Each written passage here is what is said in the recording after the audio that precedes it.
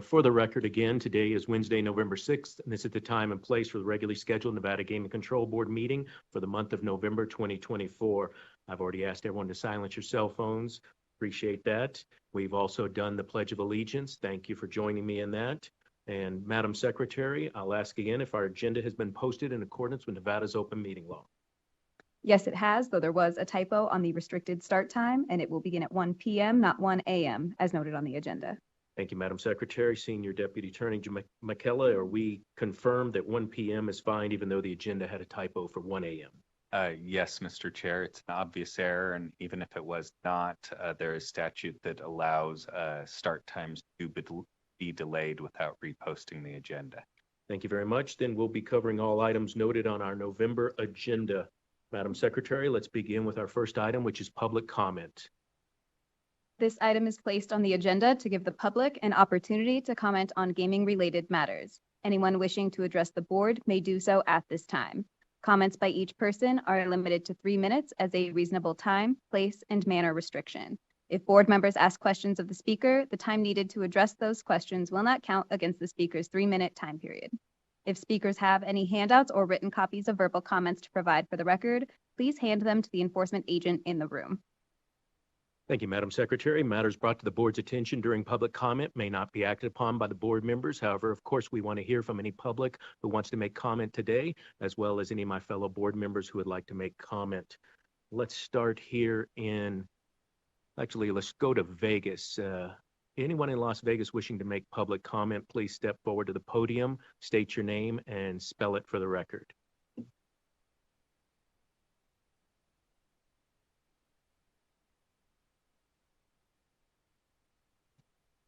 Good morning. Can you hear me okay? Yes, we can. Thank you. Good morning. My name is Rory Kirkendall. I'm here from the Culinary Union. Thanks everyone for helping us get the technical stuff worked out so we could give public comment today.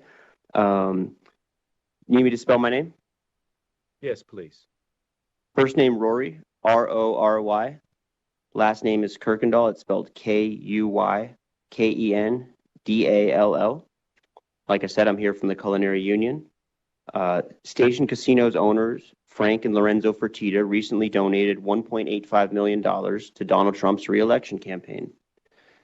Now Station Casinos is jumping on the bandwagon with other corporations, hoping to find a sympathetic ear in courts that will prioritize corporate interests over the rights of workers. Last month, Station Casinos filed a lawsuit over the constitutionality of the National Labor Relations Board proceedings. It argues that the President of the United States should be able to fire NLRB board members and NLRB administrative law judges at the President's discretion and without cause, and that because such for-cause protections exist, the NLRB is an unconstitutional agency that cannot hold companies like stations accountable for their violations of labor law. The ramifications of such extreme arguments by Station Casinos are unprecedented and dangerous. Stations is currently subject to one of the largest labor law enforcement actions in history, and it is trying to get a free pass for its many alleged violations by attacking the legitimacy of the NLRB. The National Labor Relations Board was founded in February of 1935, just 4 years after commercial gaming was legalized here in Nevada. Laws ensuring the right to organize on the job have been foundational to the success and integrity of the Nevada gaming industry. Corporate tactics aimed at weakening worker rights and protections must be rejected. And now my friend Cassiano Corpus from Palace Station is going to give his public comment. Thank you. Please state your name and spell it for the record. Good morning, sir. My name is Cassiano Corpus, spelled C-A-S-I-A-N-O-C-O-R-P-U-S. I have worked at Palace Station as a casino porter for 33 years. I am a union committee leader inside Palace Station, which means I talk to my co-workers and organize them to fight for a union contract. The reason I became a union committee leader was so that I could provide a better life and a better future for my family. I want to have a better pay, a pension, and a better insurance. Station Casinos does not want to give us what we are asking for. Every day I go to work, I am afraid because I don't know which day might be my last day. We only want station casinos to respect the daily struggle as employees and to sit with us at the negotiating table and sign a union contract. Thank you very much and God bless. Thank you. Anyone else in Las Vegas wishing to make public comment this morning?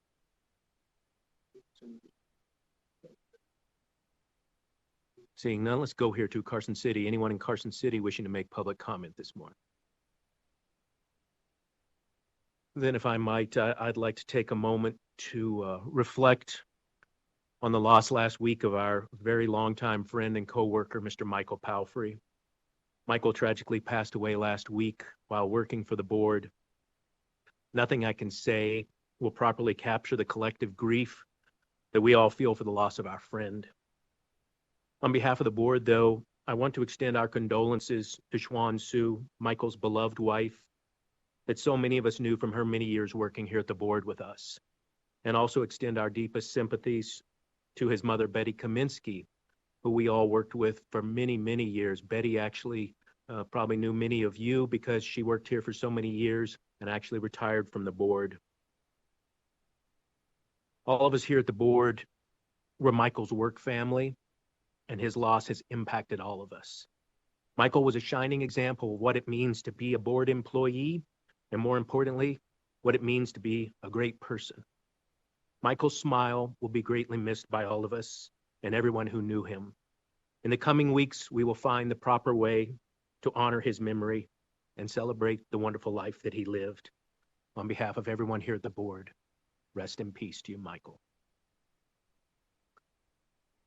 Also, on a separate note, I want to take a moment to talk about the Esports Technical Advisory Committee.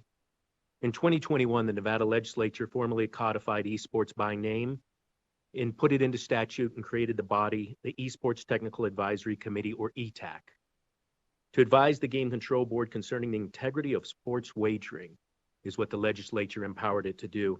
ETAC was well positioned to advise the board because it was comprised of industry experts from various sports throughout esports and various areas of the industry. Since the committee was created, ETAC thoroughly examined esports and made recommendations to the board on passing regulations on treating esports wagering much more like traditional sport wagering events.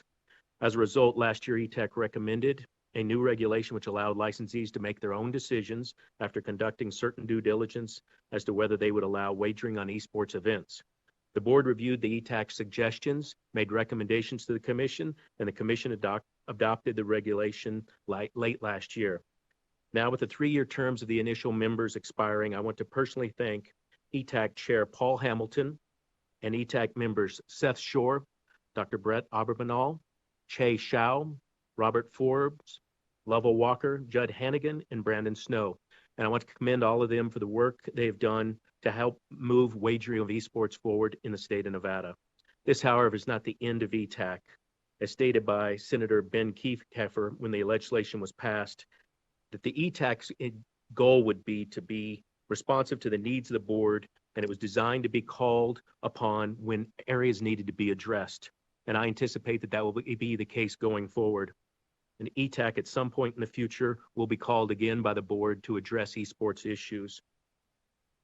I also want to thank former Senator Kieffer and former Commissioner for bringing the esports to the forefront of Nevada and making recommendations to the board. Also want to thank everyone at the board who worked so diligently to make esports a new wagering activity in the state of Nevada. And finally, to everyone in the industry who's looking forward to esports, the board welcomes your input, and when the time arises, we will reconvene the ETAC committee. Anyone else, board members, anyone else from the public wishing to make public comment? All right then, Madam Secretary. Yes, please, Joe. I would. Thank you, Chair. Excuse me. I would just like to give a shout out to Senior Deputy Attorney General Mr. Michaela, for doing an outstanding job in helping us prepare for this meeting. And he's done some excellent work on the wagering accounts that we'll be dealing with today as well, and the some other regulations that we've been modifying and looking to revise. He does a great job each and every month, and I really appreciate. I can speak I'm sure on behalf of my colleagues as well. We thank you sincerely for the work you do. It makes our job so much easier. So thank you very much, Mike. Thank you, Judge. All right, then that will close our public comment section. Madam Secretary, the next item on our agenda is approval of last month's disposition. Pursuant to NRS 241.035, this item is the consideration of the approval of the Nevada Gaming Control Board disposition for October 2024 and the meeting minutes for the workshop held on September 24th, 2024. Thank you, Madam Secretary. We've all had the opportunity to review the dispositions. Unless there are any corrections or comments from board members, would either of you care to make a motion on approving the disposition? I'll be glad to. Chairman Hendricks would move that we recommend approval of the disposition regarding last month's general session meeting of the Gaming Control Board. Thank you, Judge Assad. Madam Secretary? Member Assad? Aye. Member Watkins? Aye. Chairman Hendricks. Aye, that motion passes, and we've also had the opportunity to review the workshop minutes from September 24th. Unless there's corrections or comments, I would take a motion on those as well. Yes, I would also move that we recommend approval of those minutes as well. Thank you, Madam Secretary. Member Assad? Aye. Member Watkins? Aye. Chairman Hendricks. Aye, and that motion passes. Madam Secretary, that brings us to non-restricted item number 1. Non-restricted number 1 are the applications of JJVG Vote Co. LLC for registration as a holding company and for finding of suitability as a member and sole manager of JJVG Topco LLC. It is also the applications of JJVG Topco LLC for registration as a private investment company, for finding of suitability as a member of JJVG Holdings LLC, and for a waiver of Nevada Gaming Commission Regulation 15C.010, subsection 1, subsection A, as noted on the agenda. You also have the applications of Effingham GP LLC for registration as a holding company and for finding of suitability as general partner of Jansen Family Limited Partnership. It is also the applications of Jansen Family Limited Partnership for registration as an intermediary company and for finding of suitability as a member of JJVG Holdings LLC. You also have the applications of JJVG Holdings Inc., JJVG Intermediate 1 LLC, JJVG Intermediate 2 LLC, JJVG Intermediate 3 LLC, and JJVG Nevada Holdings LLC for registration as an intermediary company and for finding of suitability as sole member and or manager as noted on the agenda. It is also the applications of JJVG Intermediate 3 LLC to pledge membership interest as noted on the agenda. You also have the applications of JJVG Nevada Holdings LLC and J&J Ventures Gaming of Nevada LLC for a transfer of interest as noted on the agenda and to pledge membership interest as noted on the agenda. It is also the applications of Golden Route Operations LLC and Sartini Gaming LLC to pledge membership interests as noted on the agenda. You also have the applications of David Quick, Jordan Cruz, Matthew Wilson, Robert Willenberg, Jeffrey Pryor, Harold Jansen, John Connolly IV, Edward Farrell Jr., and Kay Hansen for finding of suitability as a member, manager, key executive, and or limited partner as noted on the agenda. Lastly, and for board consideration only, you have the application of Gary Brewer for registration as a minority equity interest member at JJVG Holdings LLC. That's it. Very good job. Good morning, Ms. Okerberg. Good morning, Chair Hendrick, Member Watkins, Member Assad, Madam Secretary. Thank you for your patience in reading through that. For the record, I am Erica Okerberg. I am Nevada Gaming Counsel for Oak Tree and J&J Ventures Gaming of Nevada, which I'll refer to as J&J Nevada. Here with me today, we have Dave Quick, the Managing Director of Oak Tree Special Situations Fund. We have Bob Willenborg, the CEO of J&J. We have Jeff Pryor, the COO. We have Ed Farrell, the CFO. We have Jack Jansen, an owner. We have Kay Jansen, an owner. Nat Hortenstein, the General Counsel. And from J&J Nevada, we have the General Counsel and Compliance Officer, Jamal Goodrich. Also present, but who doesn't plan to make any remarks, we have Mark Clayton, the Independent Compliance Committee member for the company. We do have an affirmative presentation for you today. I would start with an overview of the regulatory structure and the applications. Then we would turn to a PowerPoint deck, which has been distributed to you. We ask that that be treated as confidential and not be made part of the public record. And then we would turn to the individual applicants if that's acceptable. Wonderful. Please proceed. Thank you very much. Starting with the applications before you, we have 4 primary categories. The first category of applications are for a reorganization. The plan is for the J&J Nevada structure to be incorporated with and into the larger J&J organization. Second, we have the applications of individual owners and executives for their individual findings of suitability. Third, we have the applications related to the private investment company or the PIC structure. And fourth, we have the equity approval applications for pledges. So if I turn to those first 2 categories, if you turn to slide 4 in the deck, you will see the current Nevada silo. As the board will recall, we were before you in December seeking approval for the J&J Nevada structure, which is a Nevada-only silo owned by Oaktree.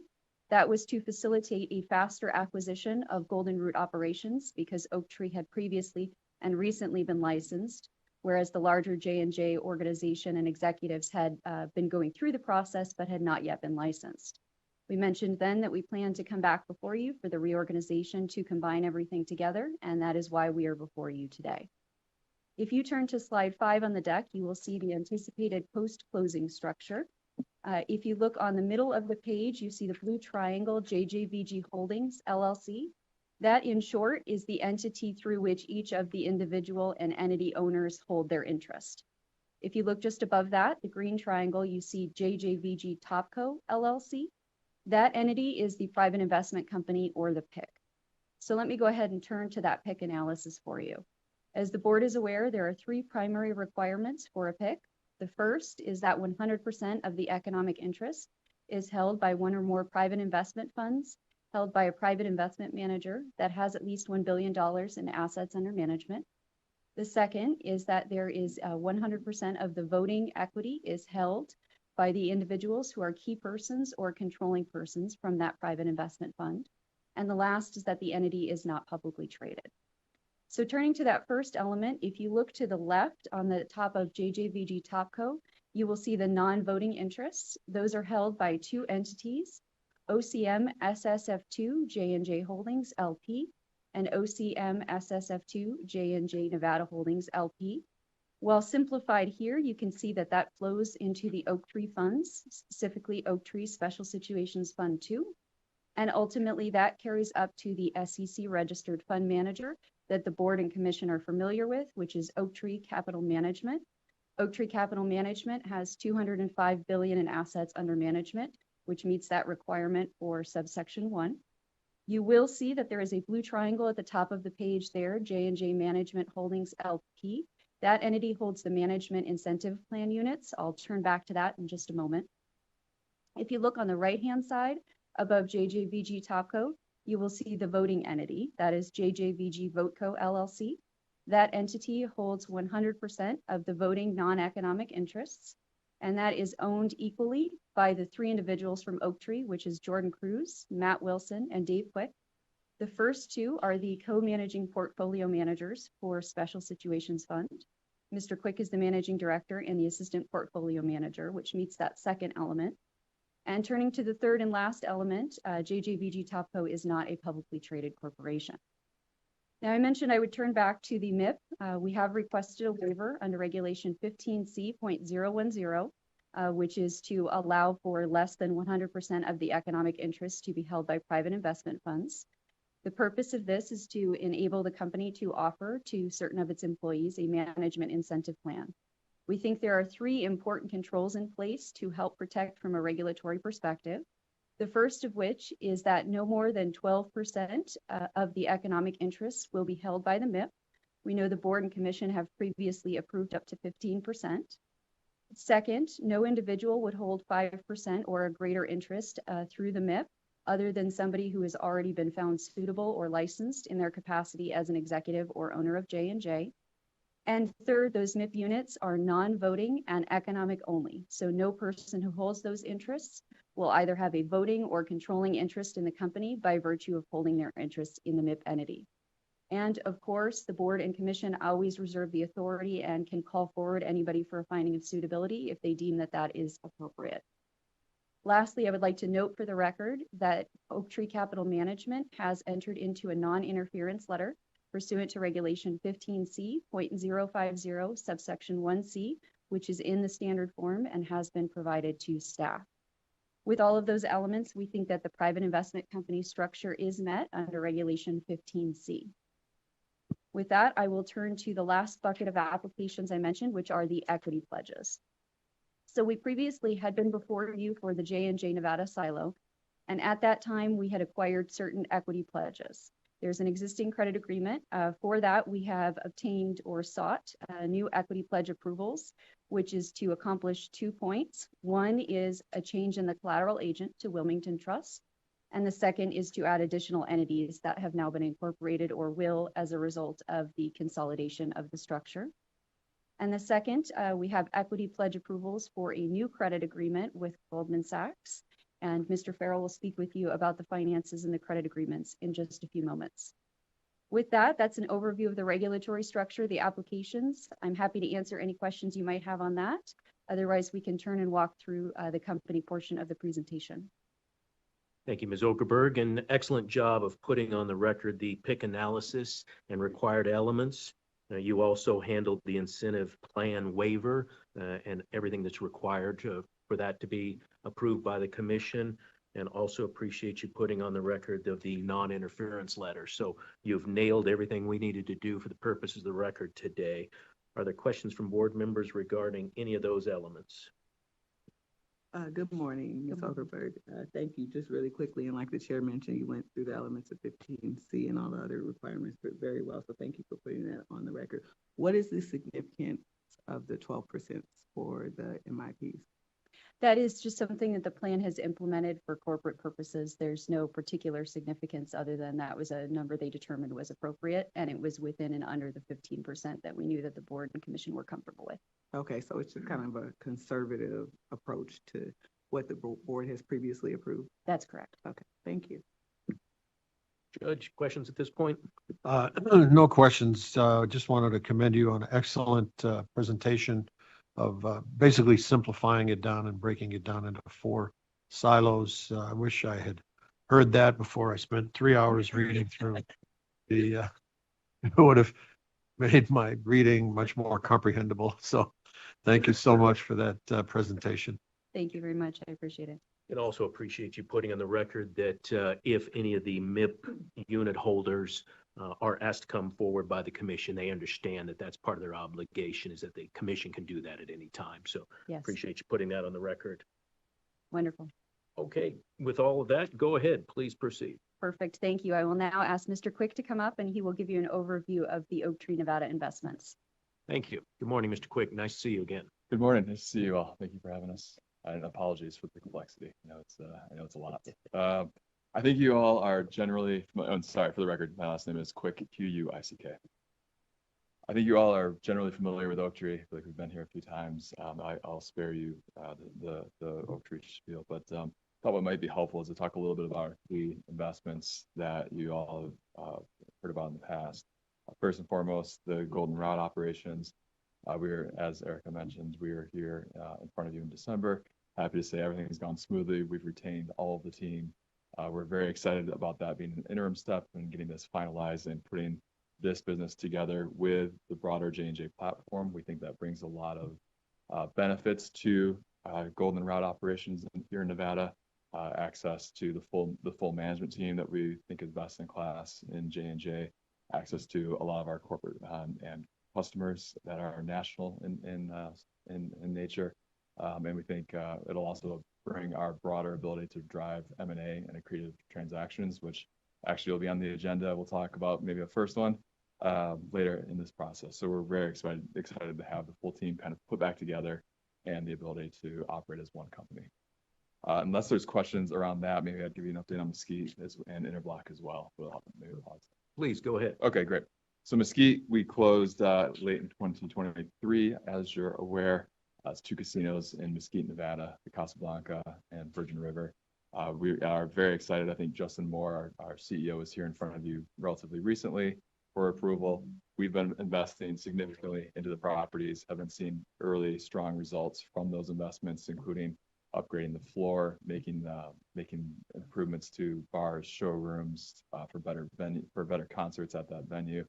We are exploring ideas around upgrading the Casablanca hotel rooms as well, which have not been touched in a long time. So we're very excited about the ability to drive investments and drive growth in that business, and off to a great start. Justin and his team have been doing a great job. And then on Interblock, that's been one that has been a control investment for us since 2022. Is electronic table game manufacturer, continues to perform very solidly, has done very well on new product development. We had a very exciting G2E relatively recently here with a lot of new products that I think will get a lot of momentum behind them, driving potentially some new categories for floor and bring some innovation, which we're very excited about. And the financial results have been very strong. We've more than doubled EBITDA in our relatively brief ownership period. So I'm excited about that one as well. With that, maybe I'll pause if there's any questions. Otherwise, I'll let the more important part start and let the team go through J&J. Thank you, Mr. Quick. I didn't have any questions, but I appreciate the update. Thank you Great. very much. Board members, questions for Mr. Quick? Nothing from me, Chair. Judge? No questions. I don't know if you can speak to this publicly, or I don't want to get into any confidential matters, but I was just curious regarding the Virgin River and the Casablanca acquisitions. Is there how does if you could explain carried interest, does that apply to that situation with the private equity owners being able to participate in private equity? Yeah, so the carried interest in general would be how our limited partners reward, doing well with investing their money. Mhm. Oaktree operates under a model where it is it's very LP favorable, and it is focused on the total fund. It doesn't look at it on a deal by deal basis. So there won't be looking at purely Mesquite and saying, oh, how did you do on Mesquite? There'll be a carried interest on that. It's regarding the entire fund. Okay. And is there a hurdle rate that's been assigned to that? The standard hurdle rate in the industry is 8% for the fund. 8%? Okay, great. Thank you. That's all I have. Thank you. Thank you. All right, now I will ask Mr. Willenborg to come up and we'll start to walk through and talk with you about J&J. Thank you. Good morning. Good morning.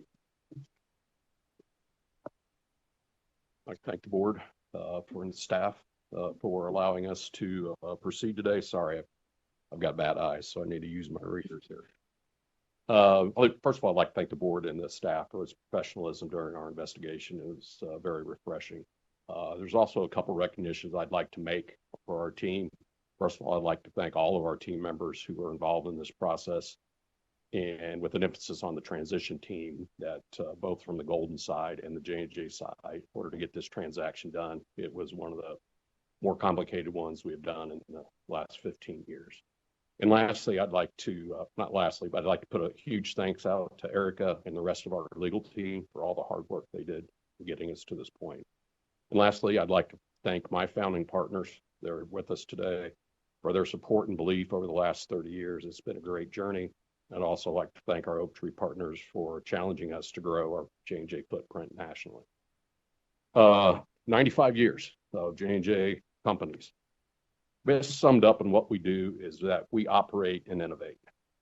From humble beginnings in 1929, the newest technology was a 78 jukebox that led to cigarette machines, that led to pinball games, that led to the food vending division, that led to video boom like Pac-Man and Asteroids and such for those of us old enough to remember, to digital jukeboxes, to ATMs that vended cash, and now to licensed video gaming and Class 3 gaming that we do and other types of legalized gaming across the United States.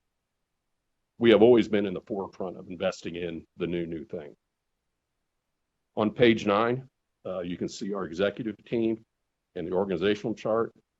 A few of our members will be here later. Without going into an hour on each one of these team members on this page, I would say I would not go to war with any other team. I am proud to call them my cohorts.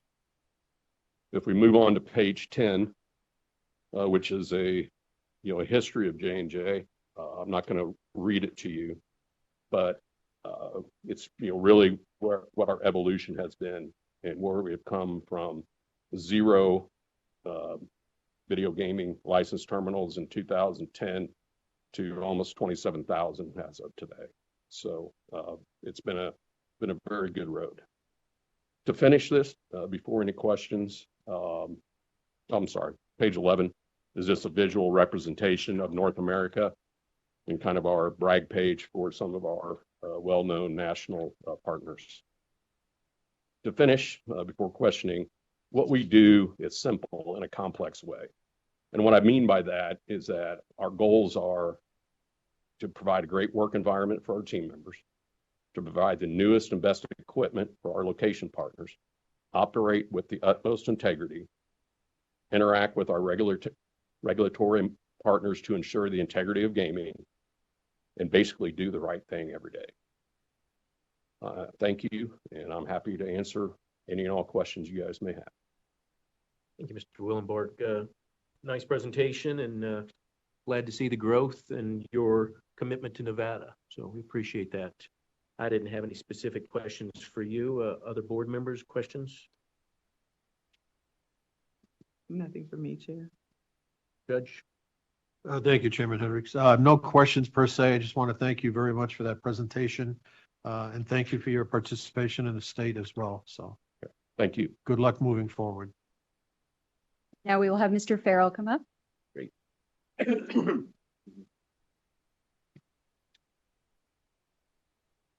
Thank you, Chairman Hendricks, Chair Hendricks, Member Watkins, Member Assad. Appreciate your time and attention today.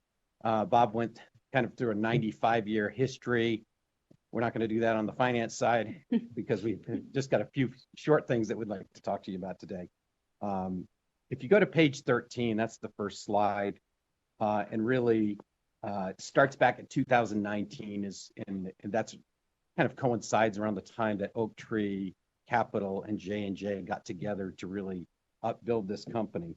The top line is the company has grown average growth rate 36% per year since that time, and also 35% increase in EBITDA or cash flow each year as well. So not only has the company been able to use capital to grow top line fast, it hasn't been indiscriminate. It's been growing the actual profitability of the business. And you look at essentially a $50 million company, well over $200 million. So basically quadrupled the annual cash flow of the company and the footprint. The bottom of the page shows kind of a little bit different view. This is really a snapshot of now, where you can see that a big chunk of the company, upwards to 30%, is now outside of the state of Illinois. So this is really part of J&J's look to be more geographically diverse and really reach out into other markets and other parts of the country where gaming is legal. So we have a quick look at our consolidated P&L. The company has definitely grown fast. It's over $1.2 billion in we call it video gaming revenue. That's our Illinois term, but basically gross gaming revenue is $1.2 billion. And that $217 million cash flow number doesn't really take into account the full impact of this Nevada investment. It's going to be much larger than that, in excess of $240 million once this whole recombination is completed. There's a $80 million personnel expense. I think David Quick alluded to it as well. A big chunk of that is here in Nevada. We have 1,250 employees. 550 are in the state of Nevada. We've added several since we acquired Golden Route, including Jamal, who's here too, and also some other HR and compliance assets in terms of personnel to really run the business the way that we like to run our businesses. Moving on to the balance sheet, you can see we have $300 million worth of cash that we have in the operation now. Most of the other assets relate to slot equipment, and we have relationships with all the major manufacturers, and we do a lot of business in Nevada even before this, because the majority of our machines are Light & Wonder and IGT games, etc. All the big players. And if we go to the very back page, our consolidated debt. Say 16. I'm sorry, it's page 16. Apologies. We have consolidated debt of $1.8 $1.89 billion. Net of the cash that we have on hand, we have $900 million of net debt, and have, more than adequate cash flow to service all the interest and principal payments going forward. So with that, I would open up to any questions that you may have. Thank you very much. Where do you foresee debt being? Is this a level you're comfortable with, or is there a goal?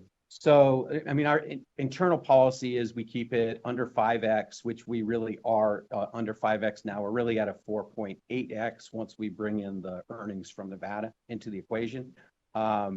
We've kept it there historically, but cash flow that's come into the business, we really used aggressively to acquire more sites, more locations, build more slots. So likely it'll stay at this level in terms of the ratio. But as we grow and we can bring this thing up to, from 240 up to 300 million, obviously we may have, some additional debt, but in terms of EBITDA to debt, it's going to stay under 5. Great. And again, thank you for your commitment to personnel in Nevada, and not only keeping the employees through the acquisition, but actually, as you said, increasing that number. That's important for us as regulators, but also as citizens of Nevada to see the commitment to our state. So we appreciate that. Thank you. Questions from board members for Mr. Farrell? Yes, you mentioned, as the chair just touched on, a significant part of your operating expenses was personnel expenses. I'd like to echo the thank you from the chair to your commitment to employing people here in Nevada. What is the geographical dispersion of the personnel here in Nevada? So the majority is down in Las Vegas. We have operations in Southern Nevada and also a Reno office. Of the 550, there's a little under 100 that's in Northern Nevada, and the rest are in the South. Okay, thank you. Anything else? Good. Judge, questions? No questions. I'd just like to thank you on behalf of the 550 Nevada employees and their families for putting food on their table. Thank you so much. Well, we thank them too, because they know what they're doing with this business. We wouldn't have bought the business if we didn't think that we could bring them into our team. So it's a great relationship. Thank you. Thanks. Thank you. Now, Mr. Hortenstein will come up and talk with you about legal and compliance. Great. Good morning. Good morning. Thank you very much for the opportunity to address you today. My name is Matt Hortenstein. For the record, that's spelled Hortenstine. I was asked to give an overview of our J&J legal, regulatory, and compliance functions today. J&J, I would draw your attention to slide 18 to begin with. J&J is committed to operating a robust and best-in-class compliance program. We have adopted the existing compliance team here in Nevada from Goldenrod Operations, and along with their compliance plan. We continue to recognize Nevada's gold standard of compliance and continue to implement that standard into the J&J platform. J&J team has worked diligently with our compliance team here in Nevada over the course of the past year to integrate those programs. Although some of the aspects of those programs were new to us, we feel comfortable that we've properly integrated that across our platform throughout the United States. We hold bi-monthly meetings with our Nevada compliance team, and we hold quarterly in-person meetings. Again, we are committed to implementing that Nevada-style, Nevada-centric program throughout our business platform, and have adopted a top-down approach in that regard. Our compliance plan has been submitted. It reflects those enhanced compliance programs with specific implementation procedures and protocols. Again, we continue to implement that on a company-wide, platform-wide basis. Our compliance team will again be meeting in January of 2025 and continue that work on an expanded basis. Our compliance officer here in Nevada, Deputy General Counsel Jamal Goodrich, is with us here today. We thought it was imperative that we have proper legal counsel on the ground here in Nevada, and that's why we went out and reached out to Jamal and retained him well in advance of today to integrate that program. We also have our compliance members on our compliance team committee here today, former Nevada Gaming Control Board member, Mr. Mark Clayton, who serves as our committee's independent member, is also here with us today. Mr. Ed Farrell, that you just heard from, is our second member who brings over 20 years of gaming experience to our compliance committee. And lastly, Mr. David Quick, who you heard from earlier today, as our chairman of our committee, has over 20 years of business experience in that regard as well. That reflects our ongoing commitment to compliance. In addition to that, we also recognize the importance of continuation of training and education for our team. This past June, J&J had over 20 of our executives and senior leadership attend the UNLV Center for International Gaming Regulation seminar. And so we will continue with those enhanced education opportunities and enhanced training opportunities. I'll pause there for a moment if you have any questions with regard to our compliance program. First of all, thank you. Thank you for your commitment to continued education. That's extremely important to this board, is never resting on your laurels. Just looking backwards does not always answer how fast the world's moving. So continuing to learn about the gaming industry is something that we all need to do. So commend you for that. Also appreciate you putting on the record that the new compliance plan has been submitted and the revisions you've made. Our staff has advised us that that's been put in. So thank you for putting that on the record. I didn't have any other questions at this point. Board members? Yes, good morning. Good morning. You mentioned that there were new aspects of the program that would be integrated throughout the company. What aspects were those? I mean, I don't need all of them. If you can just give me a few examples. I think the key example would be the compliance committee and that structure. In the past, we did not have as formalistic of an approach. With the addition of the compliance committee, that created a more formalistic approach, and that was probably the newest change or new aspect. J&J, that was an easy implementation for us, though. J&J has over a decade's worth of a culture of compliance. We're very proud of that, and I'll come to that here in a moment, but that was probably the biggest change. So you feel like that these changes were important to incorporate throughout the rest of your company? Absolutely, yes. That's good to hear. And thank you for mentioning your commitment to, really and truly understanding and engaging with people who are experienced in Nevada gaming. You mentioned, Mark Clayton, you mentioned that you hired local counsel, Nevada counsel, and all of those things I think are important, and that your team is getting educated at the International Center for Gaming Regulation. All of those things I think are important to understanding and really being committed to Nevada regulation. So thank you. Thank you. Judge Assad, questions? Thank you, Chairman Hendricks. Thank you for that overview of compliance. It's, as you probably are aware, reading the newspapers and keeping abreast of current events, it's the topic du jour these days, compliance and AML, BSA violations and so forth by major gaming companies. So I want to commend you for paying close attention to that, and want to also compliment you for being able to steal Mr. Jamal away from the prior employers, Boyd Gaming and Las Vegas Sands. That was excellent on your part to get someone with his expertise and knowledge. Thank you. To work on your committee as well, and also commend you for putting Mr. Mark Clayton on your team. As you can see, his protege here, Ms. Okerberg, has done an excellent job. So I think you guys are in really good shape. Thank you. Thank you very much. With that, I'll turn to an overview of our regulatory matters. If you would turn to slide 19. After 12 years of operations in other states, J&J is very proud of our compliance record. During those 12 years of operations, we've had only 3 disciplinary complaints, one of which was voluntarily rescinded by the Illinois Gaming Board after we provided additional information regarding that complaint. No discipline was imposed with regard to that. The other 2 disciplinary complaints were with regard to mistakes made by our terminal handlers when engaging in some maintenance protocols, which were new to the industry following some enhancements in Illinois in 2019. And there was a couple of missed routine repair protocols. Those were handled very quickly, and resulted in an aggregate fine of $7,500. So over the course of roughly 12 years of operations, we've only had really 2 disciplinary complaints that resulted in a fine of less than $7,500. We're really proud of that compliance and regulatory record.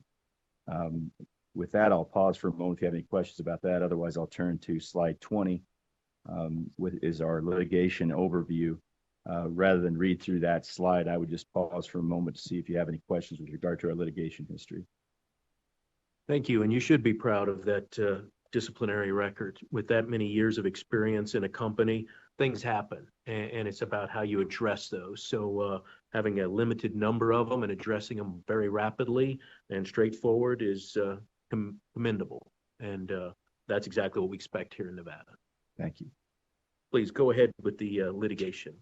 There's a slide there on page 20, very brief overviews. There are sort of 3 categories of litigation issues. One is with regard to municipal push tax matters. That is really an industry-wide issue regarding some preemption matters between state law and municipal law that's being sorted out in the courts. We hope that that will be resolved favorably and looks to be that way in the trial court. I'm sure these will be subject matter of appeals later, but we look for that to be resolved in the next 12 months. The second category is with respect to our what's known as Rule 320 petitions with regard to contract matter disputes between terminal operators in the state. Again, that is a controlled process through the IGB. The last group of litigation issues are really with regard to some contractual matters that are somewhat complicated and go back to the beginning of gaming in Illinois. If you have any more further in-depth questions, we'd be happy to answer those. I did not, but I appreciate you putting that on the record. Are there questions from board members regarding regulatory matters or litigation matters? I do not have any questions per se, but just I just also wanted to comment that that is a really good record to have been in operation for so long with so few disciplinary issues. Thank you. So I'm sorry. Go ahead. I beg your pardon, sir.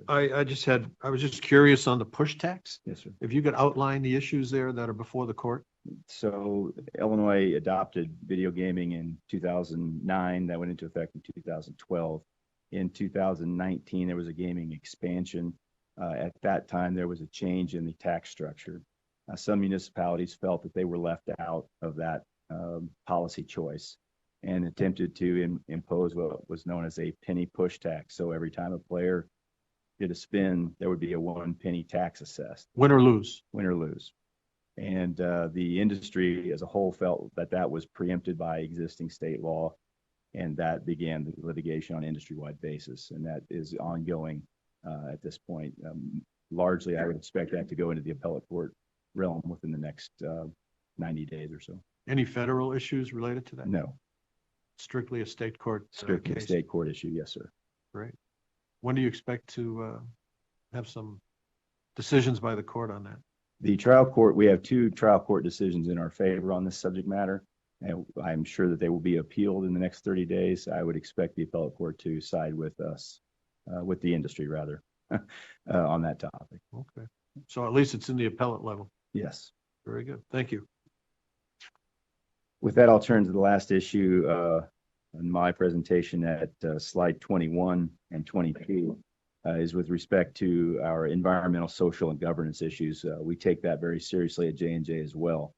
We have a robust tracking and reporting element with regard to our energy use and emissions, and we very closely monitor our company vehicle fleet in this regard as well and look for areas of improvement wherever we can. With regard to social responsibility, again, we take the issue of responsible gaming very seriously at J&J. We have adopted and promote industry best practice in that regard, not only at the J&J level, but with our business partners and our licensed establishment partners and assisting them in implementing those same responsible gaming protocols. Lastly, I would turn to our active community support. We have had a culture of community giving at J&J for over 95 years. Our founders have, in the last 3 years, have donated well over $3 million to various community efforts. That has created a very strong culture of giving in our community from a top-down perspective. A couple of recent examples of that was to donate over $70,000 to the storm victims in Western North Carolina, and also a very strong financial support in the Las Vegas community. An example of that being a contribution to Gigi's Playhouse, which is a local not-for-profit support for children with Down syndrome. So we look to that social responsibility quotient very strongly, and will continue to do that. That ends my presentation. Happy to answer any other questions you might have. Thank you for that. And being a good member of the community is also extremely important to us. We never tell licensees what they should or shouldn't do in terms of nonprofit activities and charitable activities, but it's always nice to hear when licensees step up and do what they can for our community and our state and our country. So we appreciate that. I want to address something that you didn't mention, but it is in your deck here, and that's cybersecurity and your commitment to that. As you probably have heard, not only here in Nevada, but throughout the industry, throughout the world, cybersecurity is at the forefront of protecting consumers and your own employees' personally identifiable information. That's a extremely important issue for this board, because it's our responsibility to be sure that the industry is doing its job. We're seeing that that's the case. Anybody in business right now is understanding that this is extremely important, not even from an economic standpoint that you're going to get sued if you don't do it right, but doing the right thing to begin with and spending the money on the front end is commendable and something that needs to be done, and something that this board is going to require of the industry. So appreciate your commitment to that. Thank you. Dr. Watkins, did you have questions? No, I'd just like to also commend you for your commitment to environmental initiatives, social responsibility and diversity, community support, cybersecurity and regulatory compliance. All are very, very commendable. Thank you. Judge? Yes, thank you, Chairman Hendricks. I just want to commend you for your altruism and all your charitable endeavors. I really appreciate that. Thank you very much. Thank you. Appreciate it. Thank you. I'd like to bring up Mr. Clayton, since you're here, and welcome back to your old stomping ground. Pleasure to see you. Nice to see you, Mr. Chairman, Member Watkins, and Member Assad. For the record, Mark Clayton. If you could tell us for a minute or two about what your role is and what you see the future of this company being from your side of it, the regulatory piece, and being sure that Nevada is protected and this company is allowed to grow at the same time. Thank you, Chair Hendricks. Just as a point of reference, I joined the committee as an independent member in November of 23. We've met quarterly since then. And then over the last 6 to 9 months, Jamal and his team have already been exposing the rest of the J&J enterprise to the expectations that are what will be required in Nevada. I've been on several calls with that to help build the expectation, answer questions, and address any concerns they may have. And in fact, at the last compliance committee meeting, we had over 20 plus people from outside of Nevada participate or sit into the meeting to understand the process, what the expectations are, and they will have future involvement. So as a way to initially show them this is how it's operated and this will be the expectations upon you. So from a perspective of the proactive nature that Jamal and his team have put in, I'm very comfortable as the roll out the program enterprise-wide. Appreciate that. And your role as an independent member is extremely important. As you know, having sat on this board, that's why we want an independent member to be there, so that you can provide that outside voice and that outside insight, so that you would be the one to step up and say, I've been at the Gaming Control Board. I know what we need to do. And as an outside member, I'm telling you, this is the only way we're going to go forward with my vote. And I can assure you, we've had those conversations already. I mean, Jamal has already laid the groundwork, but then I've reiterated that this is not a question of if, it's a mandatory requirement. And that's just the price of admission to the state of Nevada. Everyone has gotten it, and again, I believe they have already started to put in place the infrastructure enterprise-wide that will feed into the compliance program as a whole. So going forward, I'm very comfortable that as the compliance program's expanded enterprise-wide, that I don't foresee any issues, let's put it that way. That's wonderful to hear. And the fact that maybe what Nevada's doing can be brought across the country. We're always willing to do that and educate and help anybody. So glad to see that you and the company are doing that. Thank you. Questions from board members for Mr. Clayton while we have him here on the hot seat? It's good to see you, Mr. Clayton. I've heard Thank so many amazing things about you and your training of Ms. Overberg here, and she's doing an amazing job. So I just wanted to say hello. Thank you, Member Watkins. And someone earlier said my protege. I assure you, Erica was standing out long before I met her. So. Judge. Yeah, thank you, Chairman Hendricks. I've heard so much about you. Your reputation precedes you. I've seen your name on several documents in the 2 years that I've been on the board. So it's finally nice to be able to put a face to the name, and pleasure to meet you in person. Thank you, Member Assad. Thank you, Mr. Clayton. Thank you. Ms. Orkelberg, please proceed. Thank you. That concludes the company portion of the presentation. So if we could, we'd like to turn to the individuals. Let me just be sure. Any questions from board members on the corporate structuring or applications before we get into the individual applications? I do not have any further questions, Chair. I'm good. Okay, great. Let's proceed with the individuals. Wonderful. We know that the board is very familiar with Dave Quick, so we weren't planning to have him restate his background. Of course, he's here if there's questions. Otherwise, we'll start with the new applicants, if that's okay. He went to U of M, right? Yes, thank you, Mr. Quick. Again, it's a pleasure to have you in front of us again. As you noted, for the record, we've seen you several times over the last few months.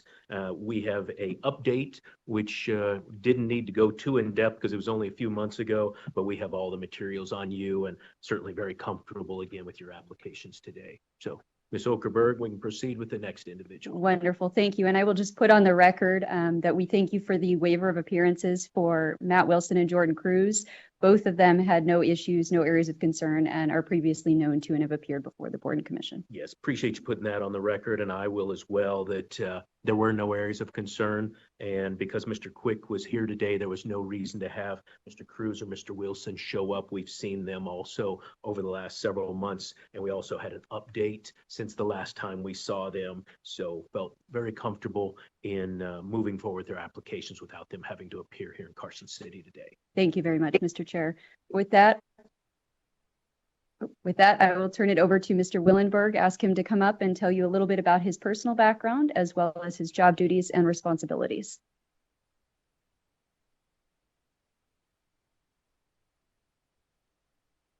Thank you. Good morning again. Good morning again. Again, I'm Robert Willenborg, CEO and one of the founding owner members of J&J Ventures Gaming. I grew up in Effingham, Illinois, where our corporate headquarters is, and went on to graduate from Quincy University in Illinois in 1989 in accounting. After graduation, I immediately went to work for Arthur Anderson in their tax practice and worked for them for about 4 years. And during that time, I passed my CPA exam. I moved back to Effingham when my father merged his practice with another regional firm. At that point, J&J Ventures and the Jansen family became one of my clients. And kind of the next was history. They made me a job offer that, was something I'd have looked forward to and enjoyed over 31 years. I married my wife the same year, Kelly, of 31 years. We have 2 sons, both in their mid-20s. Our oldest son just passed his bar exam and has started his legal career. I'm sorry to hear that. As I said, I joined J&J in 94 as a CFO and the secretary. I focused on the finances, but also I was responsible for our food vending division until we divested of it in 2008. In 2009, as you know, the Video Gaming Act passed. We created J&J Ventures Gaming in January of 2010, in which I served as a member owner and CEO. As a CEO, I managed various work streams in the company, including management of the overall operations. I'm also a board member of the board of managers. We set strategy, oversee management, and protect the interests of our stakeholders of J&J and its subsidiary, which operate distributed gaming throughout North America, as we talked earlier. Upon approval of this, this will include J&J Ventures Gaming in Nevada. I and the entire team at J&J understands that a gaming license is a privilege and not a right. We do not have a business without a license. We respect our relationship with all of our regulators and look forward to working with the Nevada Gaming Control Board for many years to come. I would also like to thank Agent Ahern for his fair and thorough review of my personal history and finances. and I'm happy to answer any questions you may have. Thank you very much, Mr. Willenberg. Pleasure to have you here. We had a very thorough investigation write-up that the board members were presented from our investigation agents, and did not see any areas of interest or concern regarding your application. I'm very happy to support it and see that you've been through the licensing process in several other jurisdictions. How was the process in Nevada compared to your other applications? They're all just a little different. I have had a good experience in most of the jurisdictions. Every jurisdiction kind of looks at, things a little differently. So, overall, it's been good. Fantastic. Great. We Pleasure like having tough you. and fair. Yeah, That's good. Good. Very good. All right, Dr. Watkins, do you have questions? Thank you and good morning. Thank you for your presentation. Again, like as the chair mentioned, we have a in-depth workup of your background here in front of us that's numerous pages long. You're well qualified. I'm happy to support your application. It sounds like your father was an accountant as well. Yeah, he worked for the IRS before he started his own practice. And so what motivated you to want to go toward what he was doing rather than run away? I grew up in it. I mean, if I didn't go from January to April to his office and hang out at night, I wouldn't get to see him. So it's kind of happened that way. Yeah, a matter of habit, huh? Yeah. Okay. That's all I have to say. Judge Assad? Yes, excellent resume. I'm more than thrilled to support your application. Thank you. Thank you. Appreciate it. Thank you. Now we'll ask Mr. Pryor to come up and tell you about his background. Good morning. Good morning. Thank you all for your time. I'm Jeff Pryor, the COO of J&J Ventures. I've been employed with J&J almost 30 years now. I attended Lakeland College in Mattoon, Illinois, and got a certificate in industrial maintenance in 1996. The same year after I graduated from there, I joined the J&J team as a vending technician on their machines. And throughout the years have held various roles at J&J and ultimately appointed the COO position in 2021. I was able to progress entry-level position role all the way up to CEO, so very proud of that and very honored for them to give me the opportunities I've had over the years for sure. In my role as a COO, I oversee the daily business operations of the company, including managing our operation teams and purchasing of assets through all of our manufacturers, buying power throughout all of our states. Formed diligence on opportunities for growth and M&As across our whole platform as well. I report to the CEO and board members at J&J. In my role, I have 14 employees that directly report to me. I'd also like to thank my agent Lopez, who helped me get through my application process. It was a fun opportunity, and happy to answer any questions you guys may have. Thank you, Mr. Pryor. We rarely hear the word fun. We talk about investigations in Nevada, so we're very happy to hear that you enjoyed it. It's always great to see an employee who starts at an entry level and makes it all the way up to the top. And so very happy to support your application and see your future with this company. And so we appreciate that. I did see you got a 68 Camaro first gen, and Yes. I've got a 69 that Nice. I can sell you if you're looking for. That way you can have a matching set. Very good. Very happy to support your application. Thank you for being here. Appreciate it. Dr. Watkins? Good morning. It's great to see somebody work themselves from, vending technician all the way up to COO. That is really amazing to see. You've been with them, you said, for 30 plus years. Almost 30 years. Almost yes. 30 years. What is it about J&J that keeps you there? It's been a crazy roller coaster ride. Obviously, it was a very small family company whenever I started. We grew it through the years in the vending and amusements. And as Bob mentioned, sold the vending company out in 2008.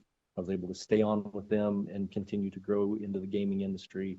It's just been an adventure every day, and they've taken very good care of me and gave me opportunities. So it just kept me going and growing with them.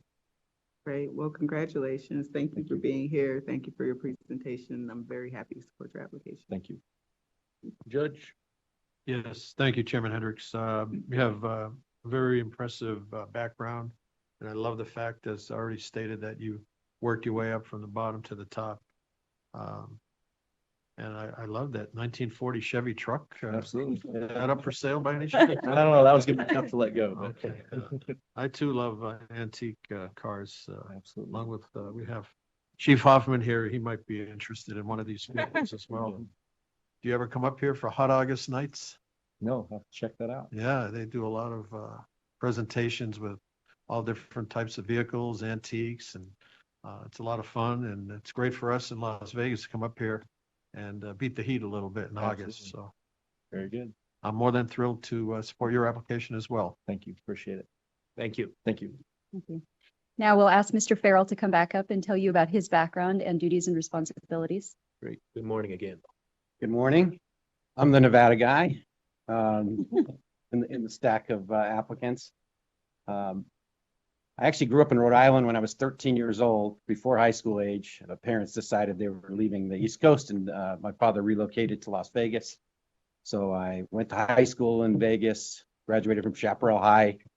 When it was time to go to college, didn't want to stay close to home, so I came up here to Reno, not here, a little close to here, and graduated from UNR with an accounting degree, concentration in finance, and went to work in the gaming industry. Went back to Vegas, started with Golden Nugget. This was before the Mirage was built. And I'd already been working in the gaming industry because I was a porter for MGM Reno, or GSR now, working my way through school, and got a job as an internal auditor. So I got my start in finance with Golden Nugget, and worked my way up there to being a CFO and COO and presidents of different companies over the years. I left Vegas in '93. I was back for another 5 or 6 year stint. So my lifetime, I've lived about a third of my life in Nevada, 3 different times, but also all over the country with different organizations, many of the same companies that are based in the state here.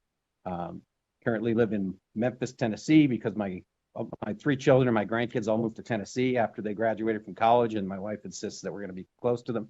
So it worked out great for me to connect with J&J 2.5 years ago. It's close enough, and it's a great organization, and just so glad to be with them. I report directly to Mr. Willenborg. He's our boss, and the board of directors, which is really Mr. Quick and Mr. Willenborg.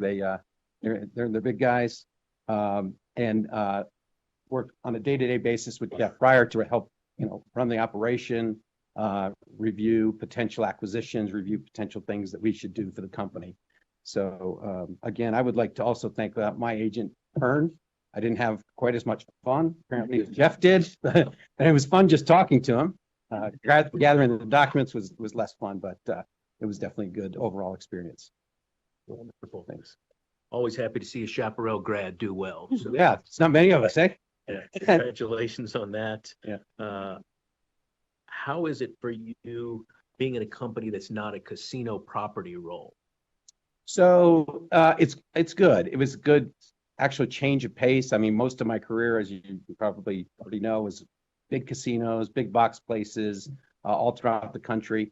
A lot of the same, there's a lot of the crossover, but there's certainly different. We have some clients as opposed to one location where we have, a few thousand games. I tell Jeff he's the manager of the biggest slot floor in the world because he's got 14,000 games over the state of Illinois. It's different challenges, but the concept's the same. I mean, we have to have a good product out there. We have to take care of customers. So it's great. It's a different business, but I've really enjoyed it. Great. Yeah. And your background in the casino and gaming industry is very well noted and throughout our file and throughout what you put on the record today. I'm surprised that you haven't been in front of Nevada regulators before for licensing in your various roles, but glad to see you in front of us here today. Okay, thank you. Thank you. Dr. Watkins, questions? Good morning again. You have a variety of experience in a variety of places, more than qualified for the position. I'm happy to support your application, but I did want to ask you, how did you come to work for J&J? Tell us that story. So I was working with a finance opportunity out of New York, and I was working from home. And my home was in Summerlin in Las Vegas. And that's when my wife decided, hey, if you're working from home, you're going to be working from home next to my grandkids. I have 6 grandkids. This was 22? In 2022? This was about 3 years ago. Yeah, 21, call it. That was 24, yeah. So that's what pushed me to move to Memphis. And then somebody that I know here that's kind of an executive recruiter, and he was a friend of mine. He knew I was in Memphis, knew of the J&J opportunity, and introduced me to Bob Willenborg. Mm-hmm. So that was kind of there was a connection. It made a lot of sense for me to do that. And I liked the opportunity and connected with the Oak Tree team and Bob and moved to J&J. And you're not working from home anymore? No. Now I'm going to Illinois. Okay, well, thank you. Yeah. I appreciate that. Judge? Yes, thank you, Chairman Hendricks. You moved around quite a bit. I see you've been licensed in several jurisdictions: Mississippi, Connecticut, New York, the Bahamas. And you started in Las Vegas initially, when you moved from Rhode Island to Las Vegas? Yeah, so I moved. Chaparral. I was a kid, but my career, as far as working in gaming, I think it would be about 83 is when I went to work at MGM Reno, which is GSR. Yeah. And I've been in the gaming business ever since. And did you say you were a porter? I was. You mean so I wasn't sweeping floors and exactly. Stuff? I wasn't 21 yet. Wow. So I did that too. To work at the bowling center at the Dunes. What's that? I started as a porter way back when too, as a Dune in Yeah. 76, and then just kind of fell in love with the gaming industry, and we're both kind of wind up in the same place more or less. So. Yeah. So you were in Vegas. Do you have something against UNLV? Not entirely. If they're playing UNR, I have something against them. But if they're playing anybody else, I'm good with UNLV. I was there when Larry Johnson was there and the national championship. Grandmama. So, yeah, you had to love it then. So. Absolutely, yeah. Sure. Yeah, great. Well, you have an interesting background and very well qualified. Been licensed in several jurisdictions, so I'm ecstatic to support your application as well. I certainly appreciate it. Thank you. Thank you. Thank you. Now we'll ask Jack Jansen to come up and give his background. Morning. Good morning. I'm Jack Jansen. I'm one of the owners of J&J Ventures. I am a third generation Jansen family on behalf of J&J Ventures Incorporated. I began working in the amusement and food and beverage industry in January of 1989. My first role consisted of stocking vending supplies, filling vending machines, and relocating amusement equipment. In time, I progressed within the company and served many different roles. From 2001 to 2010, I served as president of J&J Ventures Incorporated. And then in 2010, after video gaming legislation passed in Illinois, we formed and I served as a managing member of J&J Ventures Gaming LLC, which is licensed Illinois terminal operator. Since then, our distributed gaming footprint has grown. Now I'm a member of the board of managers for J&J, which sets strategy, oversees management, and protect the interest of the stakeholders in J&J and its subsidiaries, which operate distributed gaming in various jurisdictions. Upon approval, this will include a J&J Ventures Gaming of Nevada LLC. I'm proud to stand before you today with my partners and our management team. I would like to thank the agent who helped me with my application, Agent Petronzi. I'm happy to answer any questions you have about my background. Thank you, Mr. Jansen. Pleasure to have you here with us today. And congratulations to you on the growth and the success of the company that your family started and that you've continued to grow. And thank you for being part of the Nevada gaming experience. Thank you. Yeah, I went through your background materials that our agents put together. Didn't have any questions, didn't have any concerns. Very happy, as I said, to see what you and your family have accomplished. And so welcome to Nevada. Thank you. Dr. Watkins. Good morning. Thank you for being here. Thank you for your presentation. Congratulations on all the growth and success. Could you have imagined this, No, before? Did you not know at this is where this No, is going? not at all. Yeah, Not my wildest dreams. this is much more than what you thought it would be, huh? Oh, much, much more. Yeah. Mhm. Never dreamed we'd be in the gaming business. Where do you see the business in the future? I see it keep growing. I mean, with Oak Tree came on, they want to grow the business. I think definitely hopefully there's other states that come along and, regulated gaming. Hopefully we'll be there. All right. Well, good luck to you in the future, and I'm happy to support your All application. right. Thank you. Judge. Yes, thank you, Chairman Hendricks. Mr. Jensen, it's a pleasure to meet you. And I love entrepreneurs because you guys get a bad rap sometimes, but people don't realize how many people you employ, how many families you support, how many children you put through college. So kudos to you. Good on you for being one of America's great entrepreneurs. Thank you. Eminently qualified. You're licensed in several other jurisdictions. It's a no-brainer to support your application. All right. Thank you very much. And just for the record, you are a member of the board, but are not involved in day-to-day I operations. am not. No, I'm not. Good. All right. Very good. Thank you All right. again. Thank you very much. Appreciate it. Thank you. And now I would like to ask Kay Jansen to come up and tell you about her background. Please. Good morning. Good morning. I am Kay Jansen. I'm one of the owners of J&J. I worked for J&J Ventures in the amusement and food and beverage industry for nearly 35 years, serving as secretary and bookkeeper, but also doing anything that needed to be done when the need arose. J&J Ventures was a family business, and I worked with my late husband, Jim Jansen. Excuse me.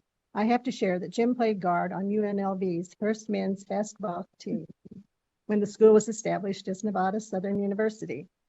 Jim's 1958 and 59 basketball team has been inducted into the UNLV Athletics Hall of Fame, which was a proud moment for our entire family. I am now happily retired. I'm not employed by J&J and do not hold any positions with the business. I'm a proud supporter of the entire J&J team, and I still cannot believe our once small family business has become what it is today. Over the years, I have volunteered for various nonprofit organizations in our community. I delivered meals to people in our community through our Meals on Wheels program. I volunteer at our church. I give communion to patients at the hospital who are unable to attend Mass. I also contribute to Blessings in a Backpack and Crisis Nursery in Effingham County. We live in a very generous community, and I am fortunate to be able to contribute my time and money to so many great organizations. Thank you. Thank you. Pleasure having you here with us. I thought our background materials were extremely extensive, but I did not know about your husband being on the inaugural basketball team at UNLV. That's wonderful to hear, and great history from Nevada Southern. So congratulations to him and your family. Congratulations on what you've been able to accomplish as the matriarch of this family and taking this business, as Jack was talking about, from where it started to where it is today. And thank you for bringing it to Nevada and being part of our gaming industry. Thank you. Went through all your background materials, have no questions or concerns at all. Very happy to support your application and understand that you also are not involved in day-to-day operations, but because of your ownership level, pleasure to have you here before us today and have gone through our background investigation. Thank you. Thank you. Dr. Watkins. Good morning. Good morning. Thank you for being here. Appreciate your presentation. Congratulations on your late husband's induction into the Hall of Fame. That's amazing. Thank you.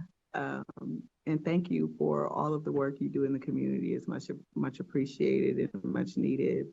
I'll ask you the same question. Could you have envisioned the company? Absolutely not.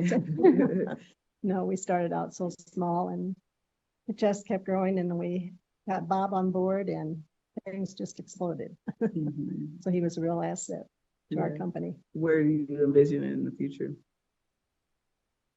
I just keep seeing it growing more and more. We've got a fantastic team and they're just going to do a great job. Awesome. Well, thank you and good luck to you. Thank you. Judge. Thank you. Thank you, Mr. Jensen. It's a pleasure to meet you in person. I've read through all the materials and same comments that I made to Joe Jansen is that you and your husband as entrepreneurs are, my estimation, you epitomize what America is all about. You start with humble beginnings and then you grow a company and you employ thousands of people. And we can't thank you enough. It's always difficult. It's a gamble sometimes to start a business from scratch, but God bless you. Thank And I noticed you have a home in Marco Island as well. Yes. Did you guys get hit by that hurricane? No, we didn't. We You're lucked out south of again. Tampa, right? Oh, yes. Yeah. We're south of Naples too. So you were okay. We were okay. Good. As I was reading that, I was wondering about that. Yes. So Thank goodness. very good. Yes, yes, indeed. So I'm more than thrilled to support your application. Thank you. Thank you. With that, Chair, we don't have any further affirmative presentation. I would just be remiss if I didn't thank Senior Agent Tina Logan, Agent Madeline Stewart, and Supervisor Jake Abba. All of their hard work and diligence over these past several months has been really appreciated. Thank you very much. Do we need to talk about Mr. Brewer or Mr. Connolly at this point? So Mr. Brewer is a registrant. He has less than 1%, and we have sought registration for him pursuant to Regulation 15B.065. As to Mr. Connolly, I believe that Mr. Gutwald is here in Las Vegas. He helped Mr. Connolly with his application if there are any questions. Right. Mr. Gutwald, do you need to put anything on the record regarding Mr. Connolly? I understand his application is in process right now, but for purposes of today's meeting and agenda, is there anything we need to put on the record? We can't hear you. How about now? There we go. Thank you. Excellent. No, his application is going, cruising along. He's been licensed and before the board many times. We asked for a waiver of his appearance here and we thank the board for giving that to us. There are areas of concern at this time and things are just moving along. Great. Thank you for that. Yes, and had no reason to have him appear today. And as you said, he's been licensed before. So for the purposes of today's agenda items, I had no reason to have him appear, but glad that you're here with us today. Thank you. And regarding Mr. Brewer, Ms. Okerberg, is there anything else we need to put on the record regarding his application or the analysis of the minority interest? My understanding is that there were no issues or areas of concern with his application and that it was proper pursuant to Regulation 15B.065. Yes, I agree with that. So we'll be taking that as a separate motion today. And you've put enough of the analysis for his minority equity interest for the board to consider it. So I appreciate you doing that for the record. Thank you. All right. Anything else we need to do before the board considers action? I would note that I'm aware of 2 conditions to be placed. We believe those are in proper form and did not have any comments. Thank you for putting that on the record as well. And those will be part of the motion. Board members, any other questions or comments regarding any of the applications this morning? Well, just as Erica was speaking up about the conditions, I was going to bring them up, but she does such an amazing job all the time that she got to them before I did. But I just would also like to thank you for your presentation here today. You always make a lot of complex information. We have pages and pages in our report. You just make complex information easily digestible, both in presentation and written form. So thank you for your hard work and efforts on this. Thank you very much. Judge, anything else? No, I'm good. All right, then I would entertain a motion. Let's start first with the board action only, the minority equity interest of Mr. Brewer. I'll be happy to make that motion regarding Mr. Brewer's minority equity interest membership application. I would move that the board approve that as described and set forth by Ms. Rupert. All right, Madam Secretary. Member Assad? Aye. Member Watkins? Aye. Chairman Hendrick? Aye, that motion passes. Now, if we would have a motion on the other applications, that now would be the appropriate time to entertain that. Thank you, sir. I would move that we recommend approval to the Nevada Gaming Commission of non-restricted agenda item number 1, as read into the record by Madam Secretary, with the following condition: that JJVG Topco LLC shall provide to the Nevada Gaming Control Board within 90 days of Nevada Gaming Commission approval a fully executed copy of the succession agreement to the credit agreement between JJ Ventures Gaming LLC, the borrower, and Banco Santander SA, New York branch, as the administrative agent, and Wilmington Trust National Association as the collateral agent. Second part is that JJVG Topco LLC shall fund and maintain with the Nevada Gaming Control Board a revolving fund in the amount of $25,000 for the purpose of funding investigative reviews by the Nevada Gaming Control Board for the compliance with the terms of this condition. The Nevada Gaming Control Board shall have the right, without notice, to draw upon the funds of said account for the payment of costs and expenses incurred by the Nevada Gaming Control Board and its staff in the surveillance, monitoring, and investigative review of all activities of Golden Route Operations LLC and its affiliated companies. Thank you, Judge. Before I call for a vote, I want to join in the well-deserved thanks to everyone in the investigations division who worked with these applicants for the original acquisition, and this piece being set aside so that we didn't slow down the acquisition and we were able to handle this all in a timely manner. To me, it just proves that the hard work of everyone involved in all the sides can be done so that the regulatory and licensing process is both effective and efficient. So thank you to the investigations division and your entire team, and also all the applicants today. Madam Secretary, please call for the vote. Member Assad? Aye. Member Watkins? Aye. Chairman Hendrick? Aye, motion passes. Thank you so much. Thank you all for being here. Thank you, Ms. Okerberg. Let's go, Madam Secretary, non-restricted item number 2.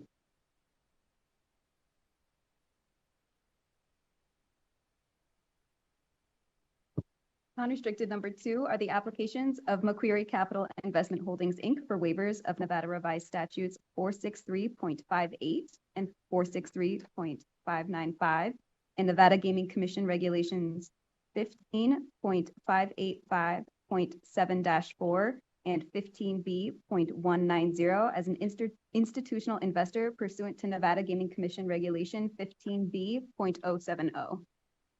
Morning, Mr. Giordano. Good morning, Chairman Hendrick, Member Dr. Watkins, Member Judge Assad. For the record, Greg Giordano, appearing on behalf of the law firm McDonald Carano, with my partner and co-counsel, I believe is in the hearing room there in Carson City, A.G. Burnett, appearing on behalf of the applicant, Macquarie Capital Investment Holdings, Inc., or MCIH. The applications before you are for a new institutional investor for that company. I'd like to also introduce, we're with us here via video link, I believe, from New York, is Tim Kuhnen, Kuhnen, Senior Vice President from Macquarie Capital, as well as Paulina Chan, Chan, Managing Director for Macquarie Capital Compliance. First, Mr. Chairman, I want to thank you for allowing us, all three of us, to appear via video with Mr. Kuhnen and Ms. Chan from New York and me from Las Vegas here. As again, the applications before you are basically the same, except for a different entity as those you saw back in February of this year with respect to Macquarie MCIH. Back then, they were approved for institutional investor waiver to respect to their ownership of 12.4% of non-voting economic interests in JJVG Nevada Intermediate 1. And today, due to the restructuring you just considered as agenda item number 1, they propose to be approved to receive institutional investors to own 12.4% of the economic non-voting equity securities of JJVG Holdings. MCIH remains qualified for all the reasons that were disclosed and found it to be the case back in February of this year with respect to their qualifications as issue investor, but I'm happy to go over those again if you would like But nothing has changed from that, their status as an institutional investor under Nevada gaming law from that time. If you don't mind, briefly put on the record the Nevada reporting requirements. Sure. MCIH qualifies still as issued investor under Reg 15B.070. It provides an institutional investor intends to become subject to NRS 463.585 as a result of its ownership of an interest in equity securities issued by a limited liability company holding company, which is what JJVH Holdings will be, assuming commission approval later this month, that it can apply to the Board of Commissioners for a waiver of the requirements of NRS 463.585, 463.595, and Commission Regulations 15.585.7-4 and Reg 15B.190, if that institutional investor intends to and hold the securities for investment purposes only, which is certainly the case here, and that they hold less than 15%, which is also the case here at 12.4%. Also, we submit that pursuant to subsection 4 of 15B.070, an institutional investor waiver would be consistent for the board and the commission to grant to MCIH as it would consist with the public policy set forth in NRS 463.0129, 463.489, and Commission Regulation 15B.310. Finally, the key aspect is what is an institutional investor? Under Reg 15B.070, guidance for that is provided in subsection 11 thereof, which says institutional investor has the same meaning as that set forth in Commission Regulation 16.010 subsection 14. And referring to that regulation, as was the case in February, MCIH qualifies under subsection I, in the sense of such other persons as the commission may determine for reasons consistent with the policies expressed in NRS 463.0129 and 463.489. And also, for the record, as we submitted back in February, affiliates of MCIH are investment advisors registered under Section 203 of the Investment Advisors Act 1940, which is included as a definition of institutional investor under subsection D of subsection 14. Finally, it qualifies as institutional investor because it does meet the requirements of a qualified institutional buyer as defined in Rule 144A of the Federal Securities Act.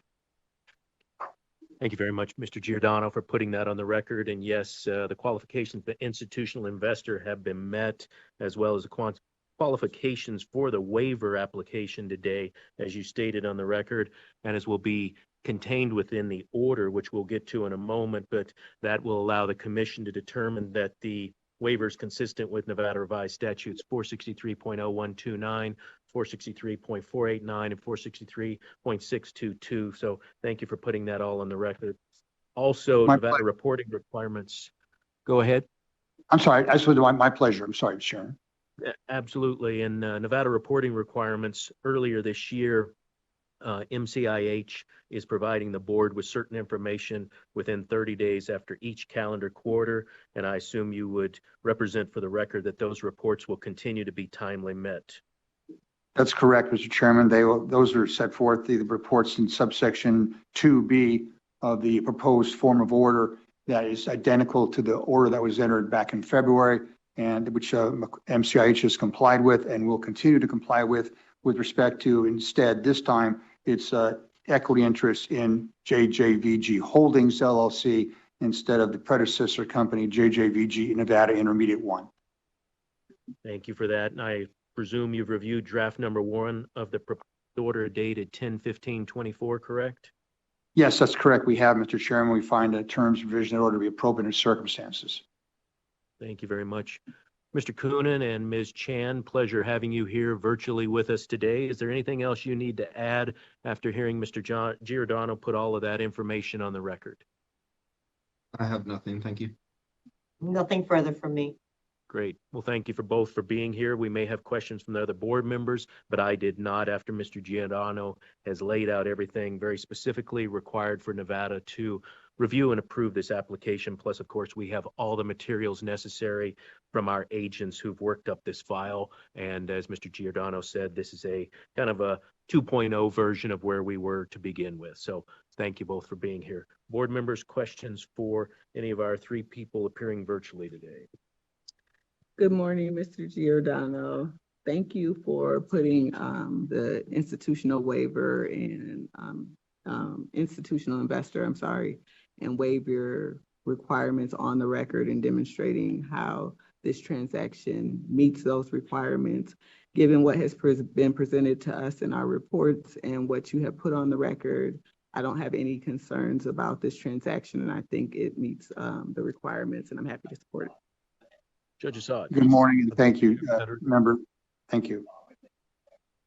Yeah, I don't have any questions. Mr. Giordano laid it out perfectly well. The application by Senior Agent Logan and Agent Madeline Stewart laid it out. They qualify for as an institutional investor, and I have no questions. I thank Mr. Giordano for that presentation as well. Thank you. Mr. Giordano, anything else you'd like to add? No, just I would like to add our thanks though to Senior Agent Tina Logan and Agent Madeline Stewart for their work on the applications as always, and they were before. We're a pleasure to work with, very professional, and we greatly appreciate their assistance in helping us get here today. Great. Thank you. Then I would entertain a motion on non-restricted item number 2. Yes, thank you, Chairman Hendricks. I'll be glad to make that motion. I would move that we recommend for approval to the Nevada Gaming Commission non-restricted agenda item number 2, as read into the record by Secretary Rupert Nicole, with the draft order number 1 for the order dated 10/15/24. Thank you. Madam Secretary. Member Assad? Aye. Member Watkins? Aye. Chairman Hendrick? Aye, the motion passes. Thank you very much. Thank you all very much. Thank you. Bring us to non-restricted item number 3. Non-restricted number 3 are the applications of Leisure Gaming, Inc. for a transfer of interest as noted on the agenda. It is also the application of LG Holdings Group, Inc. for licensure as sole shareholder of Leisure Gaming, LC. You also have the application of LG Holdings Group, Inc. for registration as an intermediary company. It is also the application of Leisure Gaming, Inc. to convert Leisure Gaming, Inc. to a limited liability company to be known as Leisure Gaming. You also have the application of Leisure Gaming LLC for a transfer of interest as noted on the agenda.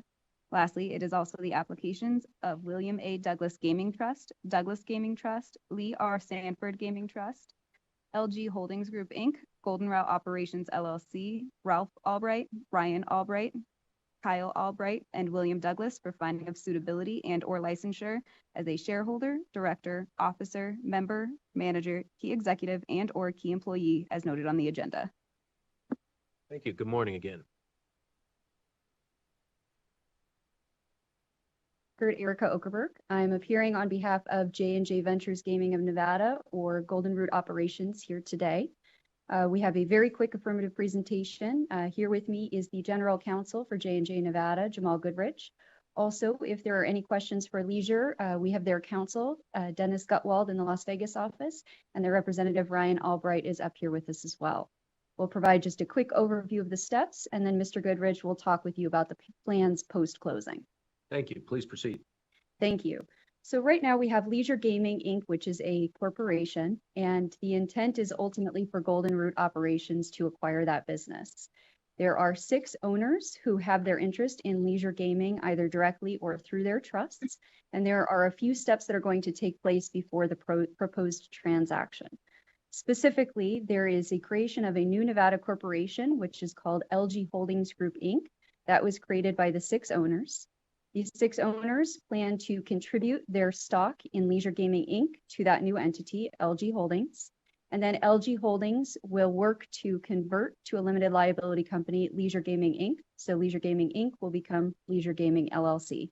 After those steps are complete, that is when Golden Route Operations, LLC will acquire the business. I understand that the primary reason for those different steps is tax related.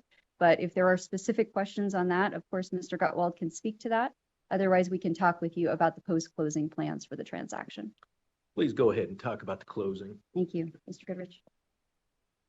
Good morning, Chair Hendrick, Member Watkins, Member Judge Assad, and Madam Secretary. I am Jamal Goodrich, and I serve as in-house counsel for J&J Ventures and its wholly owned subsidiary, Golden Route Operations, LLC.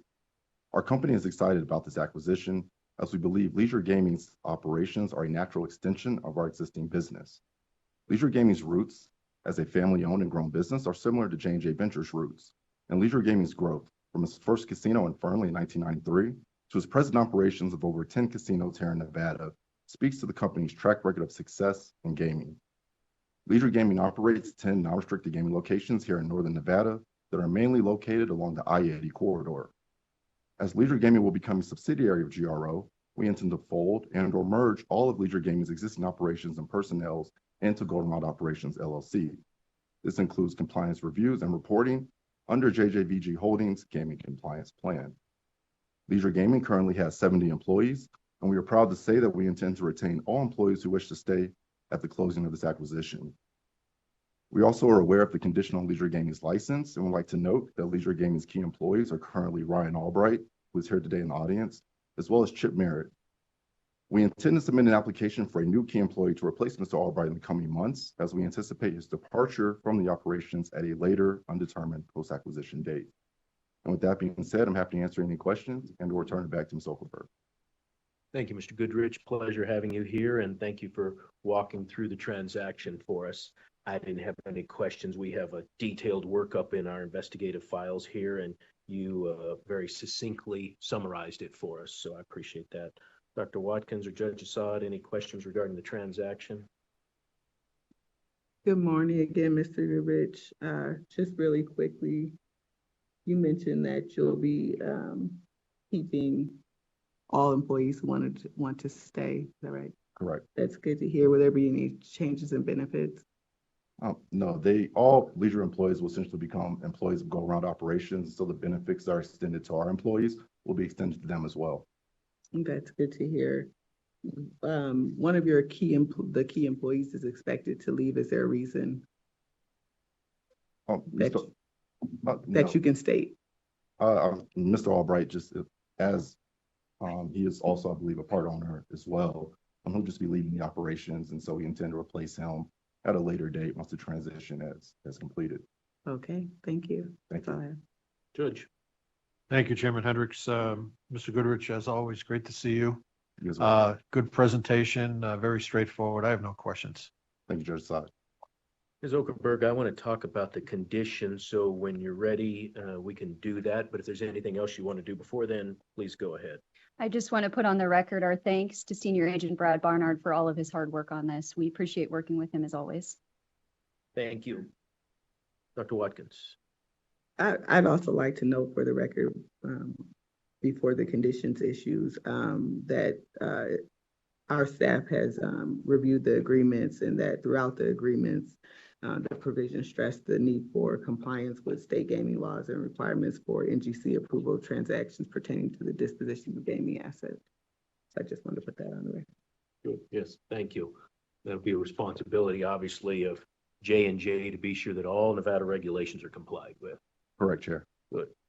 Ms. Okerberg, regarding the condition, am I correct that this is a currently existing condition, word for word? It is, yes. Okay. My specific question goes to the number of no more than 9 locations. You may realize that in the past we've had conversations about restricted locations and how many kind of regional managers can sit on top. So my question for you is, and maybe Mr. Goodrich or Mr. Albright may need to address this.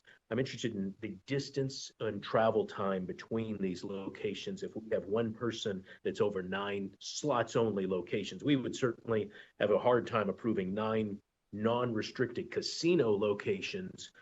9 slots only non-restricted locations is probably about the top that I've seen. So I'm wondering, how's it being done currently? If we're not changing the regulation, what's happening, what would be new, and is there proper coverage? Yeah, I can speak to that, Chair. Ryan Albright and Chip Merritt currently serve as the key employees for Leisure Gaming, and I believe they split those responsibilities. And so essentially we intend to replace Mr. Albright with a new key employee, and we don't intend to overload their management. They'll only be a key employee for up to 4, maybe 5 locations, depending on how that works. Obviously, it's an odd number, but we intend to essentially split their responsibilities as key gaming employees for Leisure. Great. Glad to hear that. So right now you've got 2 general managers And when Mr. Albright decides to leave, you're going to keep having 2. The condition would allow up to 9 with chair approval, but I like the idea of 4 or 5. Thank you. And how far apart are these locations travel-wise? Reno to Wendover. Go ahead and Yep. step up, or we can have Mr. Albright. Good morning. Good morning. It's always a pleasure to be before you. You So, as well. Tell us a Everybody. little bit about, first introduce yourself for the record. yeah, for the record, my name is Ryan Albright. I'm the VP of Operations, and I'm also a partner of Leisure Gaming. Yes, pleasure to have you here. Thank you. Tell us how far apart these are, and if you're doing the drive yourself, how often do you get to each one? Yeah, I've put a lot of miles on my truck over the years. The distance from Reno to Wendover is about 500 miles. And we've grown and added about 4 locations in the last 3 years, and that's when we added Chip Merritt as an additional key employee. We were always restricted to the 9 that you mentioned, and we were going to go from, I believe it was 6 to 9, and we added Chip at that point, knowing that the 9 would be the cap. So, and then we added an additional 10th location about a year ago. So we are up to 10. Chip services 3 of those 10 out of Fernley, and she services the 3 properties closest to her. And then I've been key employee for the other 7. I drive up to Wendover about once every 6 weeks, and I'm in communication with our managers at each location weekly. Appreciate you putting that on the record. Do you think 4 or 5 is the right number? Is 6 too many? I think 4 or 5 would be the right number because we are pretty spread out. So Good. Yeah, that's my concern is that not that the staff, I'm sure, does a wonderful job of running the operations, and everybody's got cell phones and virtual reality now of getting you there, but there's nothing like boots on the ground, I'm sure. So the For fact sure. that you can get to all of them is important to me personally. for sure. Great. Appreciate that. Yeah. Thank you. Board members, any questions for Mr. Albright? I think you have it covered, Chair, and I appreciate you asking him to put that on the record. My concerns are resolved and my questions are resolved. Great. Judge, anything else? No questions. Thank you for being here, Mr. Albright. If I could, I wanted to just speak a little bit about our company's position with this transaction and just made a few notes here. My partner group and I are just very proud of the growth that we've had over the last 30 years. Jamal spoke to it a little bit, but we started with 1 location in Fernley and 30 slot machines, and we're up to 10 locations and over 640 slot machines. And we're very proud of that. We're also very excited about this pending transaction. It's kind of bittersweet. As I said, I've been up here half a dozen times, and it's always a little nerve-wracking, but it's also an honor. It really is. And we feel that we're leaving the company in good hands. It's been a year and a half that we've been working on this sale, and you want to talk about nerve-wracking, trying to sell your business is about as nerve-wracking as it gets. But the whole crew at J&J and Golden have been incredible. They've been open, honest, straightforward with us, and it's made this difficult process a lot easier to work through. So, and as Jamal spoke to, they're going to be keeping our employees. That was tremendously important to me, and they've been communicating with our employees for about 4 months now, and I feel like they'll be left in good hands. And so just wanted to say that. Appreciate you having those comments today for us, and pleasure to have you here to do that. As the judge was talking about earlier, it's another very great American success story, wonderful entrepreneur story and state of Nevada story that you can talk about where you came from and where you let the evolution of the company go now. And as you said, bittersweet, I'm sure, for growing a baby and letting them go off. So congratulations. Right. Yeah. Thank you. Wonderful. Thank you. Dr. Watkins? Yeah, I just wanted to thank you for sharing your thoughts. So we didn't miss that part of the story, and appreciate it, and wish you success in the future, and congratulations on your success in this transaction. Thank you so much, Doctor. Judge, anything else? No, I don't have any questions. I just appreciate the comments that you just made. I just think you should look at it as raising a kid from birth and nurturing them, and they go to college and you just set them free. Right. Great analogy. Yeah. Great job. Yeah. They're in good hands. Wonderful. Thank you. Thank you. All right. Ms. Okerberg or Mr. Goodrich, anything else? Nothing further from us. Thank you. All right, then we've talked about the condition. You're fully aware of that and agree to it. So I would entertain a motion then on this non-restricted item number 3. Thank you, Chairman Hendrick. I'll be glad to make that. I would move that we recommend approval to the Nevada Gaming Commission of non-restricted agenda item number 3 as read into the record by Secretary Nicole Rupert with the following condition: that upon the addition or removal of any general manager position, a new organizational chart must be submitted and administratively approved by the Nevada Gaming Control Board Chair or the Chair's designee. Further, no general manager may supervise more than 9 locations without administrative approval of the Nevada Gaming Control Board Chair or the Chair's designee. Thank you, Judge. I should also, before we call for the vote, put on the record that the appearances of the other applicants were waived because our materials had no areas of interest or areas of concern. There was no reason for them to appear today, though I'm sure they would have if we'd requested it. So no concerns at all there.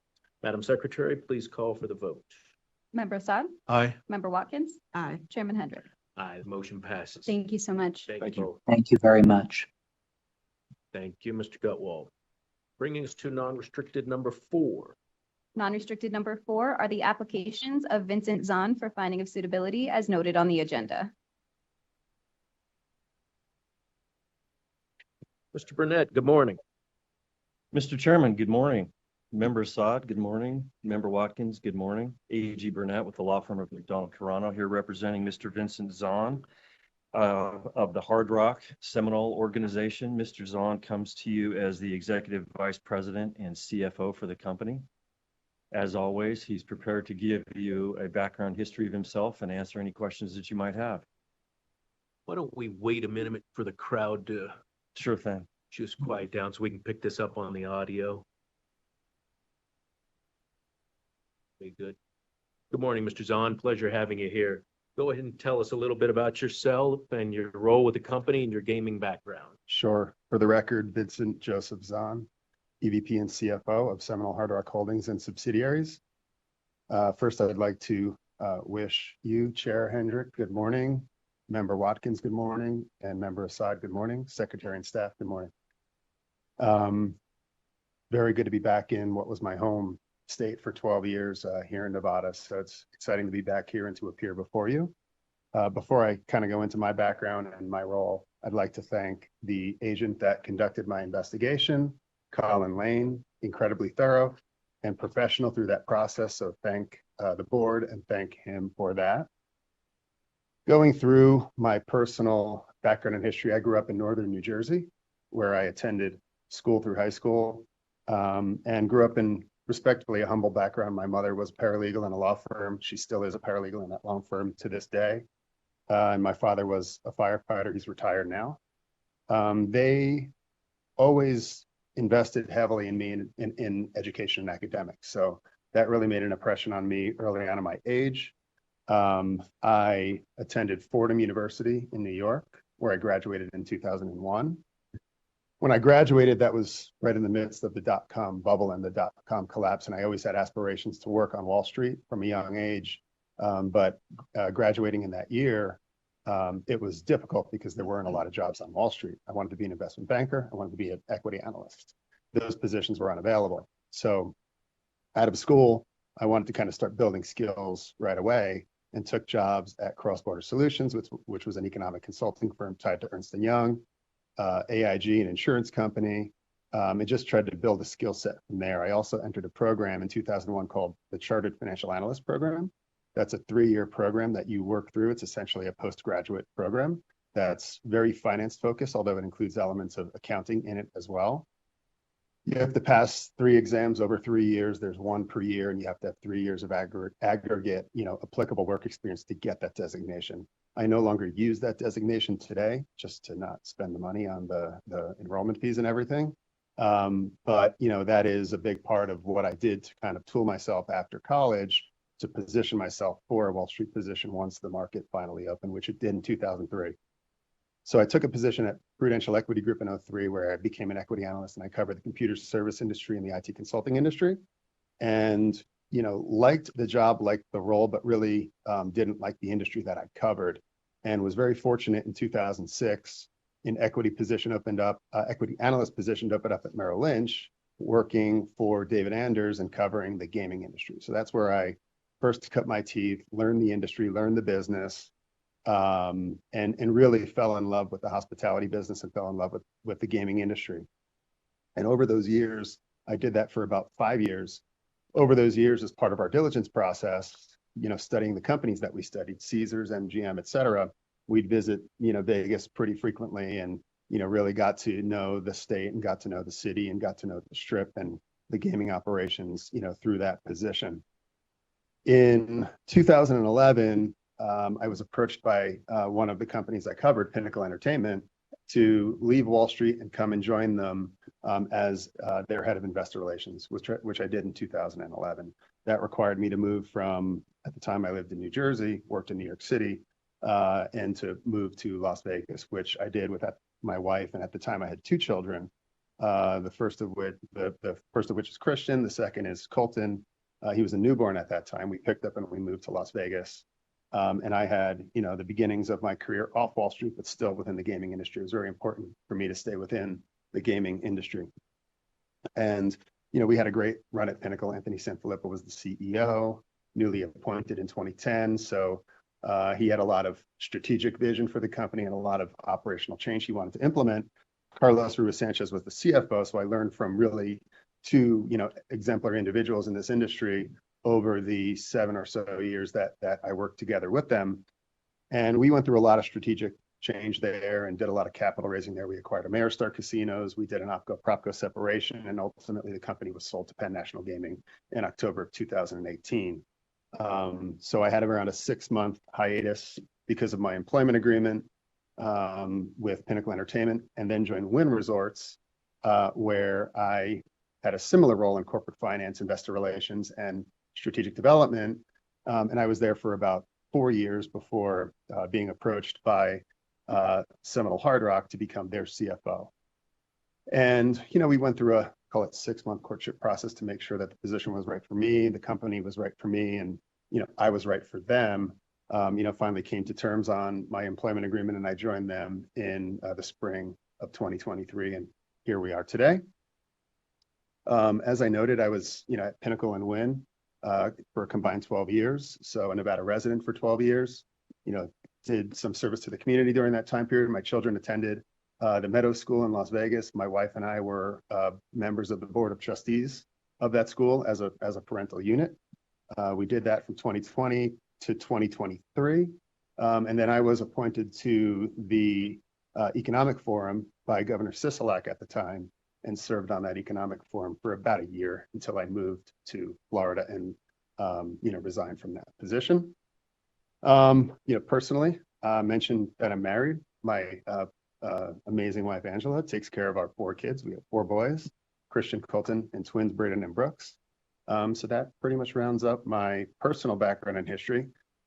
My role at Seminole Hard Rock, as CFO, I oversee roughly 120 people in 12 functional areas, ranging from accounting to tax, financial planning and analysis, risk management, treasury, payroll, AP, internal audit reports to our audit committee, but dotted line administratively reports to me for guidance, and also to create that feedback loop to improve the business with internal audit. So that's my role in a nutshell. I also am responsible for all of our capital raising activity and some of our strategic development in my position. So with that, I will open it for questions. Thank you very much. Excellent presentation and excellent background. Your time, both with gaming and non-gaming entities, your experience is commendable, and Obviously, we have a very detailed background on you that you went through with our agents. I know you've been licensed in other jurisdictions and so have gone through that process as well. We're very happy to have Seminole Hard Rock here in Nevada, and glad to see that you're part of the organization. I was going to ask you about your direct reports and the 12 areas, but you went through those pretty well through your presentation. Sometimes we see that cybersecurity and some of that, it gets pushed over to the CFO side. You don't have any of that responsibilities, do you? I actually do. I remember we were sitting in what we call our key management meeting in October of 2023. And, I was reading through some of the materials relating to the Caesars and MGM attacks. And, obviously that's a pretty significant breach in our industry.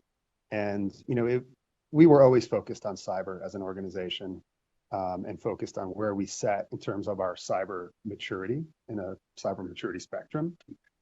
But you can never do enough in that realm. So I had a light bulb go off in October where I formed a cyber risk committee in our company. So we basically chose operational and operational function, support function leaders throughout the company. We formed a committee. We meet monthly. We actually just moved that to every other month, just to make room for some other risk-based committees we want to create. And we get together every other month now, and we talk about cyber breaches out there, how they occur. We plot the path forward for the company in terms of what we're going to do to increase our cyber maturity. We've gone out over the past year. We've gotten cyber maturity assessments from KPMG, PwC. We've conducted audits of our data protection and of our cyber kind of readiness. So we're very focused on it. We're very dedicated on it. It doesn't directly report to me, but as CFO, one of my biggest roles is to manage risk in the company. And that doesn't need to only come in the form of financial or operational. It could come in the form of IT and cyber. So while it's not directly in my purview, I hold myself, responsible and accountable for that, and, get involved in that.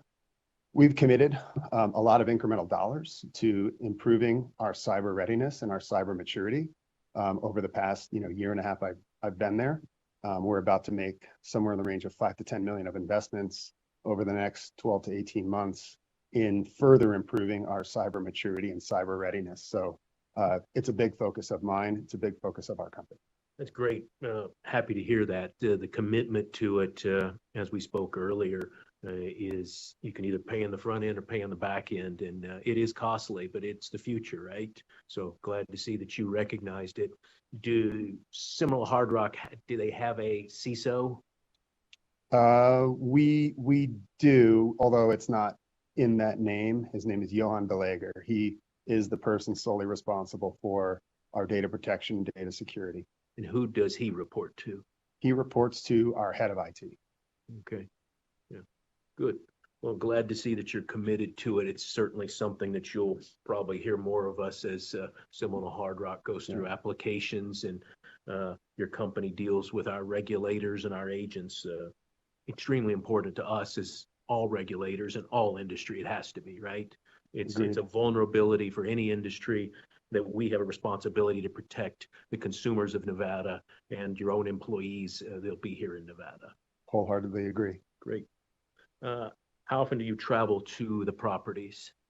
To our properties? Yeah. I travel through our Florida properties quite frequently. But I tend to visit our non-Florida properties, our commercial gaming properties outside of Florida. Atlantic City, I'm there very frequently. Prior to Mirage closing, I was there, fairly often, probably 2 or 3 times, prior to it closing after I joined the company. Candidly, I haven't gotten around to visiting all of our locations, but we're very, actively involved in all of the financial reporting, accounting, budgeting and planning for all the properties. More often than not, the leadership of the properties come and visit us in Florida, where we just recently, for example, held our budget review meetings for 2025. Every single property leadership team came to Hollywood, Florida, gave a detailed budget presentation, whether it's Bristol, Rockford, Ottawa, Atlantic City, Mirage, and Hard Rock Las Vegas, of course, didn't have one yet because that's in its developmental stage. So, we have a high degree of connectivity with the businesses and with the leadership teams. That goes beyond even just our physical presence there.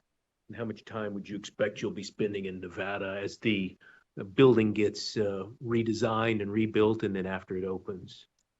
That's a good question. I mean, I think I'll be here when it opens. I'll be here very frequently, working with the team and stabilizing operations, stabilizing the finance operations alongside of my team.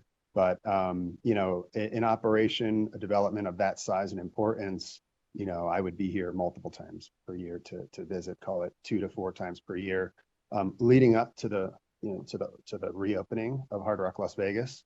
We'll have to go through a pretty comprehensive, financing process. So I'll be visiting, the site, the location, taking our potential financial partners through the financing plans and visiting for that.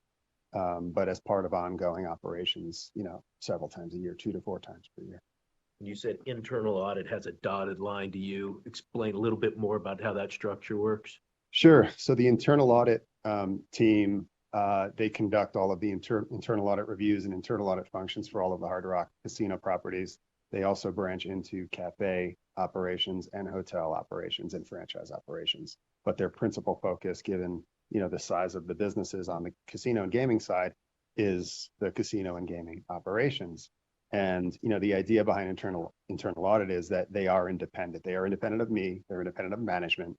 They report directly to the audit committee. So Sri Shri has an audit committee. It's chaired by Brad Buchanan. So Mark Yingling, who resides in Las Vegas, he's from Nevada. He is our head of internal audit, our VP of internal audit.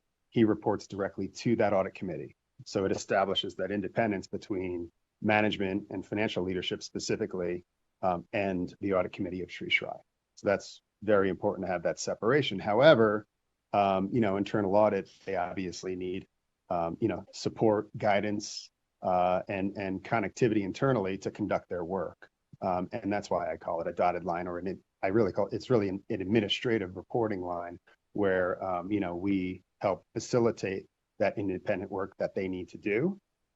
And then, over the 13 or so years that I've actually worked in the industry, I realized pretty quick that although there's a very important purpose for internal audit in terms of assuring the company's books, records, operations, controls, policies, procedures are all of the highest standard, and that independently is reported to an audit committee, if you're paying attention, you can get a lot of good insight about the business that you need the management, you need the operators of the business to change or improve if there are issues, if there are findings. So, that independent line exists. So there's a disconnect between management and the audit committee, but I'm needed to implement change if there are findings within those audits, which, we do if needed. Yeah. Appreciate you recognizing the independence that's required, but obviously they have to have support as well. Yeah. Thank you. Dr. Watkins, questions for Mr. Zahn?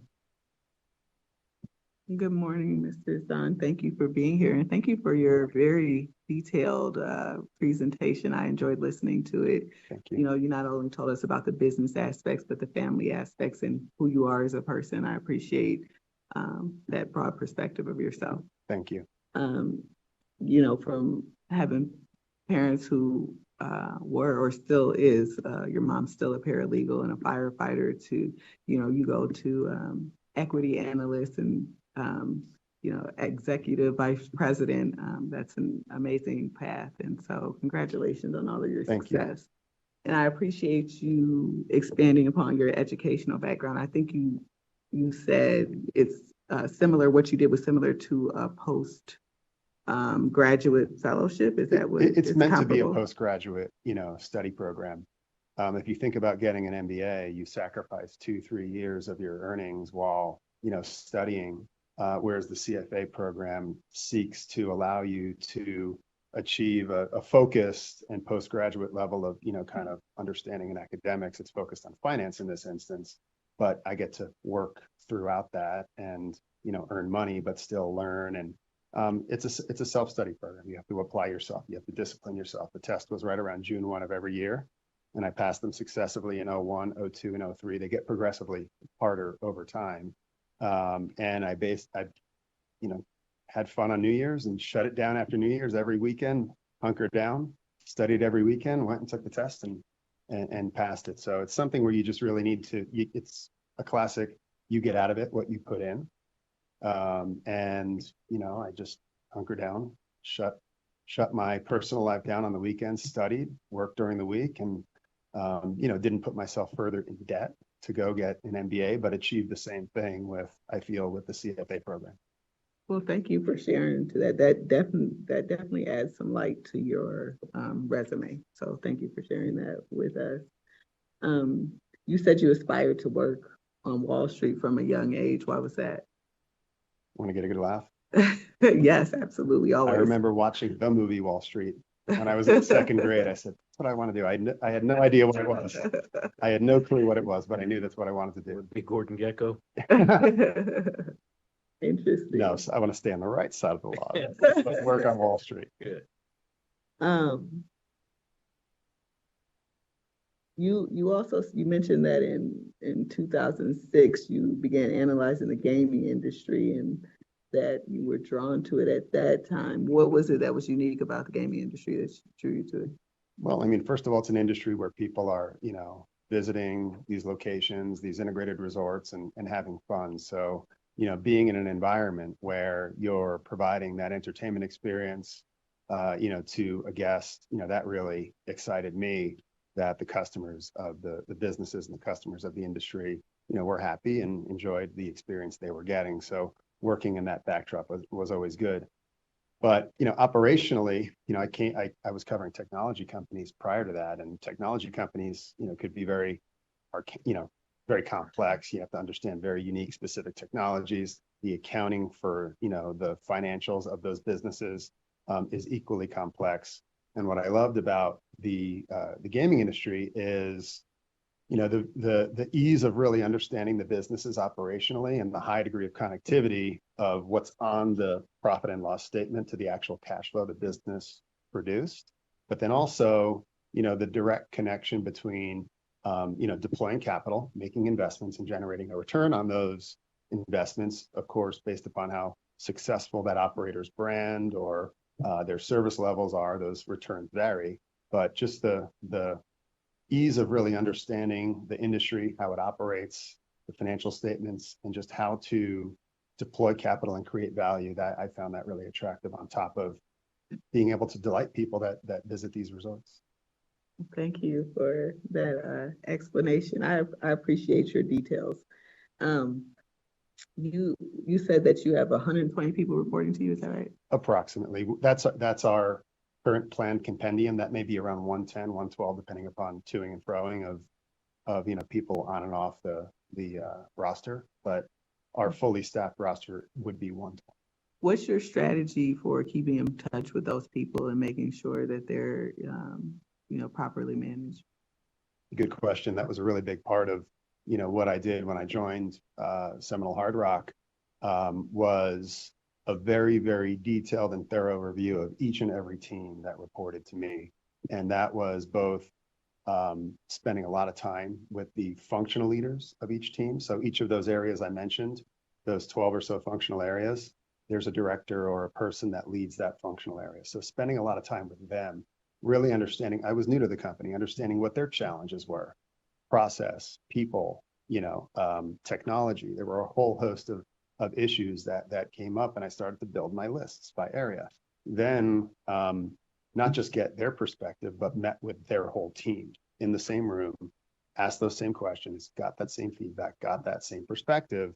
And from there, did that with each of the 12 functional areas, and built up, you know, a pretty big notebook of initiatives and things that I had to do to not only improve, you know, the way we were operating our finance organization, but there were challenges we faced. You know, we had high turnover when I took over the finance team at Seminole Hard Rock.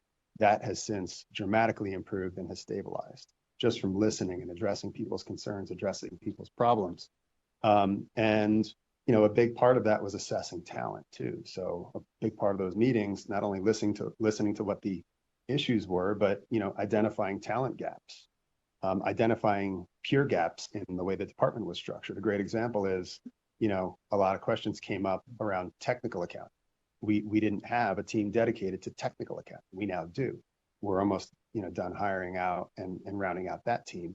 And that team, it was something the company didn't have. We have that now, and they focus on, very, very unique, unusual accounting items, and they research those and they establish our accounting policy and our accounting position on those. As I was going through those meetings, not only assessing our processes, assessing our talent, assessing our needs on each existing team, but assessing gaps, that weren't there, in the process of doing that. So we've completely changed our philosophy, on how I operate. I have a public company background, so working for Pinnacle Entertainment for 8 years and then Win for 4, public companies have a very, very high, standard they have to adhere to. And I pick that standard up, working in those companies. That's a fiduciary obligation that even though we're private, I take that through to, our ownership and to the Seminole Tribe of Florida. I view my fiduciary obligation the same way. So the tone I try to set with our team, broadly speaking, is we have to hold ourselves to the highest standard. We have to hold ourselves to a public company fiduciary standard. And every decision we make, whether it's staffing, whether it's process, technology, controls, that we should have that in mind. And internal audit, that's a great example too. We didn't have a dedicated internal audit lead. I, along with our audit committee, brought Mark in shortly after joining the company. So we've gone through a whole host of fortification of our financial infrastructure. And that's kind of the process that I went through to do that. But to answer your question directly, we strive to have, meetings every single month. Each of my direct reports, each of the 12 or so that I mentioned, we strive to have a monthly check-in, 1 hour. I created a template that we sit down with. It has 6 boxes on it: near-term priorities, long-term priorities, personal development. We talk about, HR and team and personnel issues. We talk about, pain points on the team. So we have a pretty standard format that we use every month where we talk about what's happening on that team. We try to have those touch points every month. We're of course very busy. We'll miss one, here and there, or have to push it back here and there. But that's the main mechanism that I use to stay in touch with my team, is that monthly check-in meeting with each and every one of my leaders. And then I in turn do that with our CEO, Jim Allen, as frequently as we can. We also strive for monthly. Mr. Zahn, I could ask you questions all day. Your conversation is very informative, and I truly appreciate it. But just one last question for you, although I would like to ask more. What is your philosophy or your approach to management? My philosophy, that's a good one. I try to be supportive, provide guidance when asked, not be a micromanager. My view of the world is hire the best and brightest and most talented person for a specific role. Let them do their job, let them do their thing. And if they have a question and they need guidance, they are always welcome to come to me.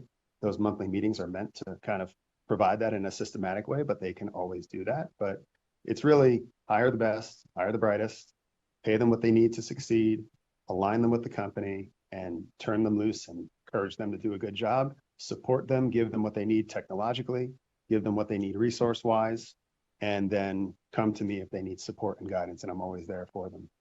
Thank you. Appreciate the conversation.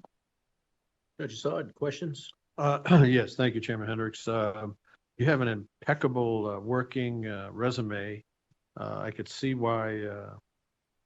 Did John Lucas recruit you, or who? No, Jim Allen. Jim Allen? Yeah, I could see why he did chairman, that. Seminole Hard Rock Holdings. Yeah, he did it. That was a really good call on his part. I can see why. Thank you. I appreciate it. He would want to recruit you. You have some excellent communicative skills and great resume in business and finance. This is a little, I don't know if you're up on this, but the Florida Compact with the Seminole Tribe. My kid at GW Law School did a law review article on that issue when it was going through the courts and up to the federal courts, and the U.S. Supreme Court denied cert. So it kind of stayed there. But I read recently where the tribe is negotiated with the racetrack and some of the other people in the other side of that litigation. Do you know what the terms were of that negotiated settlement? I don't want to misspeak and divulge, anything that's private. So I would prefer to to provide that in private to the. Oh, I didn't know it board. was, I thought it was a public. I know there were some headlines. I'm just not sure exactly what is private and Right. what is public, so I don't. So that ends it though. That's I don't the want to. final. That does end it. That's correct. I mean, I don't So- know why they did. I was curious because they won. I mean, the federal court decision sided with the Seminole tribe. Yeah. And that is the law of the land. And I was just wondering why in the world would they want to settle when you won? Yeah. You know, but be that as it may. Pinnacle Entertainment. I know there's a Pinnacle offshore online sports company operating in the island somewhere. This isn't affiliated with that. Zero affiliation. What is, can you tell me a little bit about Pinnacle Entertainment? You know, Sure. box stores, how many, big casinos, what do they do? Sure. Well, when I joined Pinnacle Entertainment, the company had operations, didn't have operations in Las Vegas, never did while I was there. It had operations in Nevada in Jackpot upon acquiring Ameristar Casinos. Ameristar Jackpot became part of Pinnacle when we acquired that company. We completed that acquisition in 2013, in August of 2013. So Pinnacle Entertainment, when I joined the company, had its principal base of operations was in Louisiana. So Lake Charles, LaBerge Lake Charles, Boomtown, Bossier City, Boomtown, New Orleans. We were building LaBerge, Baton Rouge as I joined the company. We had operations in Missouri, at the time Lumiere Place in downtown St. Louis, and operations in Indiana, Belterra Resort, which is in southern Indiana. Let me think of our other locations. Full at the blown time. table They- games, non-restricted. Correct. Yeah, correct. Predominantly riverboat operations, Oh, okay. boat and moat and riverboat operations. But there were 7 or 8, casinos that we operated under Pinnacle. Got it. In 2012, we acquired Ameristar Casinos, and that essentially doubled the size of the company. We had to divest some assets to meet FTC requirements. But that essentially doubled the size of the company. So this is all domestic, regional United States, land-based or riverboat, moat and boat gaming, and has nothing to do or no affiliation with anything outside of that offshore of the United States. You said you had to divest assets. Was it some issue of antitrust? Concentration. Yeah, it was concentration. So there were two areas that the FTC was concerned in their HSR review of the transaction. The first was in Lake Charles. We owned LaBerge Lake Charles. Ameristar was building at the time a property directly adjacent to LaBerge Lake Charles with a license that they acquired from a third party. They were just coming up out of the ground as we announced our acquisition. So FTC was concerned about market concentration in Lake Charles. The second was in St. Louis. We operated Lumiere Place in downtown St. Louis, as I noted. Ameristar operated 2 casinos in St. Louis, one in South County, one in North County, Ameristar St. Charles, and the South County property. The South County property was actually a Pinnacle property. So we had 2. We had 2 in St. Louis, and Ameristar brought a third. So there was market concentration concerns there as well. So to address the FTC's concerns, we, found buyers for, those assets that, ameliorated their concerns regarding market concentration. We were able to then close the transaction and finance it from there. Fordham's a great school. It's in the Bronx. Correct. Where did you live? The Did they have a first dorm or? Yeah, the first year I actually lived on campus, but then after that, I went back home and commuted just to make it easier. To New Jersey? To make it cheaper. Yeah, exactly. Yeah. I adjusted my schedule to. What's that, about an hour a day? We Each way? lived right on the cliffs, right on the Hudson River. So I was very close to the GWB. So I would cross the GWB, shoot up the west side into the Bronx every day and attend my classes. But it was just better to be closer to friends and family, stay at home, obviously cheaper because I didn't have to pay to dorm on campus, but still got the same academic, education everyone else did. Great school. And got to work while I was in school and earn some money as well. So how does the guy from New Jersey meet a gal from New Hampshire? So she was born in New Hampshire. She graduated from Bentley. She became an auditor at PwC for a year. Didn't like being in financial audit, so she moved to New York City, I believe 2001. So right around 9/11, she moved to New York City just prior to that, and we met in New York City. We met having dinner and drinks with mutual friends, and Oh, nice. just kind of history from there. We now Love have at first sight. four boys together. So, 17 great. years later and four children. Yeah, and two of them are twins, right? Yeah. The two boys? Yeah. The bottom two are 11-year-olds? identical twins. That's right. Nice. Well, congratulations. You have a tremendous resume, excellent work background, eminently qualified. I'm happy to support your application. Thank you, sir. Great. Mr. Burnett, anything else? Nothing further. Thank you, Mr. Zahn. If there's nothing else, I would entertain a motion on this item. Thank you, Chairman Hendrick. I move that we approve and recommend to the Nevada Gaming Commission non-restricted agenda item number 4, as read into the record by Secretary Nicole Rupert. Madam Secretary.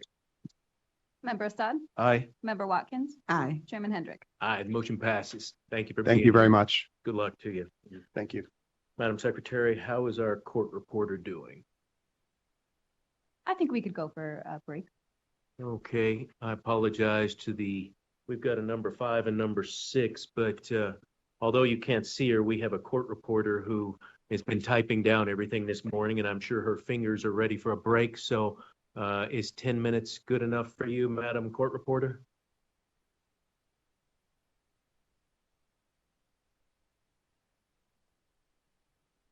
Hopefully she's still there. Well, go ahead. I'm sorry. Yes, that would be fabulous. Wonderful. All right, then we'll take a 10-minute break and be back at 11:40 for our last 2 non-restricted items. We'll be in recess. Thank you.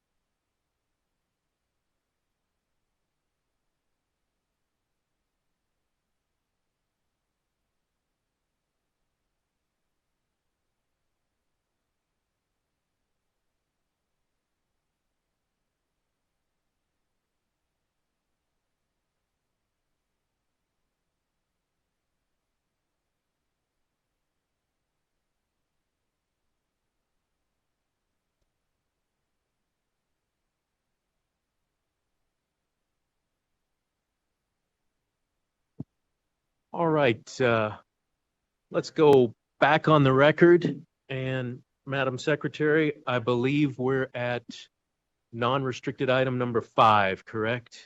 Yes, non-restricted number 5 are the applications of GLM Gaming LLC doing business as Barton's Club 93 for a non-restricted gaming license, for licensure as a manufacturer and distributor, and to grant an option to purchase membership interest as noted on the agenda.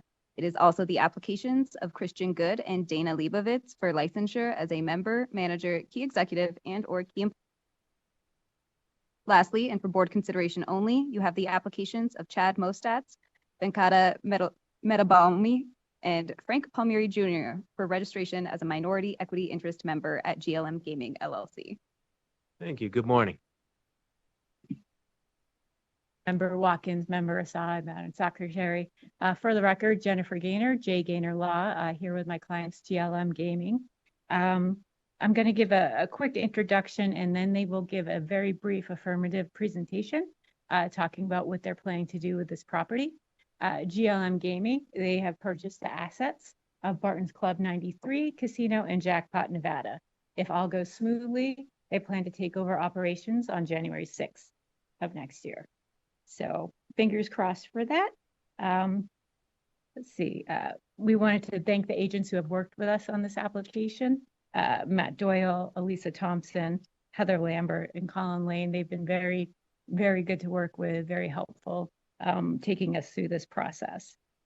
So GLM, as you'll find out as you meet the members as they come up before you, they have deep knowledge and experience in the gaming and hospitality industry. This includes Christian Good. He is going to be the manager, chief executive officer, and president. Dana Leibovitz, member, chief operating officer. And I note there's a typo on the agenda. It says general manager. We have changed his title to vice president because the property already has a general manager who's going to be staying with the property, and we didn't want to cause any confusion. Also with us, we have sorry, we originally submitted as general manager and then we amended it. And we also have with us virtually Chad Mostas, who will be a minority equity member, Van Medelbami and Frank Palmieri, who are here with me in person in Carson City. And to note that the members coming forward for registration, they will be providing consulting in their various areas of expertise. For Mr. Mostas, that's IT. For Van Medelbami, that's law. And for Mr. Palmieri, that's marketing. With that, I will turn it over to Christian Good to give an affirmative presentation. Thank you. Thank you, Ms. Gaynor. Good morning, Mr. Good. Good morning, Chair. Good morning, Member Watkins. Good morning, Member Assad. Madam Secretary, appreciate the opportunity to be in front of the board. I do have a presentation that I think we provided earlier. It was up earlier, so yeah, there it is. So what I'd like to do is just kind of walk you through this, and then we'll talk a little bit about the history, how we came to get to know the property, and then we'll talk about what we're going to do here and kind of how things have evolved. So GLM Gaming, it's a newly formed entity. We formed it just for this purpose. Myself, Dana, Ben, Frank, and Chad remotely. We've worked together, on and off for 10 plus years, known these guys a long time. Can speak to their character. They're good people to work with. They're people you want on your team. So we, a couple of years back, we started looking for opportunities. We wanted to be out here in Nevada. It's for a couple of reasons. One, we think it's a state that's, it's well regulated, as you guys know, because you're in charge of it, but it has consistent laws. It's stable. If you look at the states around it, the gaming landscape is stable, right? Utah's not passing new laws. Idaho's probably not passing new gaming laws. California, they have their own challenges in what they want to go forward. So we thought there could be good opportunities, especially for a group like us. We're not a big Wall Street firm. We don't have super deep pockets, so we got to be kind of careful where we invest and what we invest in. So we started looking around a couple of years ago, looked at a couple of properties. We happened to stumble upon Barton's 93. At the time, they had it listed as a couple houses, some self-storage units, some employee housing, a casino, some vacant lots. And it was like, maybe a $16 to $20 million kind of investment opportunity in a place called Jackpot, Nevada, which at the time I certainly had never heard of. So We happen to be out here for some other reason. Partner, Mr. Leibovitz, said, hey, I got an extra day. I'm going to drive back to Boise, but I'll go the long way and we'll just check it out. See, right? You don't know till you see. After that visit, he said, you got to see it. You just don't believe it from the pictures. You got to see it. So I had some things going on. It took me a while to get a chance to come out there. But in the spring of 23, I think February or March, I took a trip out. Just impressed, right? You have a high quality asset, a well-built facility, a nice small quaint gaming floor, some nice hotel that goes on with it. You have a built-in kind of feeder market in Twin Falls. You have a well-run competitor across the street, no doubt. But you start looking at the aspects and start doing due diligence on it. You say, look, this is a diamond in the rough. You have something good here. So if I don't have control of the slide, if we just kind of flip through, it's 325 slot machines, give or take. I think they at one time might have had 400, and they went back to 295. Today, I think it's right around 300. Last report, 13 table games, 104 hotel rooms, full service restaurant. They got some space there that you can grow into a little bit. 2 bars, one very large, one kind of small boutique-ish type bar. Currently employs about 155 employees.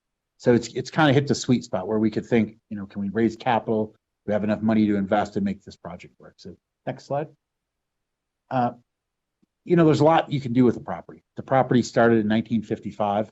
I'm not sure the father's name, Mr. Barton, but ultimately it was operated by Tom Barton and his brother Bob Barton for about 40 years. And Tom was the primary operator. Bob and Tom had some issues amongst brothers, as brothers do. And Tom was the primary driver of this property, probably up until his death in the mid 2010s sometime. And, when you have a guy driving behind a driving force and it's his kind of project and that's all he does, you get a unique property. It has a character to it. It's got the old neon lights that you think of Vegas and even here in Reno.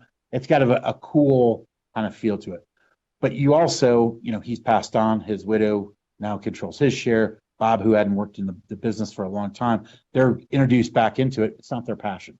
Right. So they've been operating this business long. They've been, doing the blocking and tackling, keeping the facility in good shape.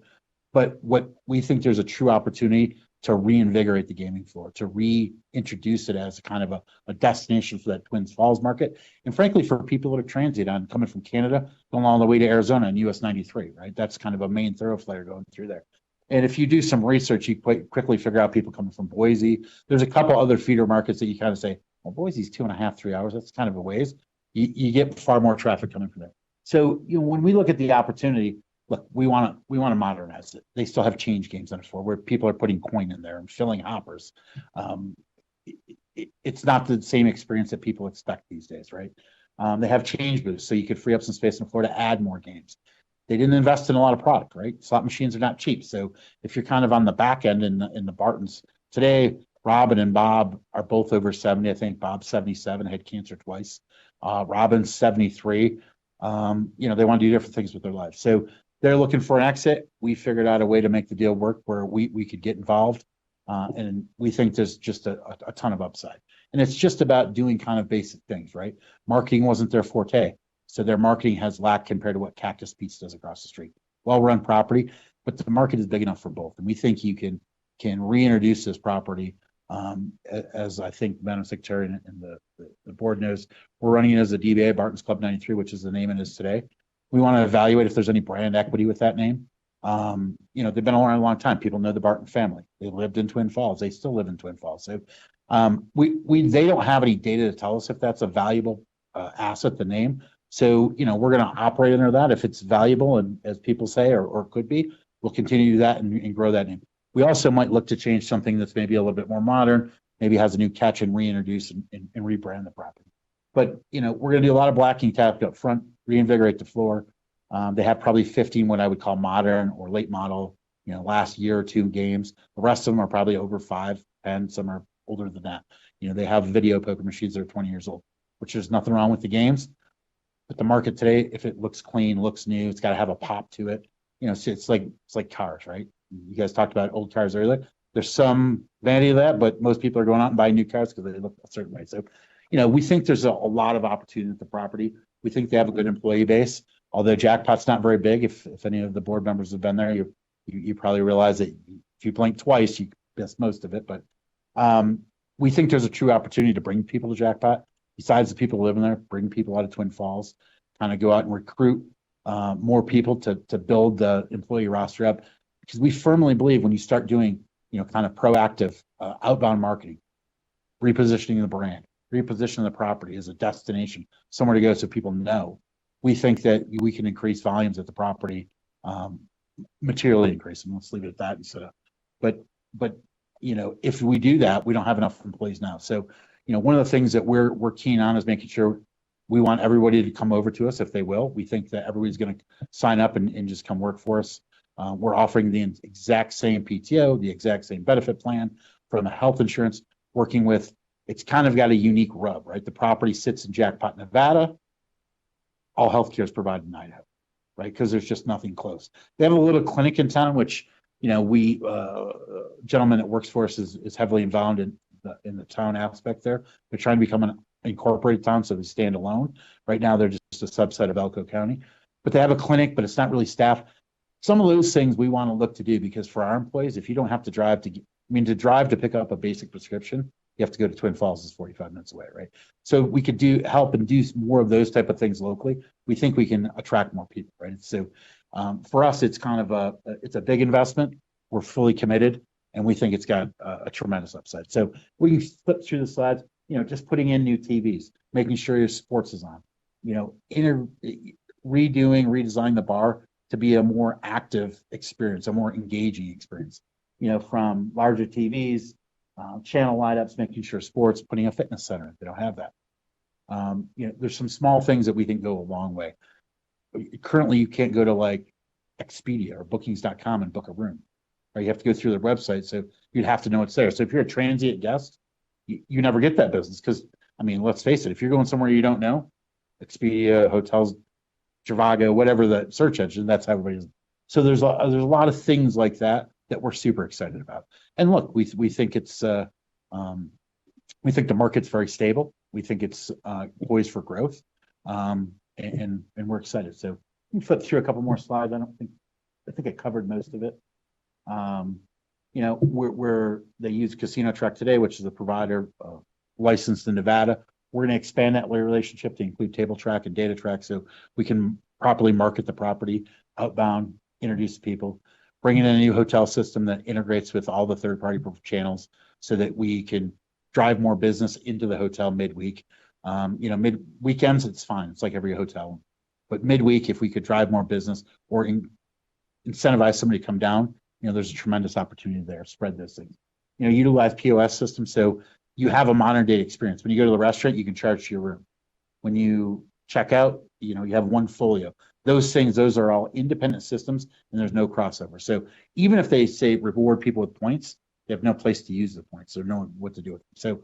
So, those are all things that we think we can implement very, very quickly, and we think will have a meaningful impact on the business. So we're super excited. The staff that we've worked with is super excited. We've been very careful. We've been working with, their casino controller or their accounting person, their person, general manager, a guy named Jeff Young. Good people. We haven't gotten too involved because we wanted to go through the licensing process first. But, we're looking forward to getting to know all these people, evaluating them, putting in people in positions to succeed, right? It's got to be a win-win. And in a market like that, sometimes people got to do 2 or 3 jobs, right? Today, you're the hotel room cleaner. Tomorrow, maybe you're the slot attendant. You never know. But there's a lot of that family-oriented business. And when we get into my personal background, that's where I started my life, is in a family business, right? So that kind of feel, I think you can replicate there, and we're truly excited about it. So any questions about GLM on gaming from the board? That's great. Excellent presentation. Appreciate that. Questions from board members at this point? There is currently first of all, sorry, good morning. Good morning. There's currently no sports betting there? There is no sports betting there. And there's no player reward system? You're just looking? There is a limited player reward system. So they were, if you think back at how the industry's evolved on a player reward system before, the technology existed or the platforms existed where you could give free play, you'd give cash back, right, to certain players. And this is going back 2 decades ago. So they do a little bit of cash back and they've done a little bit of free play, but that's it. They don't do, earn and wins. They don't do gift giveaways based on play. There's a lot of opportunity on the marketing side. Okay, that's all I have for now. Judge, any questions? Where do I invest? Well, we That was a talk about great later. presentation. Well, thank you. Look, we think there's a lot of opportunities in Nevada for Yeah, for this it type of sounds property. great. I know that they talked earlier about Wendover. We've looked at places there, look at Elko. We like the market. We like the amount of volume coming through this. So we hope this is the first of several. Yeah, no, I'm excited, and I think you're going to be able to grow, and that's great for that area because the people up there, they need jobs. So I'm just thrilled to approve this. You definitely have my vote. Your expertise in gaming is pretty good. I mean, you spent since what, 03? I guess you've been involved since Seneca Niagara Resort and Hollywood Casino, more gaming all the way up. So you've got plenty of experience there, and your partners bring a lot to the table as well. So I'm excited. Looks like a great opportunity, and I'm happy to support the application. Thank you. How is the job market up there for finding new employees, as you were talking about? So look, the initial feedback that we've had is that it's somewhat difficult, right? Because it's a small town, housing is an issue, right? There's not a ton of housing there, and getting housing there is somewhat of a challenge. Just in the state of Nevada, as you may or may not know, you have the contractors board. So anybody that does any work has got to come all the way out of Elko. That's 2 hours. When you start trying to get people to come out and do that type of work, it gets expensive, right? Labor markets are tight everywhere. I think that's a true statement. The one thing that I would say though, is the property itself, when I go across the street to the competition, they seem to be well staffed with a significantly younger staff, right? So they're drawing those people from somewhere. I presume they're drawing from Twin Falls. The one challenge that I think the property's had is that they don't do any outbound recruiting, right? They're not out there selling themselves to potential employees. We're alternatively going out and partnering with the community college that might have a hospitality program, which they do. We want to do that. Mm-hmm. They have some other programs, maybe a slot tech program. Doing that and introducing it and doing outbound recruiting, they've never posted to an Indeed or a Monster or any of these job sites, which frankly, that's what drives engagement. Young people, that's where they go to. They go and look it up. They want to do it online. We think that there's an opportunity to actually draw people in there. I haven't done it personally, so I can't 100% say that, but I can tell you that we think that you bring in a new property, developing a culture that people want to be at is the first step. We think you can get people to come and work there for sure. Yeah, great. And you've got quite a number of upgrades and improvements you plan on doing. I understand that's over time. Are you expecting that to come out of cash flow? We're going to we think tentatively we're going to invest about up to $500,000 in CapEx the first 6 months. So all the IT systems will be done within the first 30 days. So we've talked to the providers, getting the contracts in place. We expect that. We expect to put new games on the floor in the first 30 days as well. And then, evaluate from there. We don't have first of all, we haven't gotten so far under the hood to know exactly which games we should replace and how they perform, house average, what kind of volume does it, is there different factors? Is it location based? Is it in the back corner? Is that why it does different? All that type of detailed information we're working through now. We'll get to that point, but we also have to have marketing. So if you bring people here, does it change what those machines do, right? So it's kind of a chicken and egg thing. We think in the first 6 months, we probably invest at least $250,000, but maybe up to $500,000.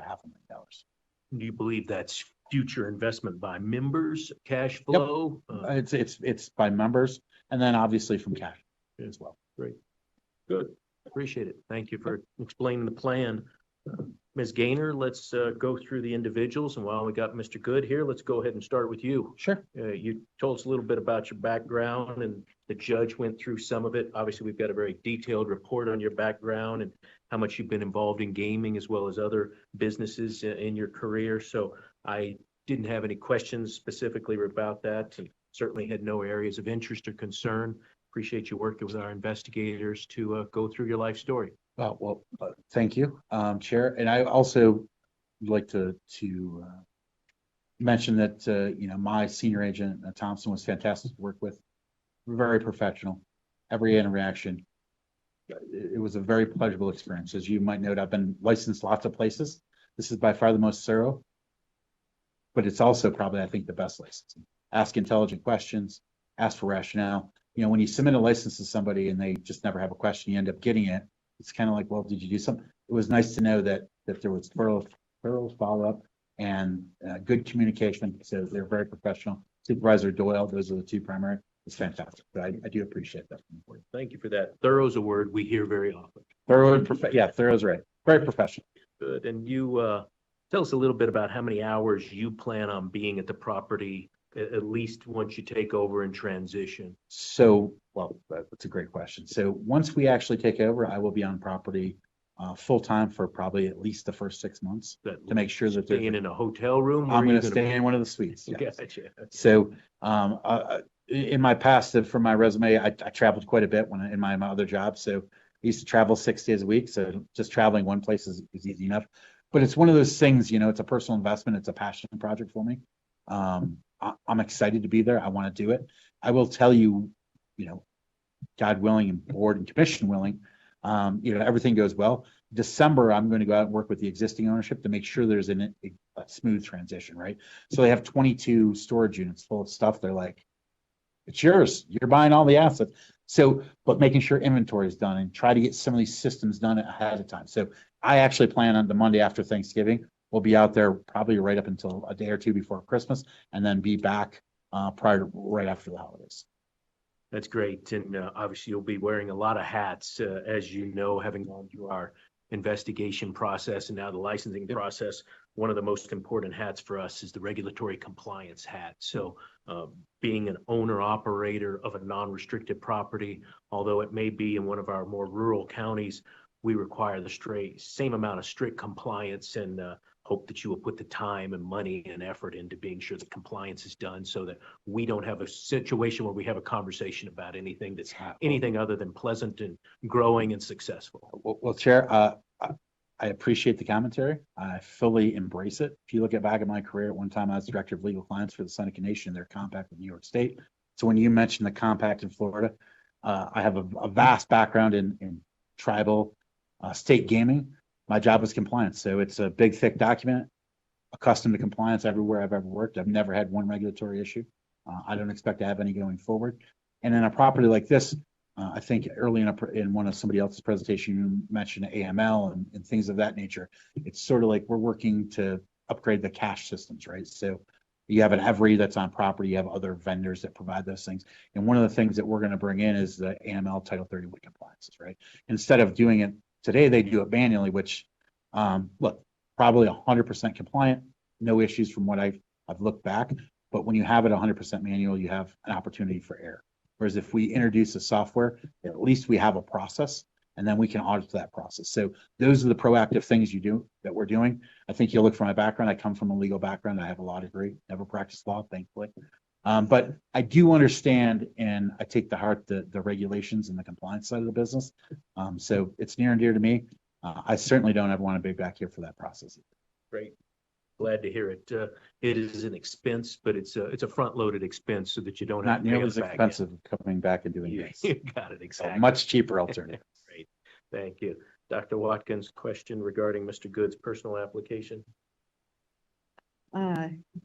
Regarding his personal application, I do not have any particular questions related to your personal application.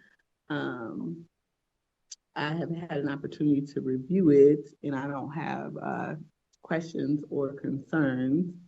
Good to see you again, Ms. Gaynor. You just gonna let him insult your law license like that? No, you better people than I are, Lord. That's all I have right now, Chair. Okay. Judge Assad, any questions regarding Mr. Good's application? Thank you, Chairman Hendricks. No questions. You've got a stellar educational background, a Bachelor of Science in Business Administration. Then you went on to get a master's, an MBA in business, and a JD, a law degree, for those of you who are not familiar with the term JD. And the reason why you don't have gray hair is because you probably didn't practice. I do. I just had it touched up.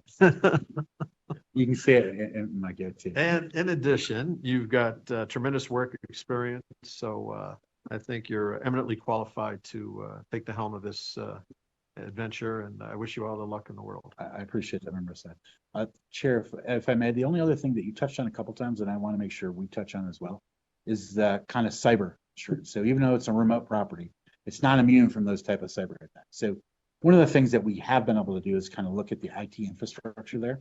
And as we go forward, use third party, but we talk about using Casino Track or Open Hotel. Look, you have these other vendors that are running on networks. One of the first things we're going to do, and one of the CapEx investments we're making, is we're actually going to bring in and put 2 brand new firewalls in, 2 new networks. So you have redundancy and you have backup, so that we avoid those type of cyber attacks. Obviously, we're required to carry insurance, but insurance is really enough. If you violate your customer, the insurance doesn't make up for that. So it's one of those issues that I know on small properties, people don't necessarily think of it. It is one of the things that we actually, one of our minority partners, Mr. Mostat, his background's IT. It's about making sure that we don't ever have that problem. So that is also, along with compliance, very important to us. Appreciate that. And yeah, thank you for your comments. And it's being a small property does not make you immune from cybersecurity. So you have to put those firewalls in place, and glad to see that you understand that that's a necessary expense. And also on that topic, I know your application is also for a manufacturer and distributor's license, which is usually tied to the property, but those things as well take time, capital, and knowledge to be sure that you're following all the regulations. So your background is perfectly suited for that. Great. Appreciate it. Thank you. Thank you, Ms. Gaynor. Let's bring up the next individual, which I believe is Mr. Leibowitz. Yes, Dana? Good afternoon now. Good afternoon. First, I would like to thank the board, Chairman Hendricks, Member Watkins, Member Assad. I'm Dana Leibowitz, one of the members. Been in casino business my whole life. Graduated college from Eastern Illinois University. In fact, I'm probably one of the few people that have actually been to Effingham, which J&J, where they're from. My college was 20 minutes from Effingham, so I know it quite well. But anyway, graduated with a degree in criminal justice, economics minor. Started in riverboat gaming pretty much from the start in 91, 92. Started in surveillance. At that time, the opportunity to move around from property to property was quite good because properties were opening up everywhere. Moved to Chicago, Aurora, Illinois, which is near Chicago, outside of Chicago, Hollywood Casino. Got the opportunity to become a surveillance supervisor. About a year later, I got a call to move to Asia, and that started my run with a company called the Ginting Group. I spent 25 years with the Ginting Group in a number of positions, went over there in surveillance, became corporate director of surveillance for their cruise lines, lived in Malaysia, lived in Singapore, lived in Thailand, or spent time in Thailand for about 8 years. I got married over there, had 2 kids. I told the chairman at the time, who I reported to, KT Lim, it's time for me to move back to the U.S. He said, why don't you go take over the casino operations on our cruise line, Norwegian Cruise Line. So I became the SVP of operations at Norwegian Cruise Lines. I was there for about 8 years. Apollo came in, partnered with KT, took over 50%. They ended up bringing in Caesars people to run the property, and I moved out. Did some consulting for about 2 years, came back, opened up Resorts World New York, which is where I met Christian Good and Chad Mostats. Opened up Resorts World New York, had a couple of positions there, but was Senior Vice President of Operations, overseeing pretty much all of the day-to-day operations there. At the same time, I still had a house in Florida, and I was commuting back and forth. They decided they wanted to build a resort. Well, actually, they wanted to push for gaming in Florida. So I got involved with that, again, along with Christian Good. That failed, but they decided, being the Ginting Group, decided they wanted to move into the Bahamas, into a little island called Bimini. They were going to build a resort. So they sent me down there to run that property and build that property. Lived in Miami, commuted back and forth, built quite a large resort property there. The casino was small, but approximately 300 slot machines again, 20, 30 tables, big hotel, Hilton Hotel. I think it was about 500 rooms. We bought a ferry people back and forth, had a casino on that ship as well, which I oversaw. probably wasn't the best investment by Genting. They ended up changing kind of their operation and their view of the casino, downsized a bit. I had the opportunity to go to New York. This was approximately 2016, 2017, had the opportunity to go back to New York, work in New York at Resorts World New York. At the time, my father had Alzheimer's. He wasn't doing very well. I decided maybe I'd take a step back, spend some time at home, spent some time with my father back in Illinois before he passed away. Then got back into the industry at Gulfstream, where I am now, Gulfstream Casino in Hollandale Beach, Florida. I'm currently the GM there. Been there for 5 years, and that's kind of where I am right now. Thank you very much. Extremely impressive background in the gaming industry that you just walked through, and certainly have no qualms about supporting your application today.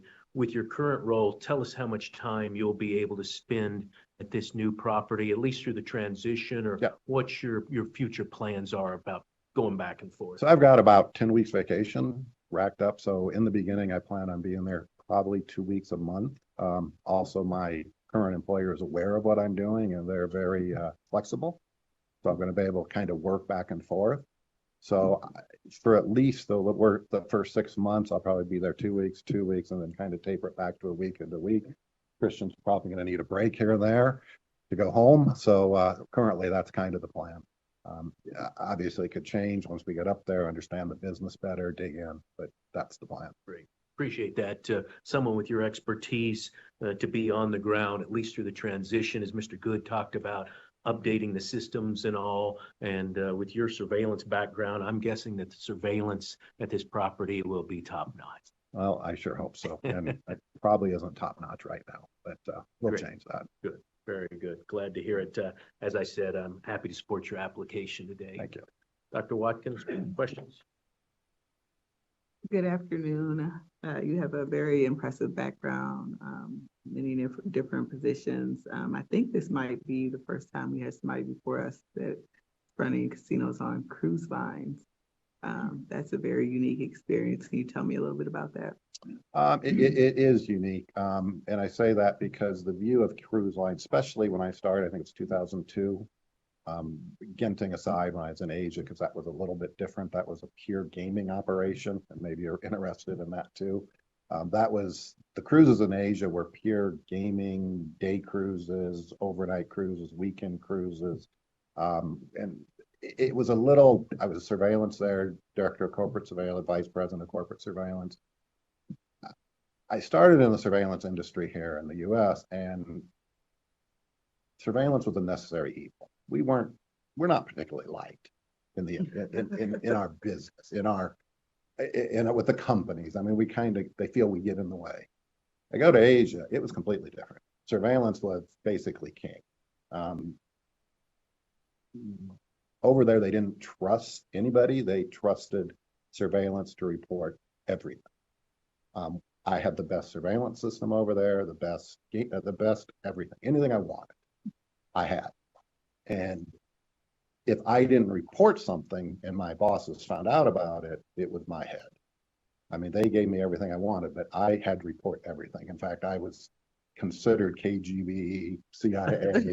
That's what they called me when they introduced me, whether I liked it or not. So, but that was the way it was. The other nice thing over in Asia, the people understood what my job was. So the people the casino managers, the pit managers, they understood that this was the job. They had a job to do. I had a job to do. So over there, I'd say surveillance was necessary. And the business over there was huge. But through that, being that surveillance was so important, I had to approve, or surveillance approved, almost all procedures. The procedures were written, the marketing, promotions, everything went through surveillance before it was actually went out. So we looked at everything, and that's kind of where I got my experience in the cage, in marketing, in table game operations, in slot operations. I mean, we had all procedures, everything went through my department. So it was only natural that I kind of had the background. Then I went to NCL and ran the whole operation. And again, when I went in 2002, casinos on cruise ships were kind of looked at as they're probably ripping you off. The machines are very tight. They don't follow the rules. Well, I went out of the way to make sure that perception went away. We brought in companies to audit our slot machines and say, this is what their payout is. It's not, we're not paying out 80%, we're paying out 99 or 93 or 95 or whatever it happened to be. So that was kind of my progression into the cruise ship casino industry. Well, thank you for sharing sharing that with us. I don't have any further questions for you. Thank you. Judge. Thank you, Chairman Hendricks. Yeah, very impressive background as well with the gaming experience. The Gulfstream Park you're at there now, that's the horse track, right? Yes. Or is it in Hialeah? Or Hollandale. Hollandale? Hollandale Okay. Beach. Yeah, so they've got slot machines there, approximately how many? Yeah, they have, well, we have 800. 800? Yeah. That's a big operation then. And everything else looks really good. And I don't have any further questions. I'm happy to support your application. Oh, thank you very much. Without going into any of your confidential financial records, I have all the information from you. I just want to be sure you feel comfortable about your investment into this entity and understanding that some of it's convertible. You feel comfortable that you have enough money? I do. And to be honest, if a problem come up, I've talked to Christian. There's opportunities or options that I can get into, but I have no worry until it was brought up actually yesterday. The question was raised and I hadn't even thought about it. So even when it was brought up to me, I have concern. Good. You've thought it through. Yeah. Wonderful. Very good. Appreciate you being here. Thank you. The last thing I'd like Please. to thank Heather, my agent. It made the experience, I'm not going to say pleasurable, but easy. Good. And it was a bit of a walk down memory lane, the stuff I had to get back and dig into and remember. Good. So it was interesting. I'll use the word interesting. Thank you. Appreciate it. With that, should we have Chad Mostats, who's virtual? Great. Thank you. Good afternoon, Mr. Mostats.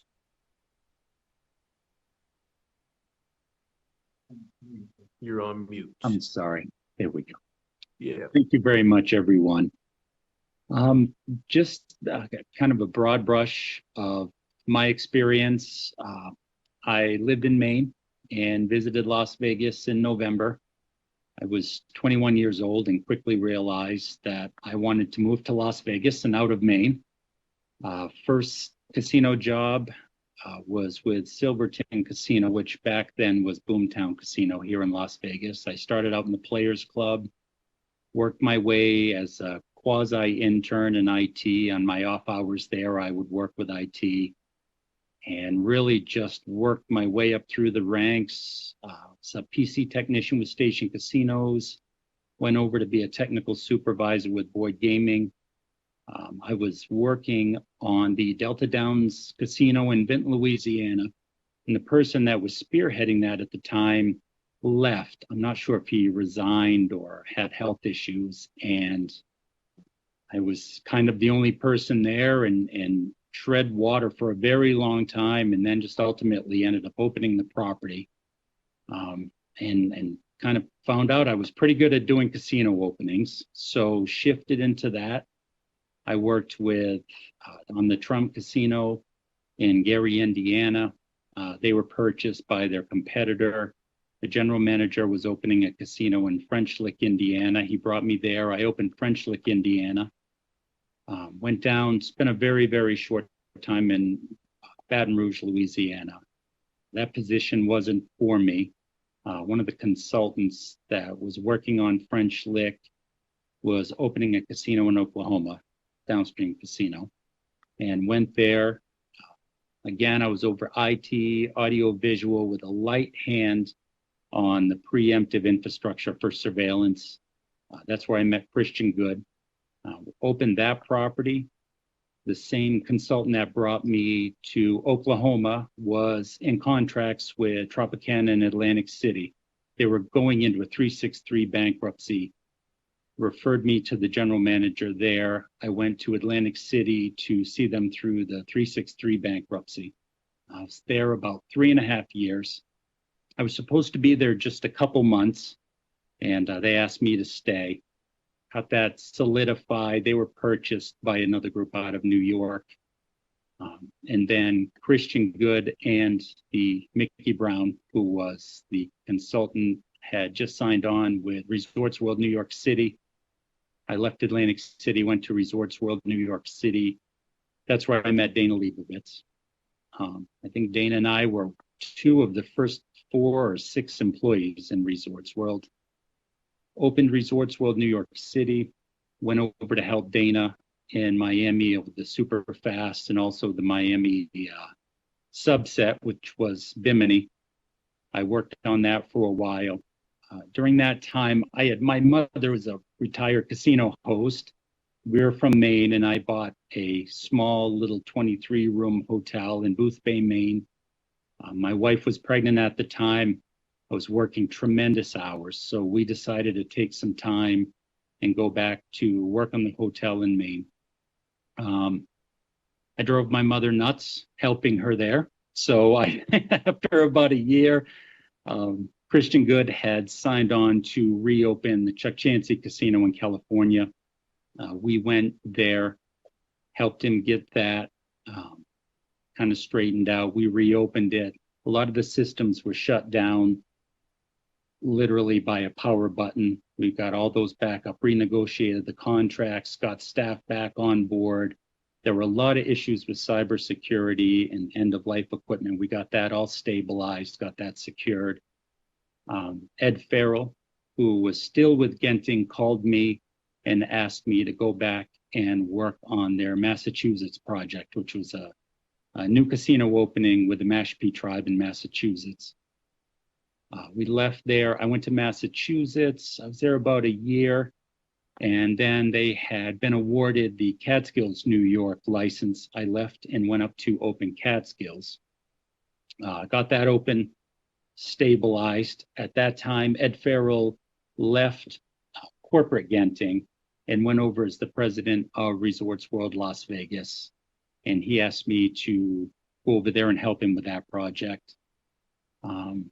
We were on that project. During that time, Ed was moved back to corporate. We had a new president there. That environment changed a little bit.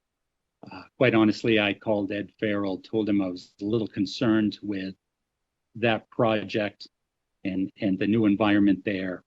Ed brought me back to Genting, New York. I was actually stationed out of Resorts World Catskills. I was there again a couple more years. And then we had a house here in Las Vegas. I was flying back and forth between Newark and Las Vegas every other week. It was very, very hard, especially when the weather was bad and I was missing my flights and I had a little 2-year-old daughter. And my wife suggested I definitely find something in Las Vegas, interviewed with Station Casinos, and I've been with Station Casinos ever since. And currently I am doing the North Fork Casino opening in Madera Casino with Station Casinos. So I know that was very wordy. I apologize, but that's the high level of my gaming background. Thank you, Mr. Mostats. And yes, like the other gentleman, you have a very extensive gaming background and something that'll be important for this property as you do the upgrades that Mr. Good mentioned, cybersecurity upgrades and IT upgrades. So pleasure to have someone like you before us today, and we'll be adding that to the property. I've gone through your background and didn't have any questions. And obviously your extensive gaming background makes you perfectly suitable for this application being approved. So happy to support your application today. Dr. Watkins. Good afternoon. You have a very impressive and extensive background in gaming. Thank you for the very detailed presentation you provided. I have all the information I need. I don't have any further questions or concerns, and I'm happy to support your application. Thank you. Thank you, Chairman Hendrick. Yeah, I echo the comments from my colleagues regarding your 20-year experience, background in gaming. I was just curious with your current employment at stations. Are they accommodating you as far as time off to help facilitate this new project? Yes, sir. I asked permission and got written confirmation from general counsel that was okay. They are being flexible, of course, as long as it doesn't affect my responsibilities with stations, which, when I'm needed, I'm of course available 24 hours via phone, and we'll be using PTO to go on site. And I imagine in the beginning, you'll spend some weeks or even maybe a month or two to get this project off the ground. Yes, I thought about kind of a two-phased approach. The first, of course, will be initial. I need to check cybersecurity and the overall infrastructure and provide my findings to Christian and Dana with recommendations. And then I think probably a month or two after that, after it settles, I'm going to go back and do a customer-facing assessment, phones, TVs, Wi-Fi, make sure that they're up to standards of what we've all come to expect, and then provide those findings to them and a possible fix as well. So I think probably 2 separate trips over the first 90 days. Great. Well, given your stellar background, I'm happy to support this application, Mr. Mostes. Thank you very much. And again, I would also like to say Lane Collins was great through this process. I really did appreciate that. As you can tell, I get a little wordy sometimes, and he was very patient, but it was a great experience. Thank you very much. Ms. Gaynor, I believe Mr. Madelbalmy is next. Good afternoon. Good afternoon. Thank you for having me. Appreciate your time. I will be a little bit of the odd person out. I don't actually have any gaming experience, but I have looked at some projects over the years with Christian, and we've worked on a few things in the industry. But my background, originally my family immigrated from India.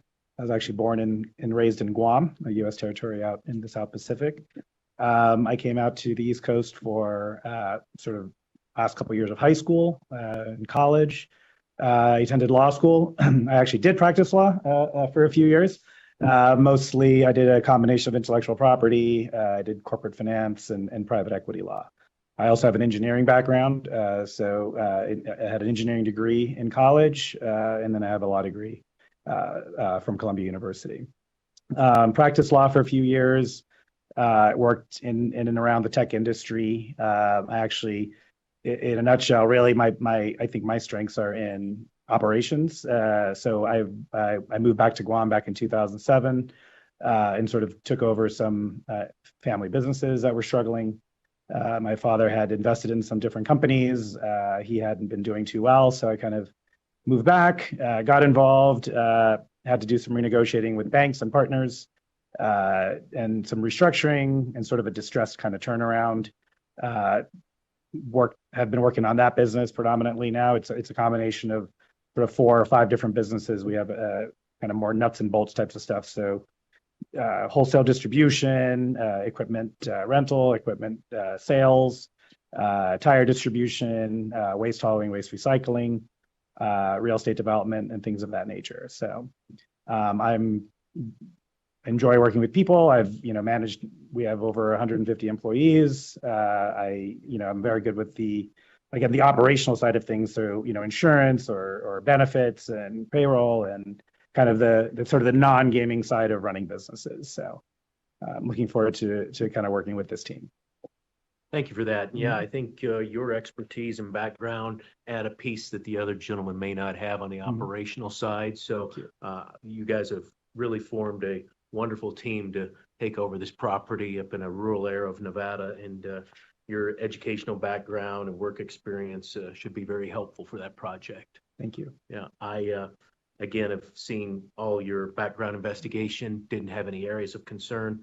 The only question I had was you probably were advised that Nevada has a very strict separation between the marijuana field and the gaming field. And my understanding is that you have no involvement in the marijuana industry. Is that correct? That is correct. Yeah. And I'm sure they explained to you that that's public policy situation. And until future notice, Nevada needs to keep a very complete separation between those two industries. Absolutely. Yeah. Wonderful. Absolutely. Very good. Again, I'm happy to support your application and happy to recommend to the commission that you be part of the Nevada gaming industry. Thank you. Dr. Watkins.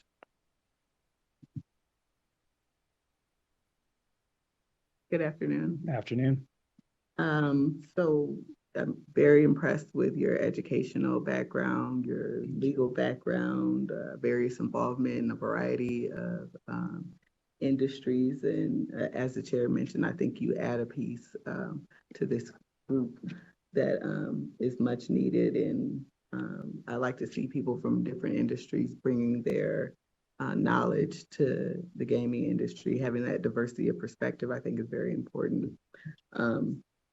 And so I didn't have any questions or concerns related to your background, and I'm happy to support your application. Thank you very much.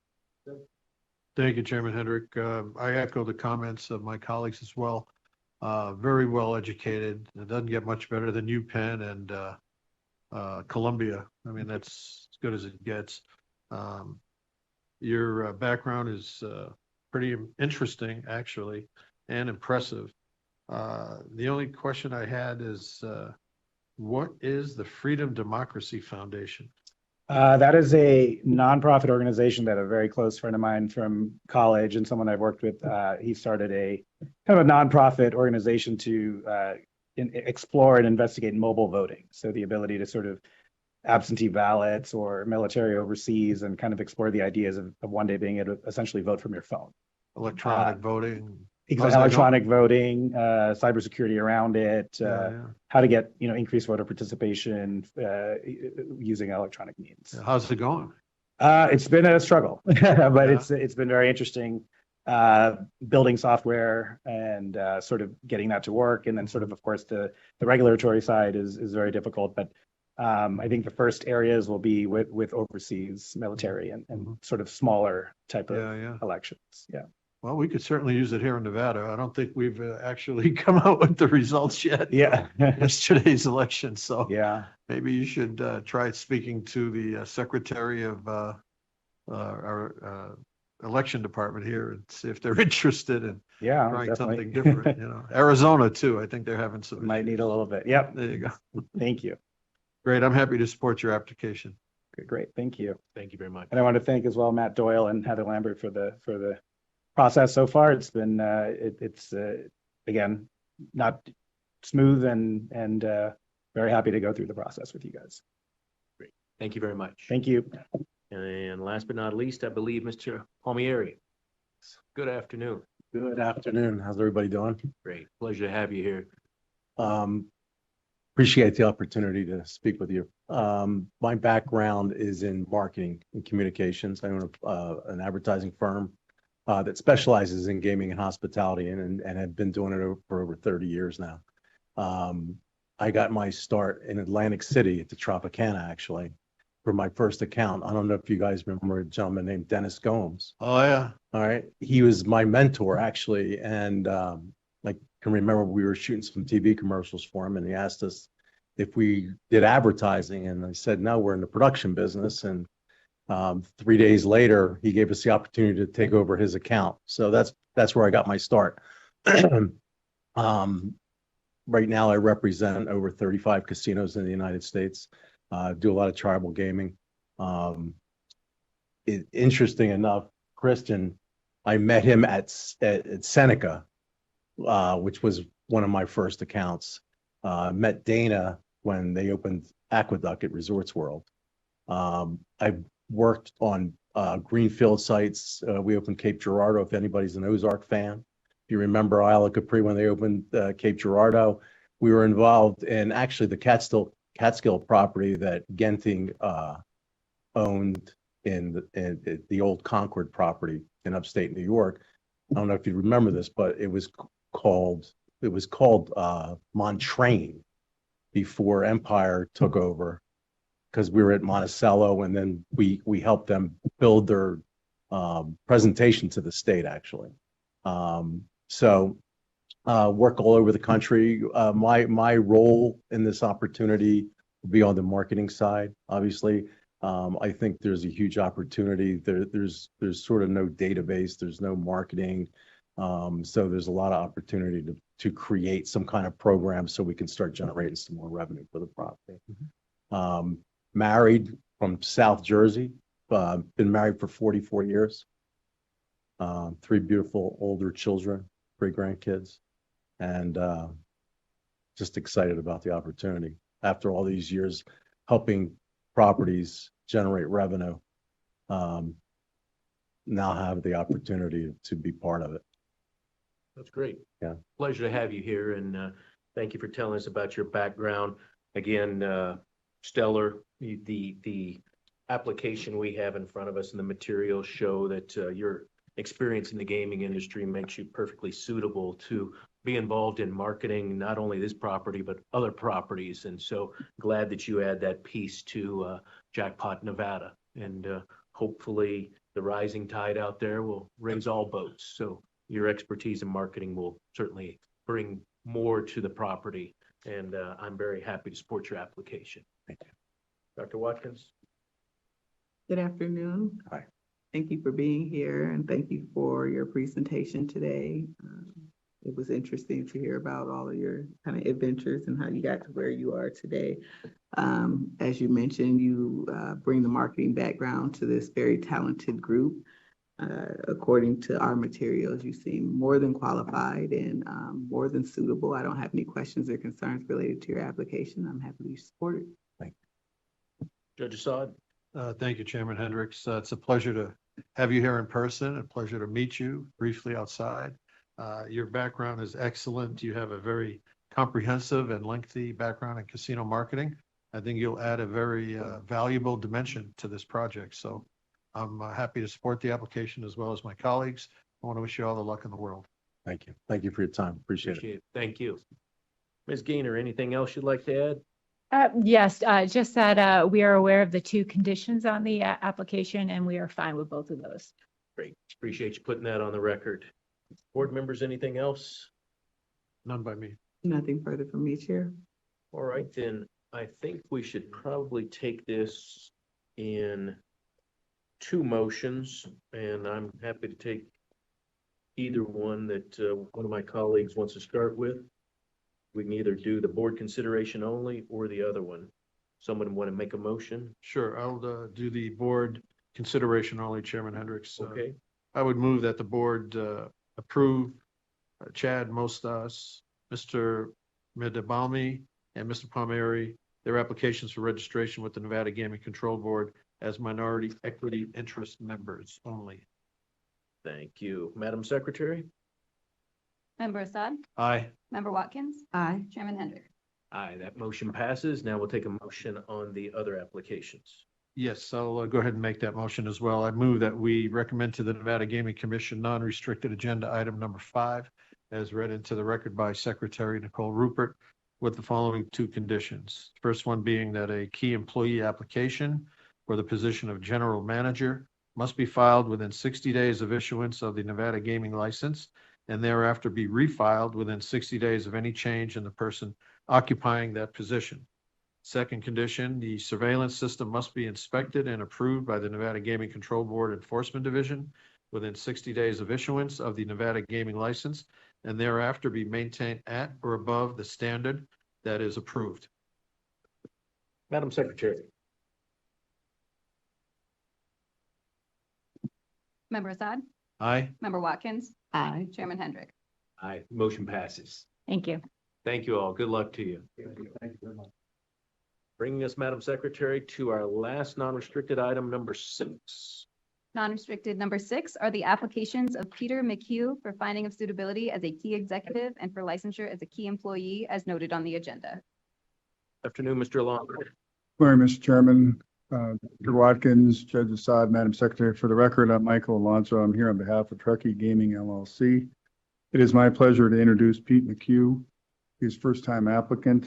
Pete is the Chief Operating Officer for Registered Holding Company Truckee Gaming LLC, and he's also the Chief Operating Officer, Executive Vice President, and Key Employee for Plantation Investments LLC, which does business as the Rail City Casino in Sparks, Nevada.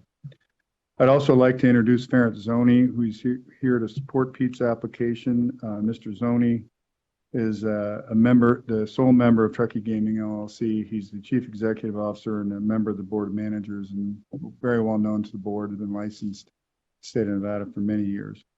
And Mr. Chairman, if I could just take a moment of liberty for a second, do something fun. I would like to introduce Pete's father, William McHugh. He's sitting back there waving at you.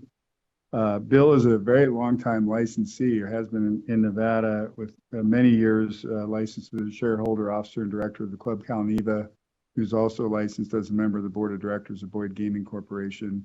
Very involved in the sports betting business and going way back in Nevada, including the satellite business, which he was a very big part of at the Club Cal Neva. And he's here to watch his son go through this process, so I thought I'd introduce him for you.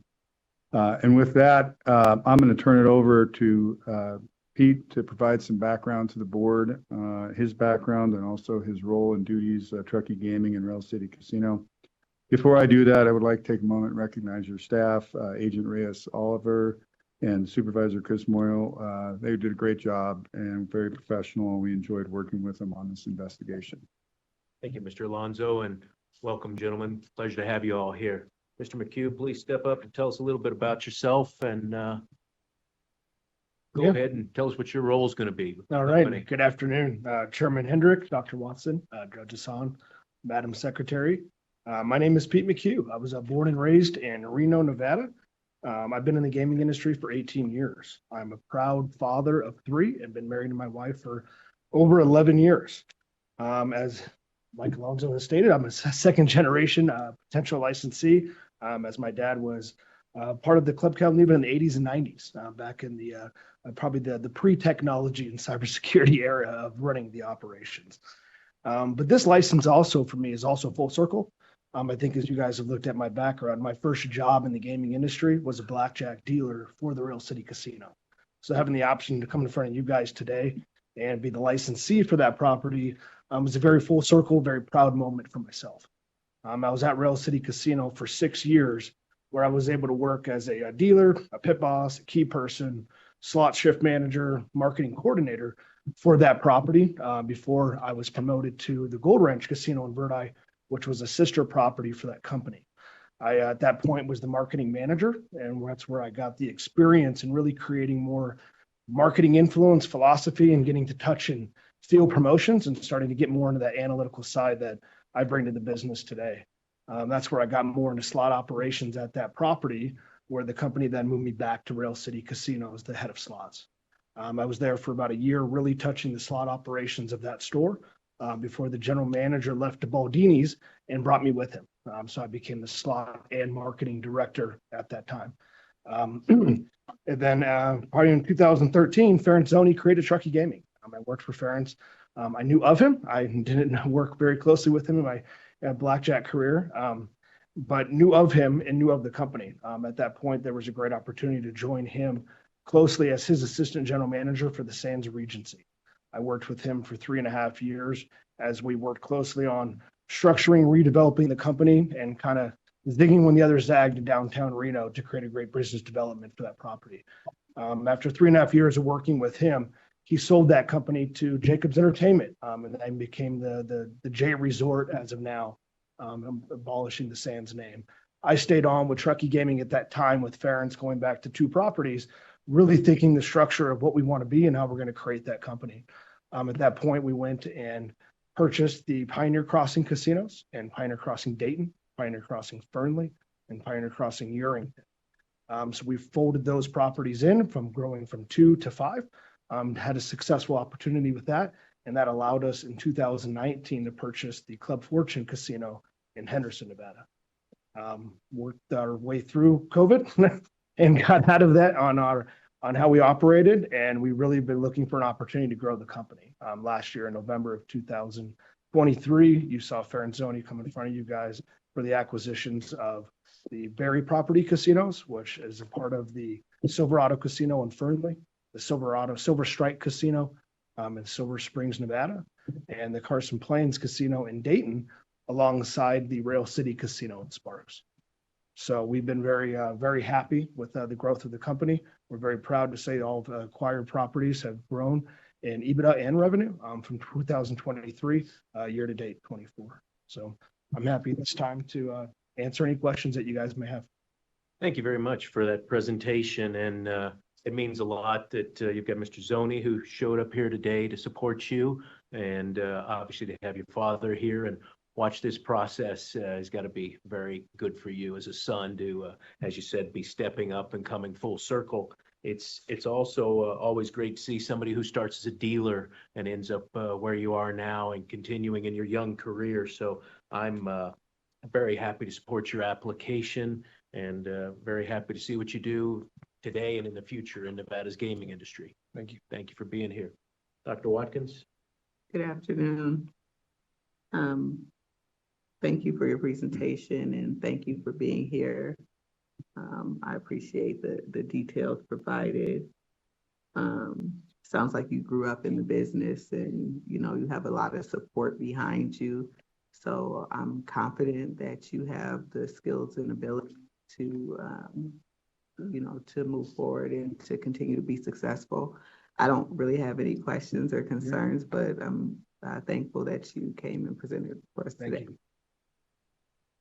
Judge? Thank you, Chairman Hendricks. You've got a great background with the education and the real work experience as well. A BS in economics from the University of Oregon, a ton of gaming experience. You got a dad back there who can mentor you if you have any questions. And I'm sure I see him back there. He looks very proud, as he should be. So I wish you all the luck in the world. I'm more than happy to support this application along with my colleagues. Sure. Thank you. Mr. Zoni, anything you'd like to add? Just happy to be here. Uh-oh, that's great. Just happy being here. Well, glad. We're pleased to have you here with us today.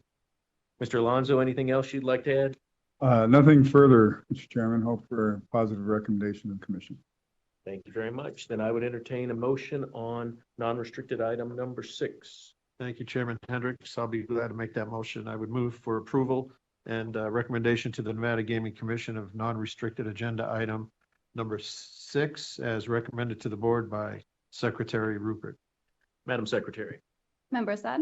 Aye. Member Watkins? Aye. Chairman Hendrick? Aye, the motion passes. Thank you very much. Congratulations. Good luck to you. Thank you, gentlemen. I believe that concludes our morning agenda. Is that correct, Madam Secretary? Correct. And we are scheduled for 1 p.m. for our restricted agenda. Correct. Which doesn't leave us very much time. So for those who started at 1 a.m., I'm going to actually say, is it okay, board members, if we come back, how about 1:15? Sounds good. Give you enough time, gives That us a works. chance to hit the vending machine and have a quick lunch. My apologies to those of you who did show up at 1 a.m. or 1 p.m., but we'll be in recess till 1:15 and start our restricted agenda.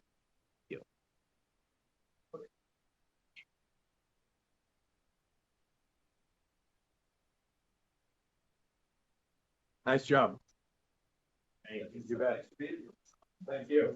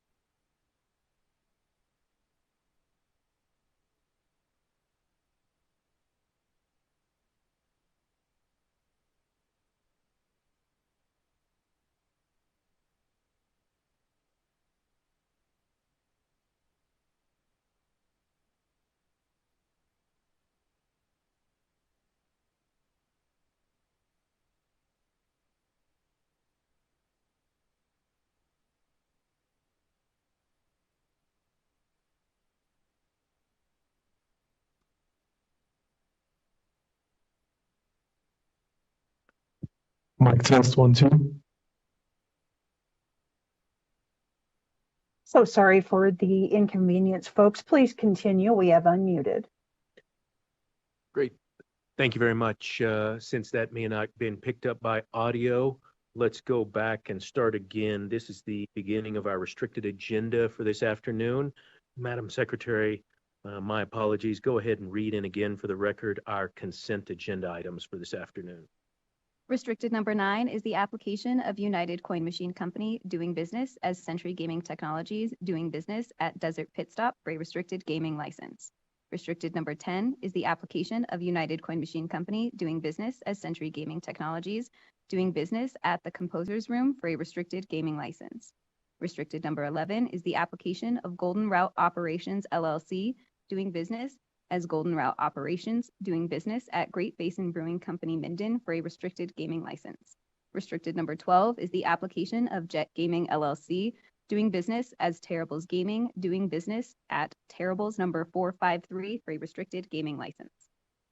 Thank you, Madam Secretary. The board's investigation agents have worked up detailed files on each of these agenda items, and reports have been submitted to the board members. No areas of interest or concern were uncovered during the investigations, and because I am not aware of any questions or issues with any of these items, appearances by the respective applicants were waived for this meeting this afternoon. Let's go ahead, and unless there's questions or comments from board members on any of these consent items, I would entertain a motion. No questions. No questions for me either. All right, let's take a motion on the consent items. Very good. Thank you, Chairman Hendricks. With respect to restricted agenda item 9, 10, 11, and 12, as read into the record by Secretary Nicole Rupert, I would recommend to the Nevada Gaming Commission that we approve those items, with number 11 having a condition that a sign of appropriate size, which has been administratively approved by the Nevada Gaming Control Board chair or the chair's designee, must be at the entrance to the location, indicating that slot machines are available to the public to play and that patrons are not required to pay a cover charge to engage in gaming. With respect to number 12, the condition is that the surveillance system and/or mirrors must be inspected and approved by the Nevada Gaming Control Board Enforcement Division within 60 days of issuance of the state gaming license, and thereafter be maintained at or above the standard that is approved. Member Assad, I believe we had one for number 10 as well. I don't have that one. I have that one. Thanks, Nathan. Okay, with respect to item number 10, the condition is that a sign of appropriate size, which has been administratively approved by the Nevada Gaming Control Board chair or the chair's designee, must be at the entrance to the location, indicating that the slot machines are available to the public to play and that patrons are not required to pay a cover charge to engage in gaming. Thank you, Judge. Thank you, Deputy Chief Allen. Are there any questions from board members? No questions. None by me. All right, Madam Secretary, please call for the vote. Member Assad? Aye. Member Watkins? Aye. Chairman Hendricks? Aye, that motion passes, bringing us to restricted item number 1. Restricted number 1 is the application of Dollywall Enterprises 3, Inc. doing business as DI Arco AMPM for a restricted gaming license, and the application of Gurpreet Singh for licensure as an officer, director, and shareholder as Good afternoon, Mr. Donato. Good afternoon, Mr. Chairman, members of the board, Madam Secretary Jeff Donato, enrolled agent. With me today is Mr. Gurpreet Singh. With your permission, Mr. Chairman, I would like to provide an affirmative presentation and would be glad to answer any questions you may have.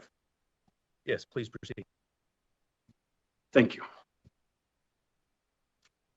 On November 17th, 2022, the applicant was approved for a 2-year limited license that expires at midnight of the November 2024 NGC meeting.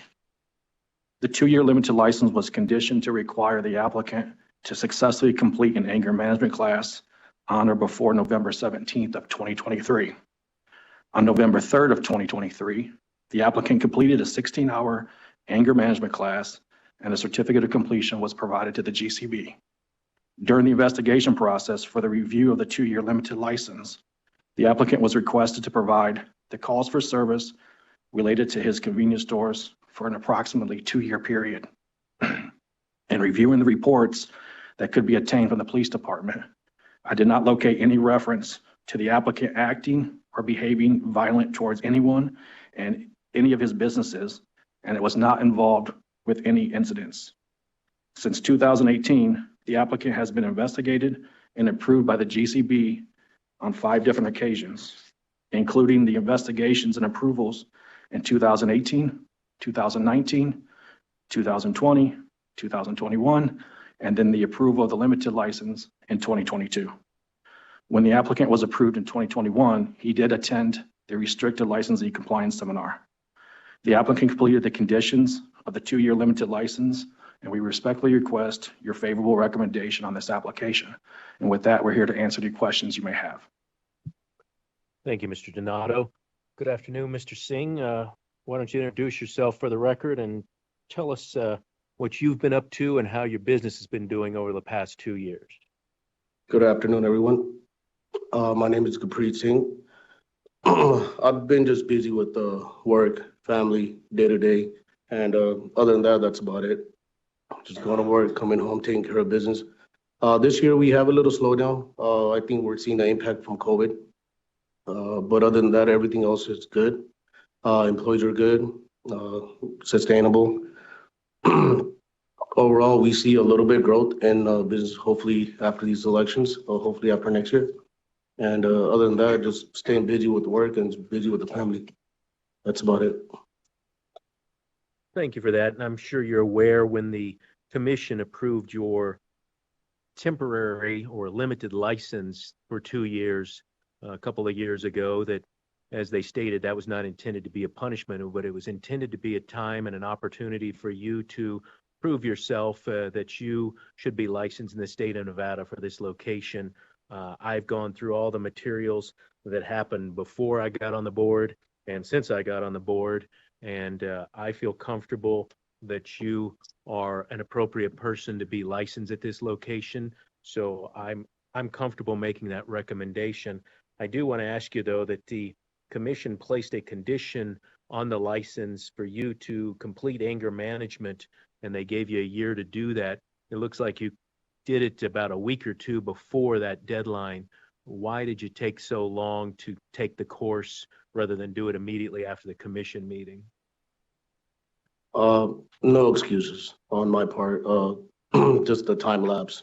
Just got busy with work, and I figured I had a little bit of time to do it. So in the meantime, I just, focused all of my time and dedication to running the business and making it work, because it was a brand new build.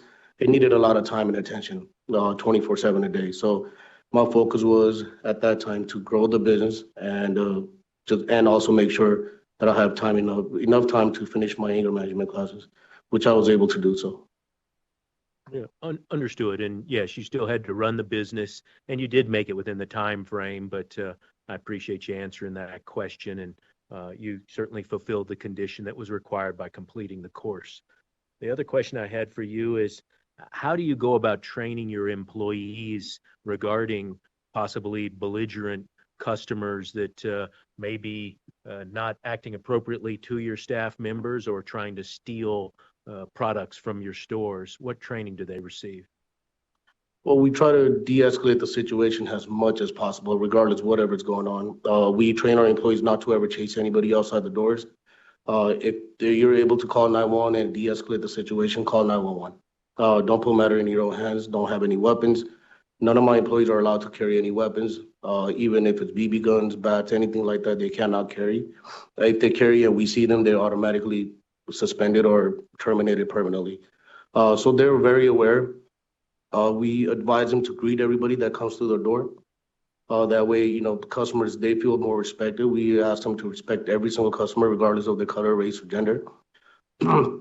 And just by doing that, just by being a little friendly upfront with the customer, will de-escalate a lot of situations. A couple of my locations are in very tough neighborhoods, and even there, it's the same process. We ask them to greet customers the minute they walk in, treat them with respect. If customers want to act everybody has a bad day here and there. So, if you could de-escalate, go ahead. If not, then call 911. Try not to put matter in your own hands. Good. Glad to see that you're aware of the issues and training your employees so that incidents don't arise. And I would agree that some of your locations are in challenged areas. This particular location I know very well. I grew up not very far from there. That used to be Valley Bank for many years before it became this location. So I know there's some really good people in that neighborhood who are doing good things, and hopefully there are people who are coming into your store and buying product and being good customers for you. Dr. Watkins, did you have questions for Mr. Singh? Yes, good afternoon, Mr. Singh. Good afternoon.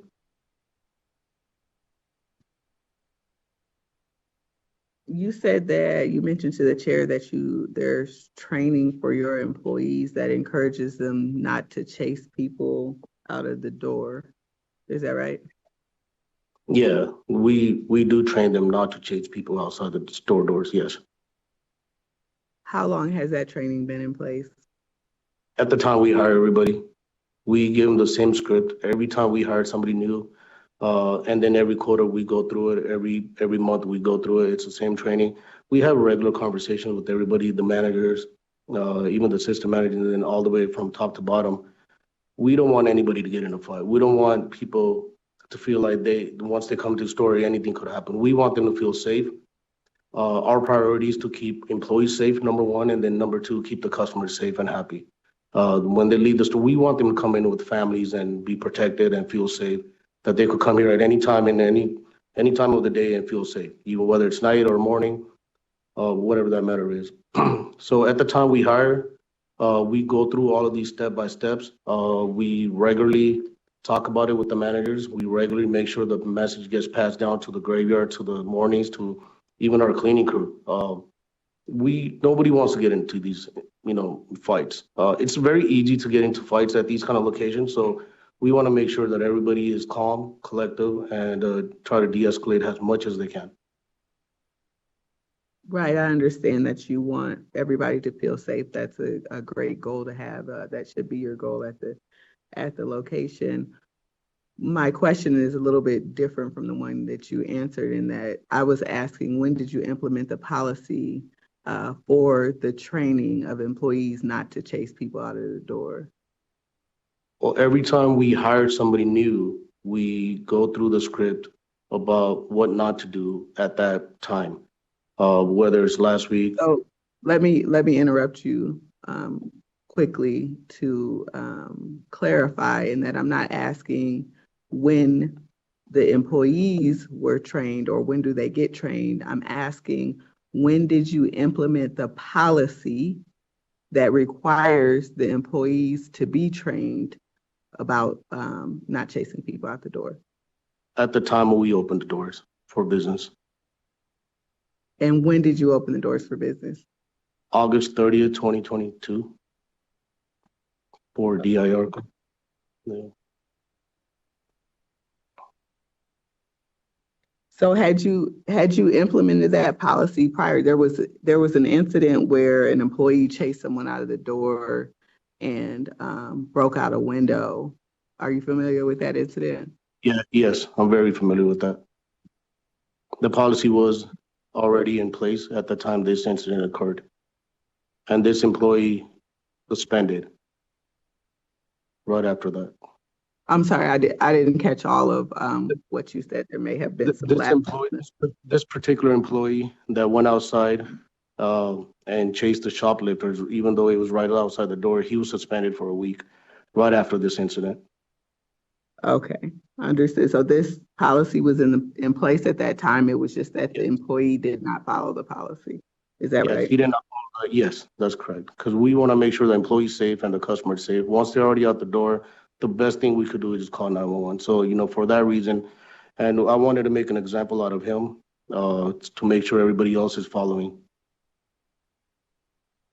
And so you've encouraged, you said you've encouraged your employees to allow the police to handle the situation. That's good to hear.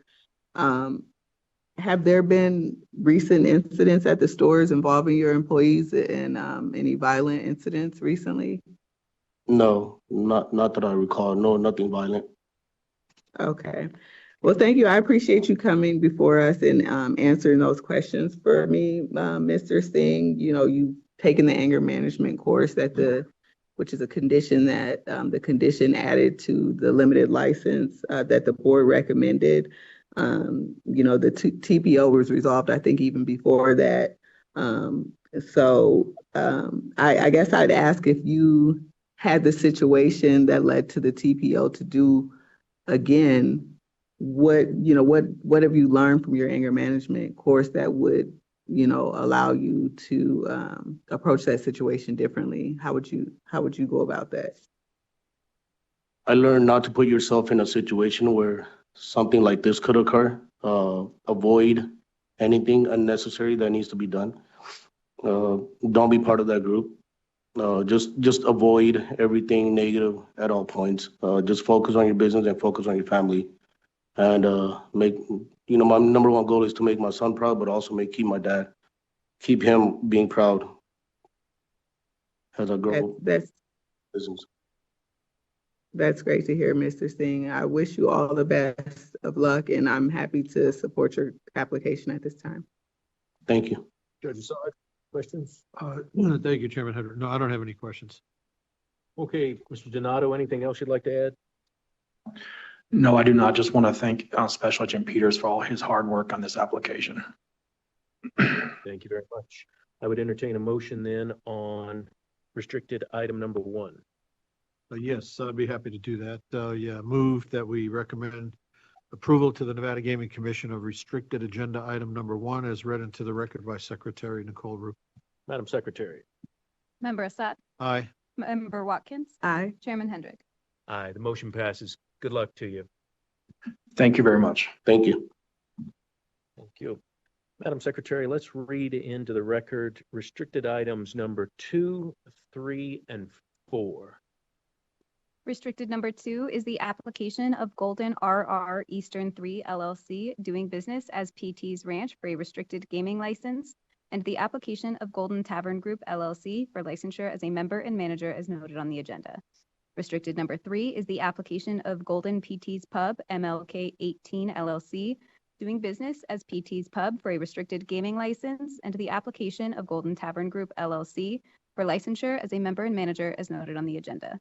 Restricted number 4 is the application of Golden PT's Pub Desert Inn 42 LLC doing business as PT's Pub for a restricted gaming license, and the application of Golden Tavern Group LLC for licensure as a member and manager as noted on the agenda. Good afternoon.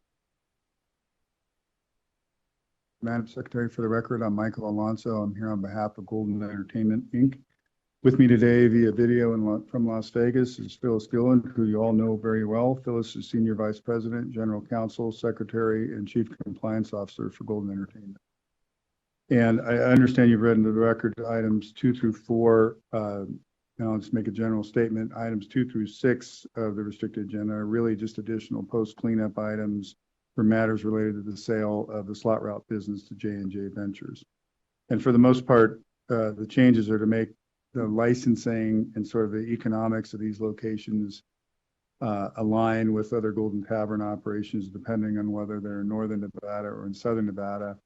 As you know, pre the transaction that sell the slot route business to J&J Ventures, you had an entity that had tavern operations and was also the slot route operator. And so generally you had the same entities or affiliated entities on both sides of that transaction. And through those years, I started doing work with Golden Entertainment when Southwest Gaming Services spun off from Station Casinos and ended up becoming Golden Route Operations. And going through the recession, there were, depending on the general counsel at the time or depending on certain officers with the company, they were trying to maximize the flexibility of the way those entities worked with whether the route operator was the licensee or the business operator was the licensee, because in some cases, depending on your kind of viewpoint, some were easy if you were going to sell that location, some are easier than others. So just to kind of bring that back to item 2, you have Sartini Gaming LLC, which is now owned by J&J Ventures. It's currently the licensee at the location under a space lease agreement, and Golden is seeking to make the tavern operator Golden RR Eastern 3 LLC DBA PT's Ranch the licensee at that location. Sartini Gaming would continue to be the slot route operator at that location under a participation agreement. And your staff's recommending a condition, it's kind of a separate issue, but condition that we're satisfied with on that one. For the record, agenda item 3, very similar. In that case, it's Golden Route Operations, which is the licensee currently at the location. That entity, as you know, is owned by J&J Ventures. And we're seeking to have the tavern operator Golden PT's Pub MLK 18 LLC DBA PT's Pub become the licensee at the location. GRO would continue to be the slot route operator under a participation agreement. And item number 4 is pretty much identical. Golden Route Operations is in that location, and we're going to flip that around with the business operator Golden PT's Pub Desert Inn 42 LLC DBA PT's Pub being the licensee at that location, and GRO would continue to be the slot route operator under a participation agreement. Happy to answer any questions on items 2 through 4. Thank you, Mr. Alonso. And yes, putting those on the record, the reason we did 2, 3, and 4 at the same time is, as you explained, they're all very similar in Southern Nevada as the way that the new licensing situation will work. And we'll get to 5 and 6 in a moment, which are being handled a little differently. You also stated that for restricted number 2, as you know, staff is recommending a signage requirement, which is very standard. If there is any live entertainment that someone wishing to play the slot machines would not be charged a cover charge, and your client is okay with that for this location. That's correct, Mr. Chairman. And also, just for the record, live entertainment happens very infrequently at this location, and the cover charge is never charged. We understand, because there's the potential for that to happen, that the board would be more comfortable with the sign, and we're satisfied with the condition. Exactly. And we don't want to leave it up to human error to decide whether or not, if there was a cover charge, some rock and roll band shows up in the parking lot and general manager decides we're going to have to charge cover charge because the place is so busy tonight, there wouldn't be a sign in place. Just don't want to get into those situations that we would have to deal with from an enforcement standpoint. I will tell you that the board has handled these differently over the years, as you're probably aware of with your many years of experience being counsel for gaming entities. And so I'm willing to sit down with legal counsel or the industry to talk about how we might make this a little more uniform. But in times past, as you noted, if a property had said, we promise we're never going to have gaming, that sometimes they didn't have to put up the sign. You run into some issues, though, where the gaming is actually done by the slot route operator as opposed to the operator of the entity, and probably would not happen in this situation. But I could see a scenario where the general manager may not even know about that if 5 or 10 years pass. So putting the signage up seems easy, but I will agree with licensees that it's an ugly sign to have out in the beginning of your first marketing approach, to have a legal notice out front. So I'm willing to sit down as chair and talk to the industry about, could we be uniform and consistent on that? But glad to see that your client doesn't have a problem with this condition being added to number 2, and number 2, 3, and 4 look very fine to me. And you explained very well why the company is making these changes. Dr. Watkins, questions or comments? Good to see you, Mr. Alonso. Nice to see you. I think the chair has covered. I don't have any questions or concerns other than what he mentioned moving forward. Thank you. Judge. Thank you, Chairman Hendricks. I have no questions either. Thank you. All right, then I would entertain a motion on, let's do them separately just so records are nice and clean. Let's do, Madam Secretary, we're going to call 2, 3, and 4 separately. Judge, would you like to make a motion on restricted item number 2? I'll be glad to move for approval to the Nevada Gaming Commission of restricted agenda item number 2, restricted agenda item number 3, and restricted agenda item number 4, as read into the record by Secretary Nicole Rupert, but number 2 having the following condition: a sign of appropriate size, which has been administratively approved by the Nevada Gaming Control Board Chair, or the chair's designee must be at the entrance to the location, indicating that the slot machines are available to the public to play and that patrons are not required to pay a cover charge to engage in gaming. All right, then, Madam Secretary, let's call for a vote on restricted item number 2. Member Assad? Aye. Member Watkins? Aye. Chairman Hendrick? Aye, that motion passes, and Judge Assad has already called for the motion on restricted item number 3. Madam Secretary, call for the vote for number 3. Member Assad? Aye. Member Watkins? Aye. Chairman Hendrick? Aye, that motion passes, and Judge Assad has read into the record his motion for restricted number 4. Please call for the vote for number 4. Member Assad? Aye. Member Watkins? Aye. Chairman Hendrick? Aye, that motion passes as well. Madam Secretary, please read into the record restricted items number 5 and number 6. Restricted number 5 is the application of Golden Sierra Gold RR1 LLC for licensure to receive a percentage of gaming revenue from Golden Route Operations LLC, doing business as Golden Route Operations, doing business at Sierra Gold. It is also the application of Golden Tavern Group LLC for licensure as a member and manager as noted on the agenda. Restricted number 6 is the application of Golden Sierra Junction RR2 LLC for licensure to receive a percentage of gaming revenue from Golden Route Operations LLC, doing business as Golden Route Operations, doing business at Sierra Junction. It is also the application of Golden Tavern Group LLC for licensure as a member and manager as noted on the agenda. Mr. Chairman, Dr. Watkins, Judge Assad, Madam Secretary, for the record, I'm Michael Alonso. I'm here again on behalf of Golden Entertainment with respect to items number 5 and 6. Phyllis Gillen, hopefully is still, I see her, she's still down in Las Vegas and she still has the same titles. Items 5 and 6, as I noted earlier, we're going a slightly different direction. And in these cases, we're leaving Golden Route Operations as the slot route operator. And currently under a space lease, we're changing that to participation agreements. But in this case, the business operator is seeking the approval to get a percentage of revenue from the route operator. There's a third location in Northern Nevada in Sparks, Lucky's Lounge, which is under the same situation as what we're trying to do with these two. So we would make all 3 locations in Northern Nevada the same.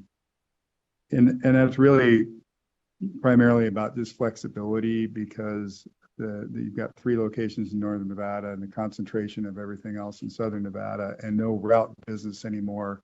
And so they're looking at all their options with those 3 locations in Northern Nevada and what makes them the most flexible in case they want to do something different with those locations.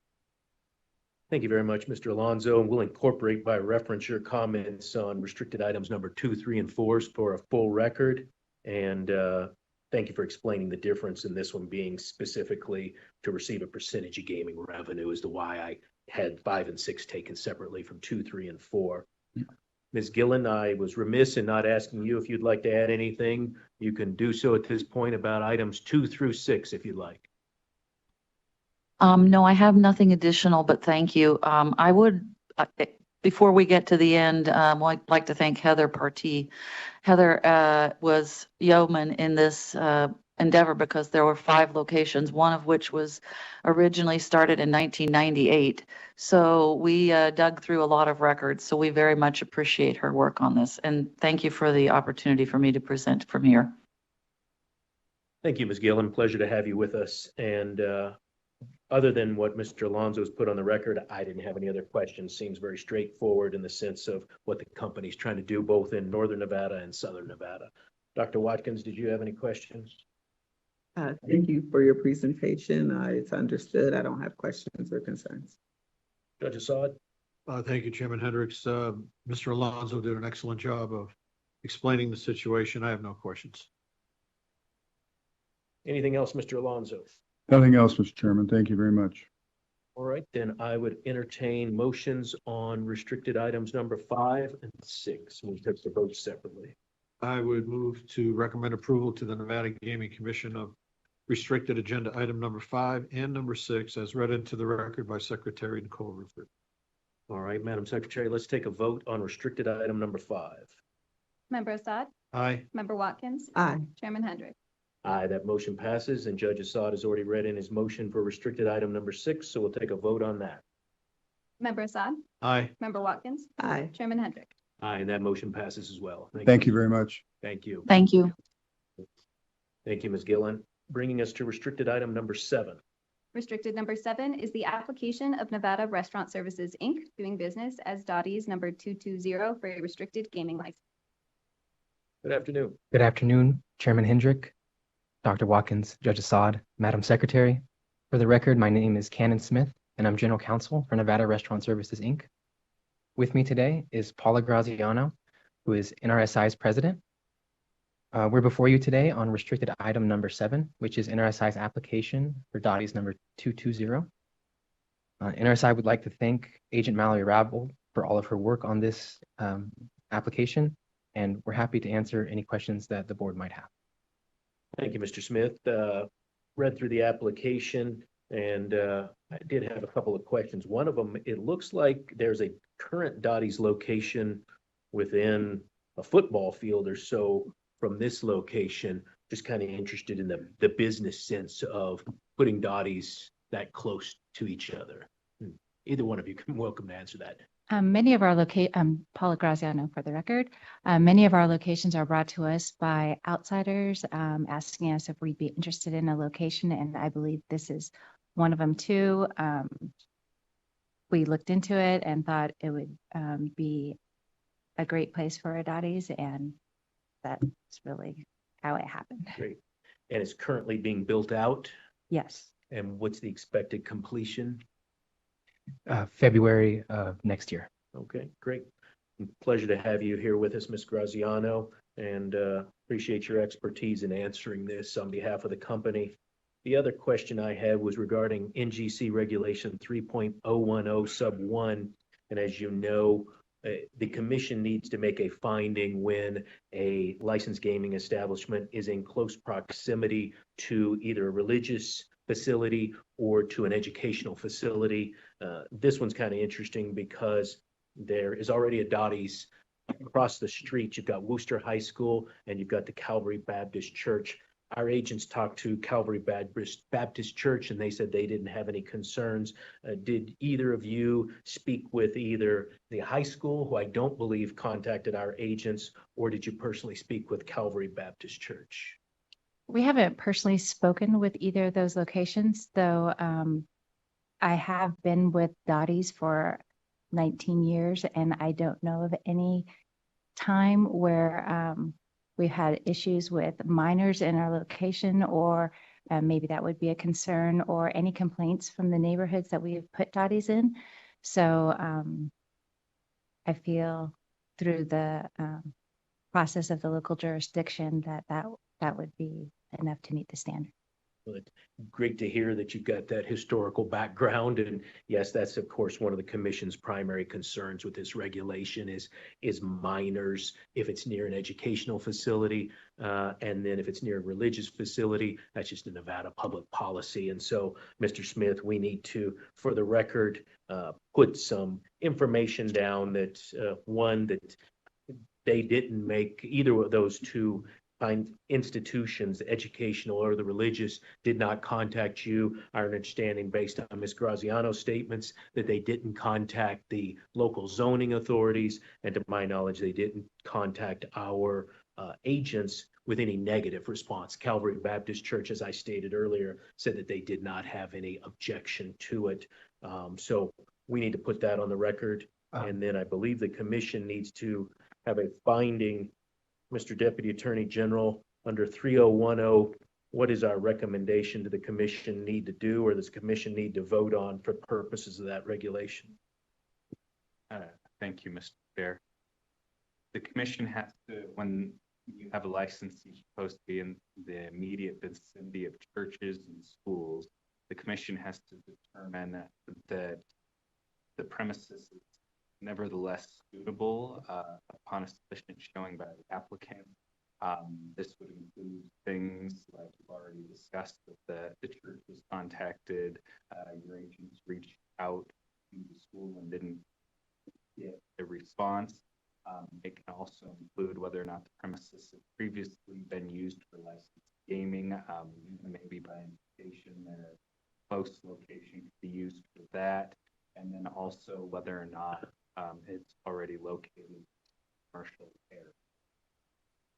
Thank you for that, Mr. McKellar. And I think everything you just stated meets these requirements for a recommendation by the board to the commission. The fact that there's a Dottie's already very close to this gives proof that there is licensed gaming.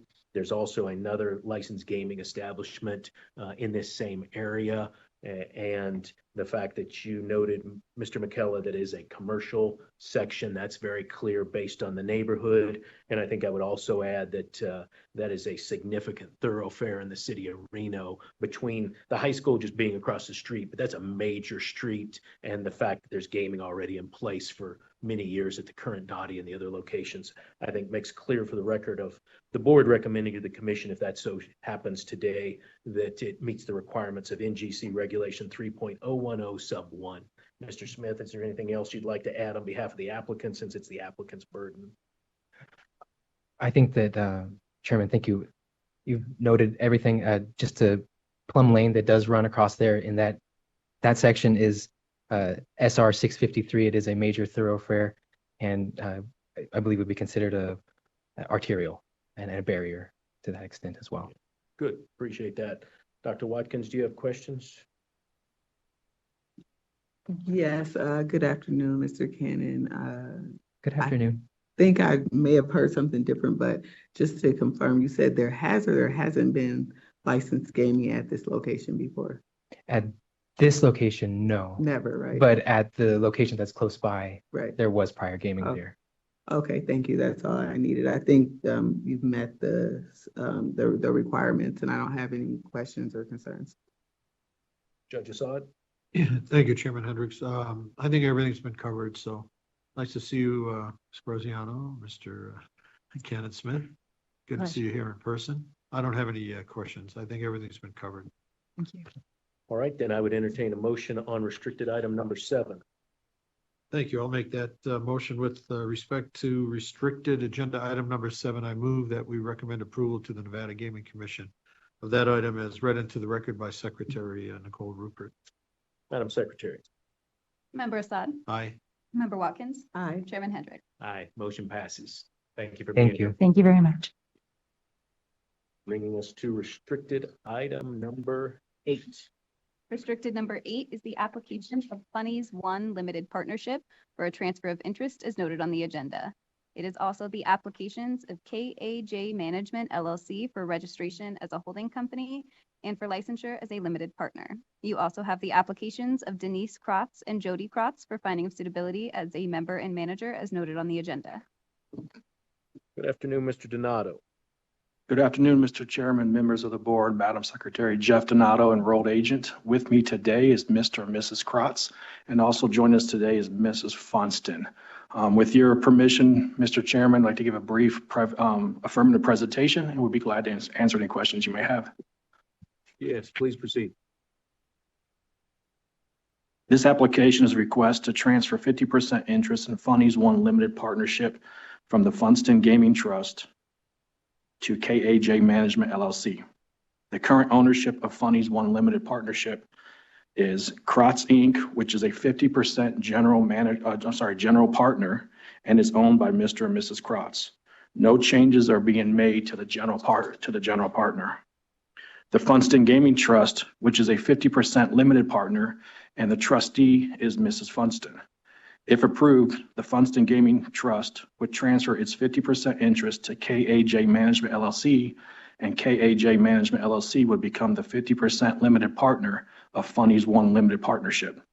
The individual owners of KAJ Management LLC are Mr. and Mrs. Krotz.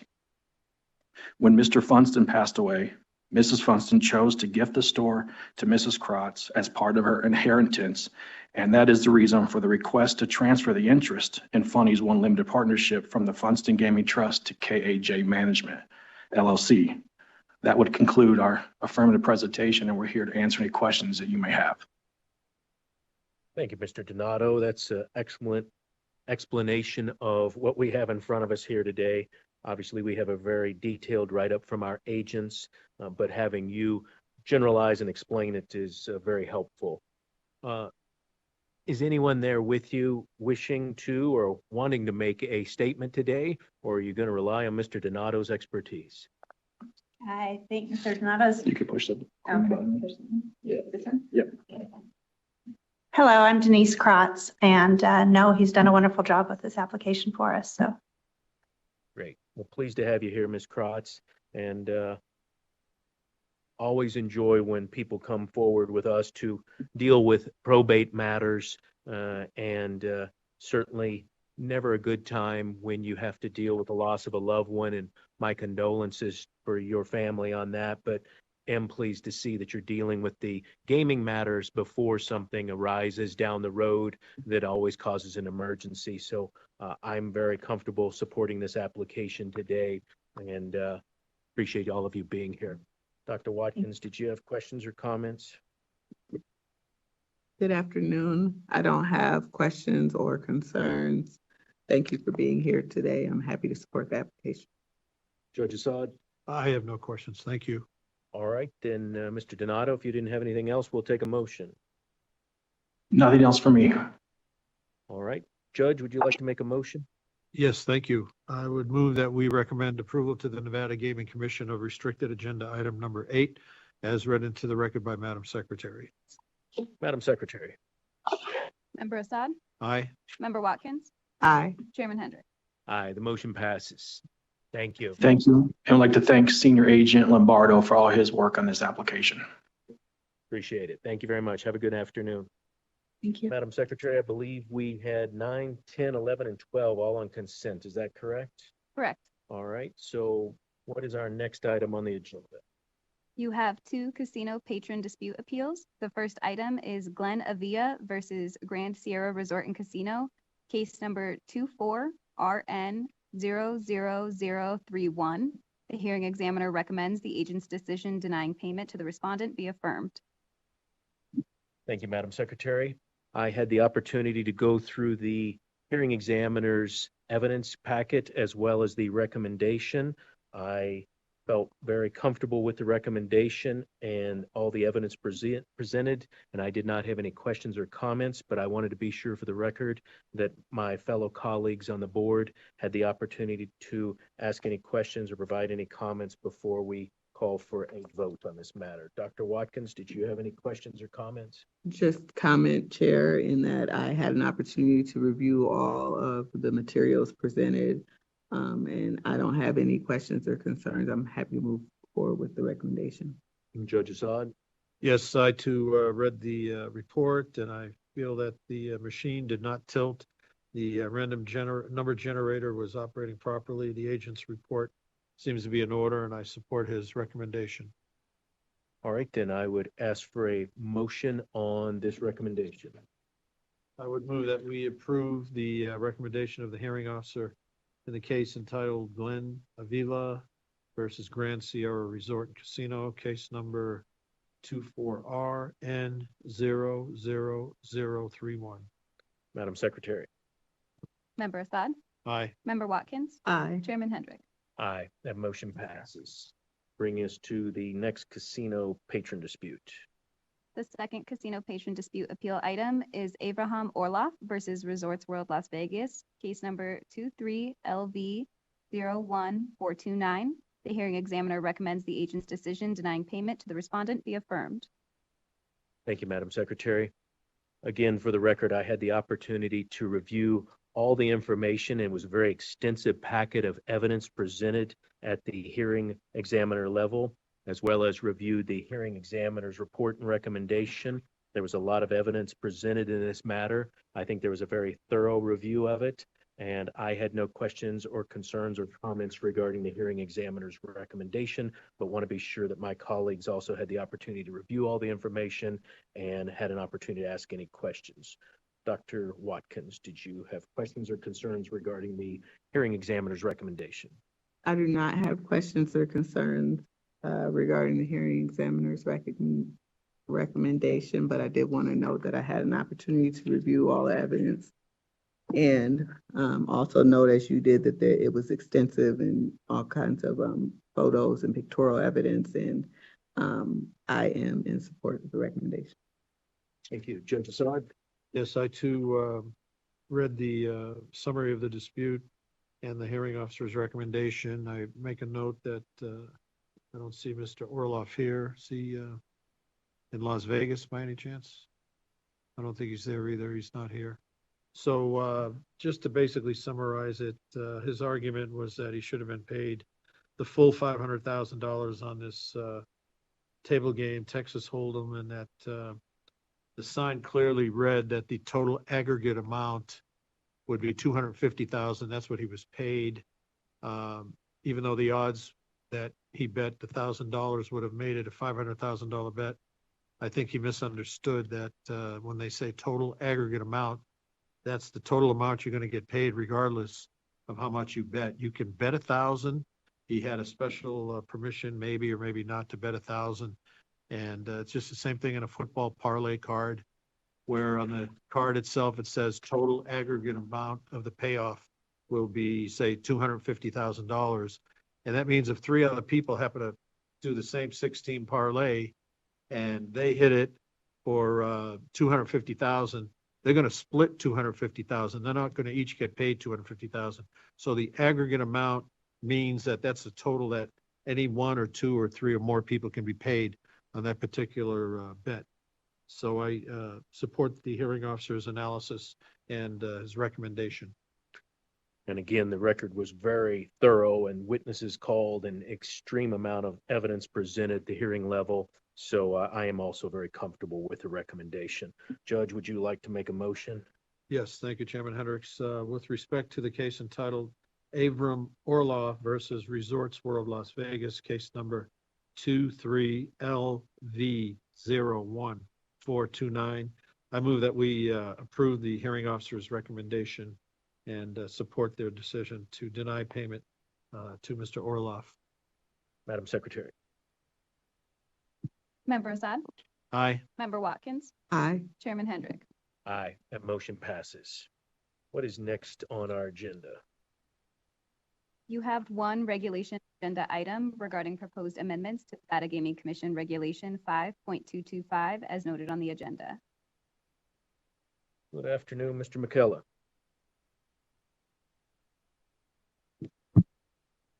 Good afternoon, Chair Hendrick. Before you get into your presentation, I do want to note that we did receive a public comment via email this morning. It has since been posted to our website and it is available in the boardrooms, both in Carson and in Las Vegas. Thank you very much for that, Madam Secretary. So was that only one comment we received regarding the entire regulation posting? Yes. Okay. Mr. McKellar, are you aware of that public comment that was submitted today? Yes, I am, and I will discuss that as part of my presentation. Okay, and that was available to the public as noted by Madam Secretary, so we are in compliance with Nevada Gaming Commission regulations and open meeting law. Yes, and comments, we always check to ensure that they want to make those public, and Madam Secretary made that public as soon as I confirmed that this morning. Great, thank you for that, and thank you, Madam Secretary, for pointing that out. Mr. McKellar, please proceed. Good afternoon, Chair Hendrick, Member Watkins, Member Assad. For the record, I am John McKellar with the Attorney General's Office. Before you today for discussion and possible recommendation to the Commission are proposed changes to Regulation 5.225, which would allow wagering accounts to be used for retail purchases in Nevada at a licensee, affiliate of a licensee, or tenant of a licensee or affiliate. The draft date of the proposed changes before you is October 22nd, 2024. You held a workshop on the proposed changes on August 21st, 2024. The draft of the proposed changes considered at the workshop limited the use of wagering accounts for retail purchases to retail purchases with a licensee or affiliate of the licensee. At the workshop, it was discussed whether wagering accounts should be allowed to be used for all retail purchases, not just those made with a licensee, or to at least allow wagering account retail purchases with the tenants of licensees or affiliates. Based on these discussions, the draft before you today takes the first step toward broadening the permissible uses of wagering accounts. This draft would allow retail purchases made in Nevada with the licensee that established the wagering account, with an affiliate of the licensee, or with a tenant of the licensee or affiliate. Based on the discussions at the workshop, this is probably the right step at this point in time. For future steps, further discussion from the industry should be presented as to whether it desires that wagering accounts could be used anywhere, just like a debit card, and whether this broad use of wagering accounts would be in line with the Bank Secrecy Act and other federal regulations. Scott Shearer, as outside counsel for Sightline Payments, also submitted 2 comments. These were the comments discussed earlier in the record. One, that some use of wagering accounts be allowed outside of Nevada, and 2, that an additional exclusion from the definition of wagering account be added concerning cashless wagering system tracking of funds. I think I have addressed Mr. Shearer's first comment in that limiting the use of wagering accounts to Nevada and with licensees, affiliates, or tenants thereof is the right step at this point in time. I will defer Mr. Shearer's second comment to Chief Barbie, as it would probably require in-depth assessment from the Technology Division to determine whether this additional exclusion from the definition of wagering account is appropriate. The draft before you today also incorporates the readability changes discussed at the workshop. The draft before you today is for possible recommendation of adoption to the Commission, and I'm happy to answer any questions you may have. Thank you. Thank you, Mr. McCullough. And yes, I recall the conversation from our workshop several months ago, and we got into a little bit of lawyering and legalese. And so at that point, the decision was made that we should allow more time for the industry to decide whether or not the wording made sense. And then, as you just rightfully pointed out, I'm also in the camp of, I believe this is moving the ball forward to the future of where gaming and cashless wagering systems should be. And of course, we have concerns about AML issues and other things that we need to be a little bit cautious about. But as presented, I feel comfortable that we're allowing licensees, if the Commission approves this, to move forward in the future what people are doing. There's a lot less people carrying cash and coins in their pockets these days, and this moves us one step forward in that. I would, of course, want to hear from the public as well as Mr. Shearer, since these are his comments. And so at this point, I want to open it up to the public for any comments, and then we can come back to you, Mr. McCullough, if we have other questions. Ms. Carlton, I see you there in Las Vegas. Would you like to make comments, or Mr. Shearer? Mr. Shearer is stepping up to the hot seat. Good afternoon. Good to see you, Mr. Shearer. Please tell us what your comments are for, and having heard what Mr. McCullough just stated for the record, where do you think your recommendations take us to? And is it a 2-step process? We don't want to be in regulations every day, but as I mentioned, we want to be cautious enough that we don't make mistakes. So getting us to the future is good, but it's a highly regulated industry, AML issues and everything else. My personal preference is that we take small steps, but big steps for the gaming industry every time we make a small step as a regulator. Good afternoon, Mr. Chairman, Dr. Watkins, Judge Assad, Madam Secretary. For the record, Scott Shearer of Brownstein Hyatt Farber Schreck, appearing on behalf of Sightline Payments. As you noted, Ms. Carlton is in Las Vegas and available to answer questions as well. We really had 2 issues here that we think we're not sure what the intent was and how the intent was designed to capture these. But one is that technology continues to move forward, and it has become a ubiquitous part of the gaming industry. And most licensees have multiple computerized systems that handle different functions within the property. The thought here is that there's technology available that would allow the use of the data that's captured by the cashless wagering system and eliminate the need for an additional standalone system to, for example, process payment card transactions. So this language that we've added in subsection, will be a new subsection Roman numeral 2 under subparagraph 3, is designed to say if you've got a separate bank account and you're essentially doing just a debit card transaction, but that payment processor is taking advantage of the data that is in the cashless wagering system to process that transaction. So there's not money going into the wagering account or money coming out of the wagering account. It's simply using that data then to say, we're going to take money out of your bank account to pay for this retail transaction, but we're going to authorize it by using some of that data that's in the cashless wagering account. That's not really a wagering account per se.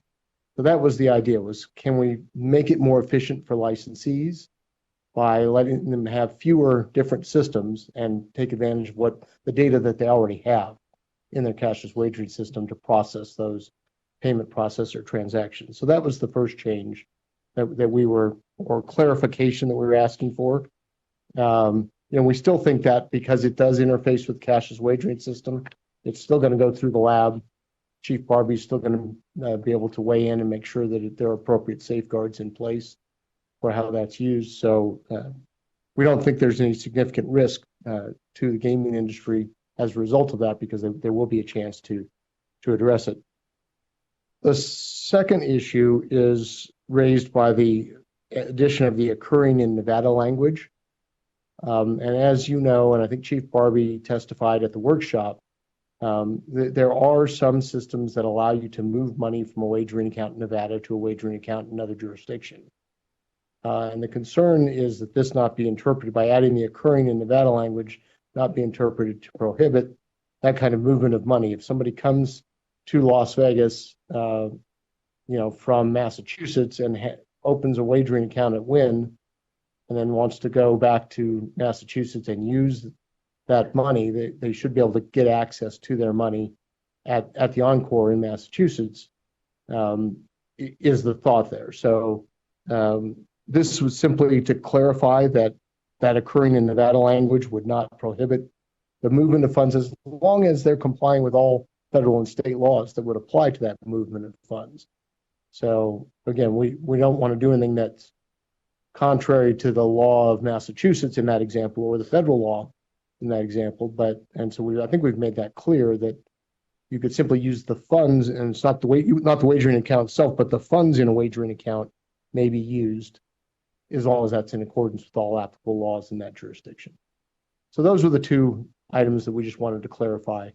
And I will leave it to Ms. Carlton to see if she has any other comments or anything that I've missed there. Thank you, Mr. Scheer. Good afternoon, Ms. Carlton. Good afternoon, Jennifer Carlton, Chief Legal Officer for Sightline Payments. I didn't have anything to add to what Mr. Scheer had outlined on behalf of Sightline with regard to our comments to the proposed regulation. Our concern is not that, as adopted, there would be any barrier to the types of technology that we were trying to introduce with the operators in Nevada. But as Mr. Scheer pointed out, the first being more of a clarification with regard to how these technologies interact with one another, and how Sightline Payments technology in particular would be viewed under this reg. And then secondarily, the question about the adding qualifiers with regard to Nevada, having conversations with various operators. Obviously, some operators are very specific to Nevada, and only have operations here. And then there are other operators, as Mr. Scheer pointed out, like Wynn, who would have maybe more of a, would be at a disadvantage if this language were included to limit the ability to only utilize the funds in a wagering account within the state. And they have operations obviously outside of the state of Nevada, as well as do many of our other Nevada operators. So that was really more of a, again, just noting that there might be some unintended limitations or consequences for Nevada licensees that are otherwise similarly situated. Thank you, Ms. Carlton. Is there anyone else here in Carson City or in Las Vegas who wishes to make public comment at this time? If I can just tack one thing on to what Ms. Carlton, she raised a good point. One of the concerns is not to create a disincentive for tourists who come here to actually deposit money into a wagering account here because it's too inconvenient for them to be able to get their money back out of that wagering account. Good point. We certainly have no intention of creating ambiguity or unintended consequences. That would be a real shame if we went through all this process and actually caused people to not use it. So a good point. Thank you very much. Thank you, Mr. Shearer. I didn't see anybody else from the public. Is Chief Barbie there in Las Vegas? I am, Mr. Chairman. Okay. We'll see if the camera swings over. You may have to come up to the front table. I believe we are working on some production right now. Okay, Cecil. If it's more convenient, I'm happy to go to the table.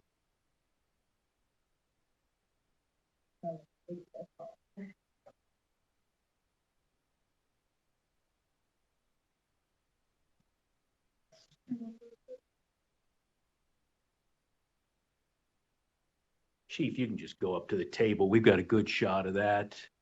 I'm on my way. Thank you.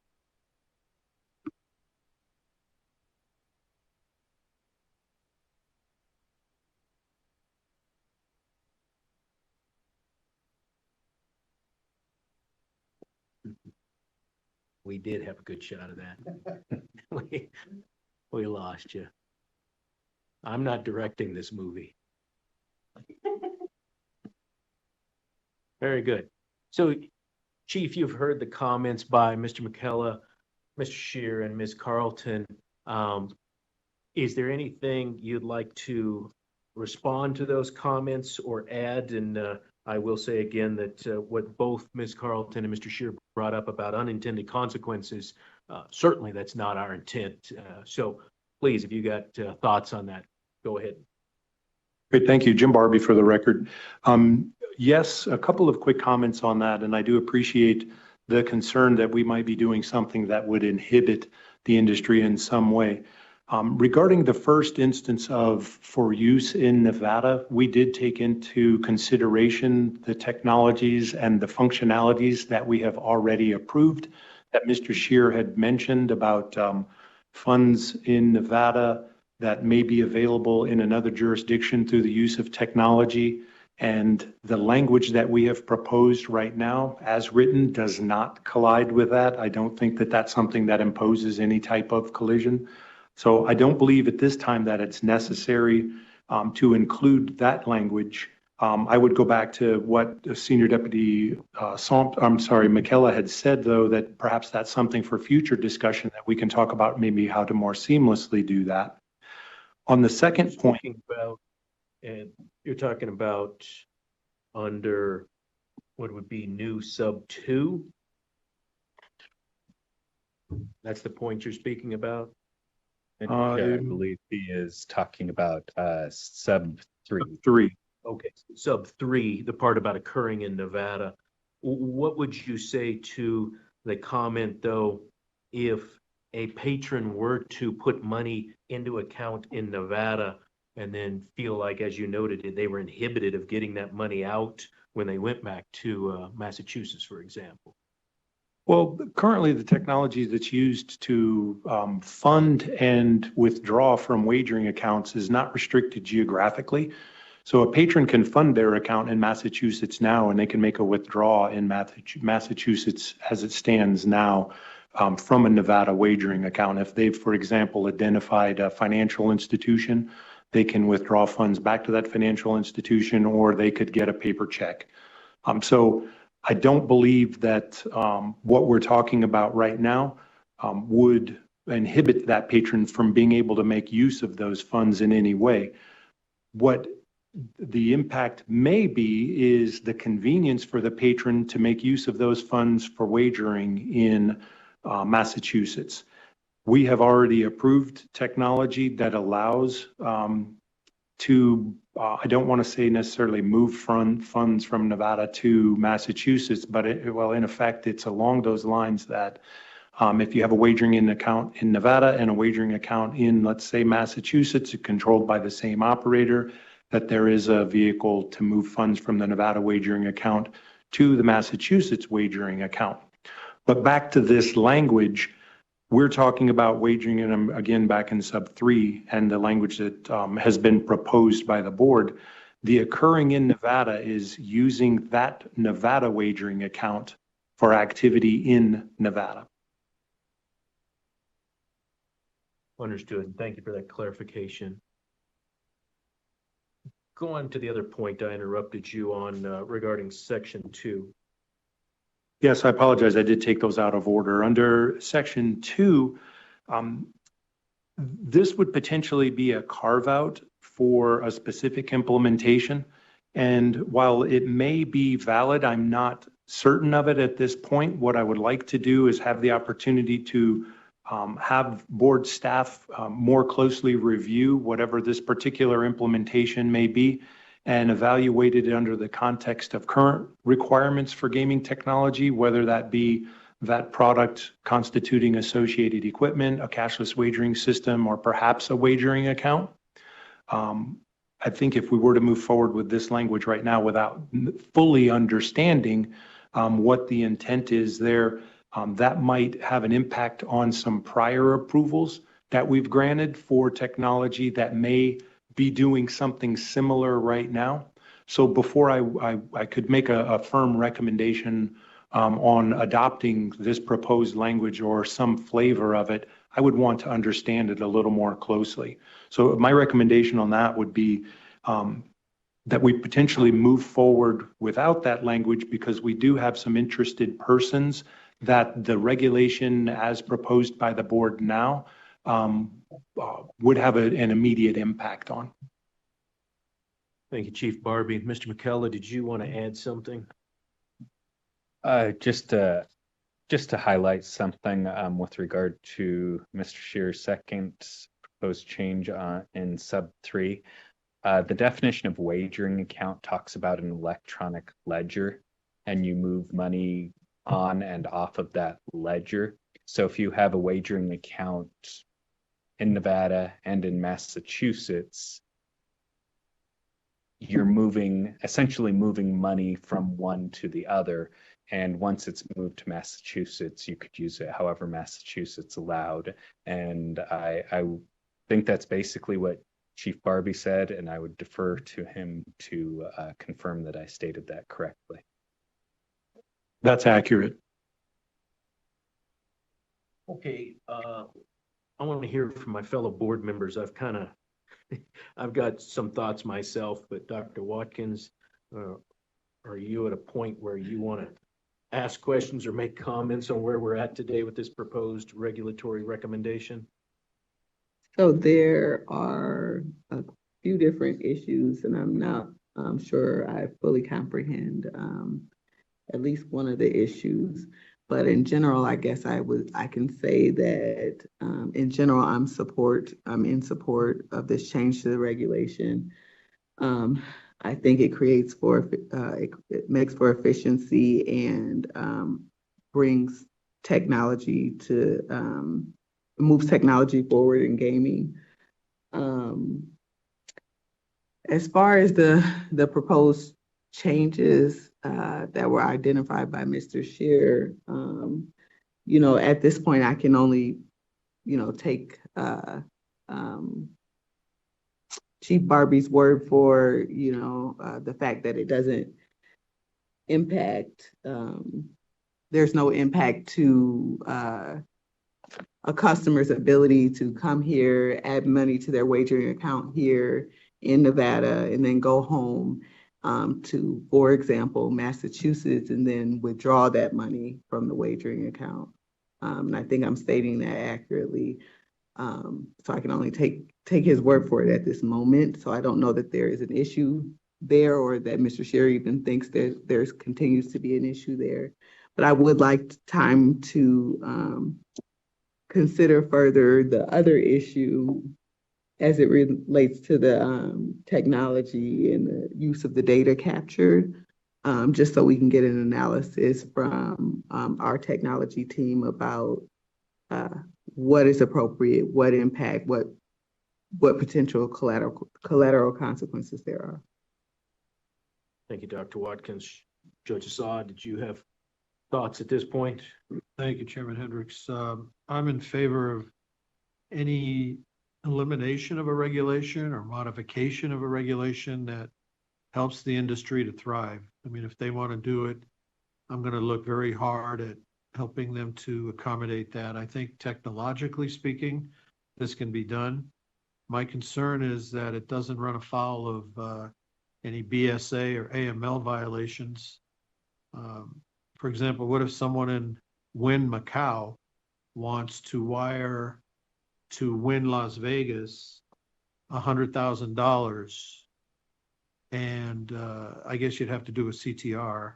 But after that, would that trigger any possible violations of AML or under the BSA Act? I think we need to look at that and get some clarification if we're going to be compliant with federal law. And I think the Wynn just paid $130 million not too long ago for a situation where money was being moved from Macau to Wynn, Las Vegas, and the Fed stepped in. I mean, there are probably some different facts, obviously, but the general ability for people who want to circumvent federal law, if this is going to be a mechanism for them to be able to allow that type of transfer to take place, I think we need to explore that, get some legal opinions on whether we're going to be compliant with Title 31. Also, are there any limits on the amount of money that can be put in a wagering account or transferred in or out? I think we need to kind of figure out beyond just a CTR on anything over $10,000, what else would be put in place by way of a safeguard to, I mean, do you have to also file a SAR if it's 15,000 or more? There's some questions I think that need to be answered. Thank you, Chairman. Yeah, thank you, Judge. For me, Mr. Scheer, I appreciate you submitting the public comment. As you may have noticed, we've been sitting in a meeting all day today. So this is the first chance that we've got a chance to look at your proposed revision. So I guess my question to you, Mr. Scheer, and to Ms. Carlton would be, we talked about unintended consequences. The regulation as presented, do you believe if we were to make this recommendation today, that it may inhibit the industry or it may cause confusion? And the reason I ask you that question, I'll go ahead and not try to bury the headline here, is that I certainly don't want to move forward if we're going to do something that doesn't help the industry or causes confusion. Would we be better off waiting on all of this, getting more time to review your potential revisions with the technology division in the Attorney General's office and us having more time to read it? Is that the way to go today, or should we move forward with it as written? I don't believe there's any sense of urgency. I don't believe there's any industry right now that's saying if we don't get this passed by the Gaming Control Board as a recommendation today and get it on the commission's agenda within a certain amount of time, that it's going to inhibit the industry. So I know I put a lot of questions in front of you there, but maybe you can distill down and a path forward. Should we refer this back to future discussions and bring it up again for another board meeting? Yeah, and I will certainly allow Ms. Carlton to correct me if I'm wrong, but I think we feel like the changes here are a step forward. So we are generally supportive of them. The clarification that Chief Barbie has given that the occurring in Nevada language is not intended to stop the movement of funds from one wagering account in this jurisdiction to a wagering account in another jurisdiction. I think that's helpful that we have that statement or that clarification on the record. I will say with regard to the other one, we'd be happy to continue to have discussion with Chief Barbie and as he analyzes that and discuss how we might be able to include that, whether it's at the commission meeting or obviously we have a couple weeks in between. I don't know if that's enough time, or it'll in a later change to the regulation. Now you started this by saying you don't want to have be changing the regulation all the time, so I guess that part I would defer to you. Yeah, I didn't mean that in the sense that we wouldn't revisit it. I just meant that we don't want to keep revisiting the same reg over and over and over. So it seems to me that if there's a chance to move forward today as written without causing confusion, I would be in favor of that. But if we're going to get into any real substantive change, personally, I just need more time to look at it. And then if we were to make this recommendation, the commission could not move forward until it's been posted for 30 days. So it wouldn't even, at best, it would make their December agenda, and that may not even be likely. And of course, that's up to the chair of the gaming commission, not up to me. So there is definitely some time between the recommendation, or as you said, we could go back and look at further changes. I'm fine either way because I don't believe there's any sense of urgency that this has to be done today. And Chief Barbie, you correct me. Do you believe that the industry, having now seen this posted since we made it public after our public workshop, are you getting contacts from the industry that they would like to see this proposed recommendation sent to the commission? Or do you believe we could wait another month and have the conversations that Mr. Scheer is speaking about? Chairman, I haven't been contacted by members of the industry on this particular draft. However, more than one member of the industry does have product lined up that is dependent on the outcome of this regulation. Okay. And when I say lined up, that it's product that's been submitted for approval. It's that they have approached us with this concept and would like to be able to move forward with it. We put that on hold pending this regulatory activity to more clearly define what can and can't be done with a wagering account. So there are a couple of members of the industry who are waiting on the resolution of this. Thank you for explaining that and providing that information.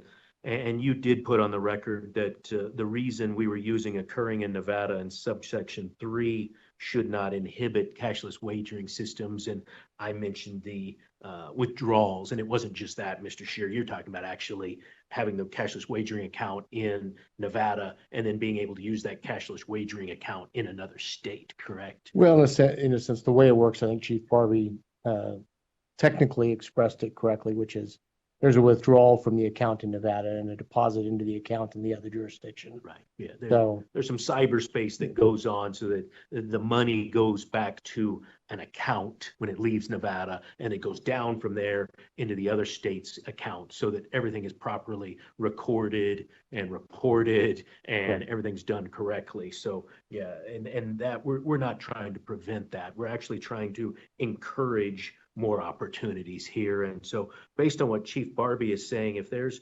industry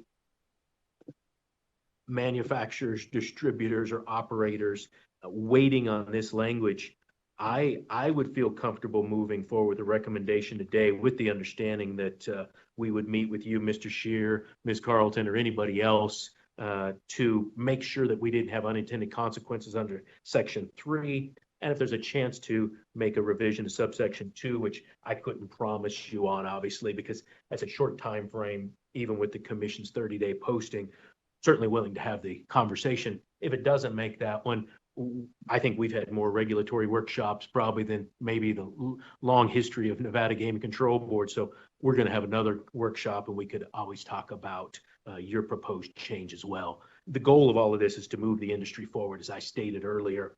We understand that people are going less to carrying cash. The world's going cashless. Nevada gaming regulators shouldn't be standing in the way of that. We just got to be sure that we're following regulation, federal, state, local, all the laws that are required. And the intent with this was to try to move regulation into the real world of being sure that people are doing what the industry needs and the industry is complying with regulation. Understood. I would just like to, sorry, Scott, if I could please. Certainly, Sightline does not want to be, on record as the burr in the saddle of moving forward, right? I wanted to note specifically, however, that obviously we have product in development as well. We've had multiple conversations with the technology division about that product, and part of our efforts to propose language related to those product streams. And we've been having similar conversations around the United States related to these products. And one of the issues that has come up is because Nevada is so has been doing this for so much longer than many of the other jurisdictions in the United States. The idea of a gaming wagering account, having a wagering account, a lot of those regs were developed at a time when obviously somebody were in person and you were funding it in person, et cetera. So as we've gone through to these other states and had these discussions about the utilization of the data within those wagering accounts. So again, we're not talking about transferring money into and out of a wagering account. We're talking from our perspective, from Sightline's perspective, the utilization of data within a wagering account. A lot of those other states are much more comfortable with that what we're proposing is within their current regulations, because they developed the idea of a wagering account once they were having online sports betting or they were having internet wagering or other forms of digital payments. And so that concept of using the data in a wagering account without actually transferring money into or out of a wagering account is very consistent with their regs. In Nevada, of course, the language is the use of the wagering account. And so from our perspective, that nomenclature where you say the use of the wagering account is, I guess, open to interpretation, right? Depending on what you mean by use, right? If you're saying use the funds in the wagering account, then we're fine. We're not using the funds. We're using the data about the wagering account. But if it's if that use of the wagering account is interpreted more broadly, then that's why we're asking for that clarification to add that if you're just using the data, but not using the funds or transferring the funds, if you're just using data, then that is entirely consistent with the intent of the regulation. So I just wanted to provide that background, given how much conversation we've had with various regulators around the United States on this issue. Thank you for that, Ms. Carlton. And just to be clear, you're talking about in the proposed revision that's been submitted today, the next to last line that's in blue that says ensure all activity for which it allows the use of the wagering account is in compliance. Is that the use word you're concerned about? Well, I mean, throughout the definition of wagering account, where essentially the chairman can authorize the use, or that, initially, of course, the way that the regulation was written under sub 3, the use of wagering accounts it used to say for patrons gaming activity, right? So that totally made sense because you would only have a wagering account and you would use it for gaming activity. Now the word gaming is proposed to be deleted. So it would just say the use of wagering account for patron activity. Our concern is because the term use is so broad that if you wanted to use the data within the wagering account, that's open to interpretation. And what we would hope is that there would be some clarification that it's not about using the data, it's about the purpose of this regulation is to limit the use of the funds within the wagering account. Understood. Chief Barbie, do you have a response or a thought on that comment? I do. I think we can allay some of those concerns with the fact that the definition of a wagering account now includes and any other use approved by the chair. So this gives us that ability to look at those potential one-offs to see how that one-off, if it's the use of the data or for whatever else that the wagering account may be used for. And it was envisioned here, though, some type of retail purchase or non-gaming activity related purchase with the wagering account. I do think we have the door open there to review whatever those other uses may be. And I would also point out that there's some examples of what is required to be recorded within a wagering account that helps constitute what a use of that account might be under sub 2 there, where it talks about deposits, withdrawals, debits and credits, the things that are required to be tracked. But I think with the language that's written right now is flexible enough to encompass potential uses of the account that we haven't foreseen right now. That's why we included such broad language there.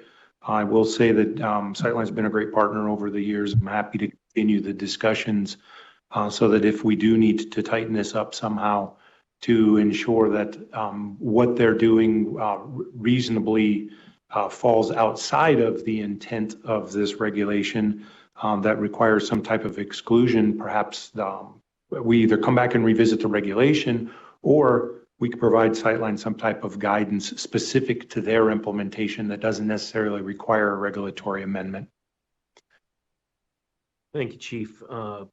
There's a lot more hair on this dog than when I woke up this morning, but I would like to move forward if we can. Ms. Carlton, if you're telling me that we're going to create unintended consequences of something that I don't understand, I definitely don't want to do that. I don't want to impede what your company's trying to do, but as Chief Barbie said, we're happy to keep having conversations with you. The data question, what we were trying to do, Chairman, Chief Barbie. I'm sorry to interrupt you. I think based on what Chief Barbie is, and he's very familiar with our technology, and we've been working very closely with technology division on this. So, if his read is that, we may have to come back for approval, from the chairman for this particular use in order to be consistent, or we, as we work through it, we might need to sort of propose a reg change later in order to address the technology that we're hoping to introduce in Nevada. We're happy to do that. So we certainly don't want to impede the adoption of these changes based on what we saw as a need for clarification, or that there might be unintended consequences. But the utilization of the chairman's approval to make sure that the use of the wagering account is consistent with those regulations, I think alleviates a lot of that concern. Exactly, and that's what that language is intended in 1 sub D, sub 1, sub Romanet 2. Any other use approved by the chair would be something that probably is maybe the things that you're already talking to the technology division about. It gives that flexibility and hopefully eliminates unintended consequences, because then the chair would say, no, that's not what we were talking about back in November of 2024. What we were talking about is moving the industry forward, and that phrase there, I think, allows for some flexibility without doing regulatory workshops and changes. So that's the goal. And Mr. Scheer, anything else you'd like to add, please feel free. But if my fellow board members here are comfortable with the language as presented, I'd be happy on making the recommendation as submitted. And Mr. McKellar and Mr. Barbie, based on this record we've left the commission today, my guess is you're going to need to do a very good job of explaining it to the commission if and when it comes to them about each piece of this. But Mr. Scheer, if there's something you want to add, please feel free. If I might, just to add to that record and hopefully clarify a little bit. Judge Assad raised the concern about the BSA and AML requirements. I did want to note that what we're suggesting is a separate bank account that belongs to the patron and is held by a licensed financial institution that has its own BSA and AML obligations. So we're not suggesting in any way that any of the BSA or AML requirements would not be met. They would probably be doubly met, both by the financial institution and by the licensed gaming operator. Good point. And expound on that a little bit for the purposes of the record. The account is actually held by a financial institution. And if you or Chief Barbie can explain a little bit of that for the record, cashless wagering system at a licensee in Nevada goes to which bank account? Well, what we're talking about is again, this is the use of the data. So There'd be a bank account, just like I have a bank account, I have a debit card and I want to use my debit card to pay for something. I'd be able to use that, but that transaction would be authorized through a review of the data that's in and sort of through the wagering account itself and use of that data. But the money never is in the wagering account. It's in that separate bank account with that separate financial institution. And essentially it's just a payment card transaction and the same as any other payment card transaction, except for it happens to make use of that data that's in the cashless wagering system for the purpose of processing that transaction. Chief Barbie, anything you'd like to add on that for purposes of clarifying the record about BSA AML and the fact that it's a financial institution holding the funds? No, Chairman, I don't have anything to add there. Great. I got a question. Yeah, please. So let me give you a hypothetical example. Can someone in Macau wire $1 million to the United States wagering account held in a private institution?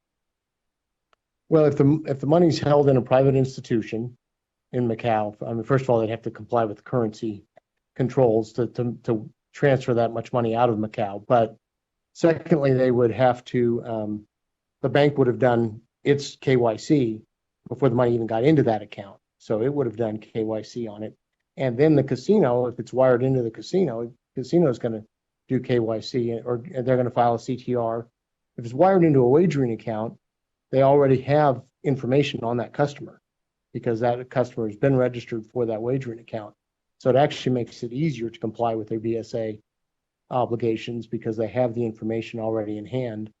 But and again, then you get into the other KYC obligations in terms of source of funds. But the bank should have checked that in the first place, but the casino will also, that's why I say it's sort of a double check on that because you have two different institutions now doing a KYC on it. It's actually better than a wire straight into a casino or front money into a casino of any type because it has to go into a bank account. Right. So it goes from, let's say Macau, the patron has an account, he can do a sports wagering account, right? Correct. So he can wire the $1 million to Wells Fargo here. And then he wants to play off of his wagering account at MGM, BetMGM. Let's say he wants to open up a sports wagering account with BetMGM. And he wants to bet $500,000 on a ball game and he wins. He can he can collect money from the casino at that point.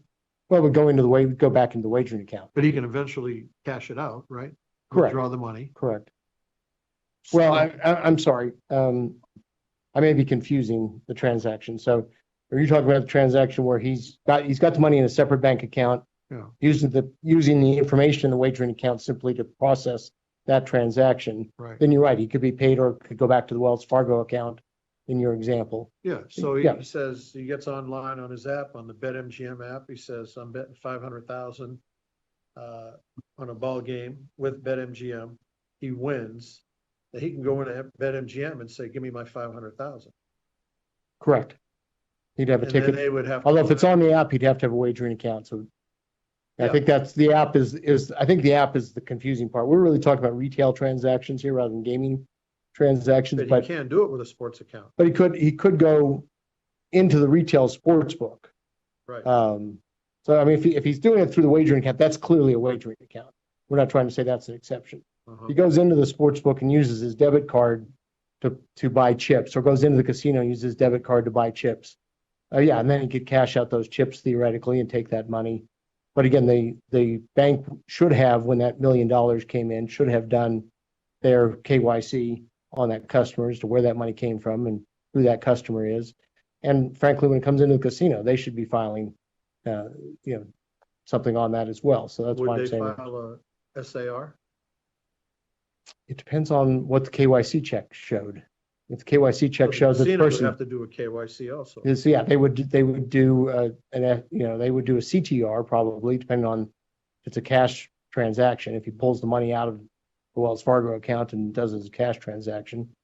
But the money originally came out of Macau. Right. And again, there should have been KYC and AML work done there. So isn't that kind where of the money why was even wired? MGM had to pay, not the MGM, the Wynn had to pay $131 million for a forfeiture? That type So of if scenario? I don't know all the details on that transaction, on those transactions. Just reading, I'm sorry, Jennifer. Did you have something yeah, you wanted to add there? well, I wanted to just clarify that the proposal, the current proposal by the state to amend this regulation is not geared toward putting money into a wagering account. It is solely for using how to use that wagering account once the money is there. So in your hypothetical, there's no change proposed related to how money arrives in the wagering account in the first place. So however that is funded currently, however, whatever means are utilized or authorized in the state of Nevada to fund a wagering account, and whatever AML, BSA, FinCEN requirements related to that, none of that would change. For what this regulation is proposing to amend is currently you can only utilize that account wagering account for the purposes of other types of wagering within that property.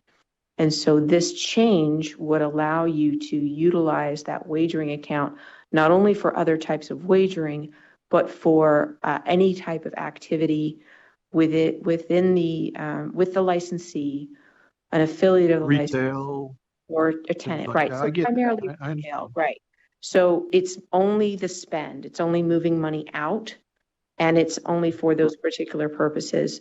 So I just wanted to make that clear because it can get very confusing because you have these multiple accounts that you're talking about. What Mr. Shearer was referencing specifically was the product that Sightline is hoping to introduce in Nevada would have the patron has a separate bank account that is able to utilize the data within an account, within a wagering account held by a licensee, in order for that patron to be able to spend money from their personal, let's call it a Sightline bank account, based on the data that's available, how much money is available in that wagering account. So again, that whatever money is in there has gone through all of the KYC and FinCEN requirements. In addition, you've got, because it's a bank account, that the Sightline bank account, you've got Regulation E and all of the other FinCEN requirements that would be currently applicable to a bank account. So I think that was maybe got a little bit confusing when we started talking Thank about. you for that, Ms. Carlton. And let me go to you, Chief Barbie. Let's set the stage here so we leave a decent record. The reason why this proposed regulatory recommendation was put in place, can you give a couple examples for the public and for the commissioners who will be reviewing this recommendation? Why did we ask for this to happen? Certainly, Chairman. We ask for this to happen because a patron might, let's say, go to Acme Casino and establish a wagering account. And I want to take a quick moment to clarify, Judge Assad, a wagering account never holds funds. It's a ledger. Funds are always held within a financial institution. When you go and put front money on deposit at a casino, it goes to the cage at the end of the day, they make some type of deposit in their holding bank, but they keep track of your funds in some type of a ledger. A wagering account is similar to that.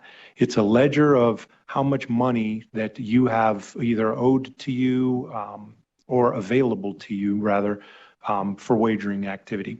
So concerns about AML, BSA, a lot of that is alleviated because in order to get those funds accessible via a wagering account, the financial institutions would have had to comply with whatever federal laws are applicable to them. And then if the patron was making deposits into that wagering account with cash, the licensee has internal controls that they're required to follow as well. I did want to just point that out. We did get a little off track, or I don't want to say off track. We got potentially a little confused when we started talking about what a wagering account is and money's being held in a wagering account and putting $10 million into a wagering account. $10 million would never No. You put it into the bank. I get that. You put it into the bank, and then the casino can create a wagering account and tap into the money that's in the bank, and then that patron can use it for a sportsbook wager or whatever. There we go. I'm just concerned about the way the money gets moved And I can't see any difference between why the Wynn paid $131 million forfeiture on the same type of fact situation as this. They were moving money from Macau to the United States through some type of similar transfer of money, eventually through a bank to the casino to the patron. So Chairman, to your question or request on, how did we get to requesting this regulation?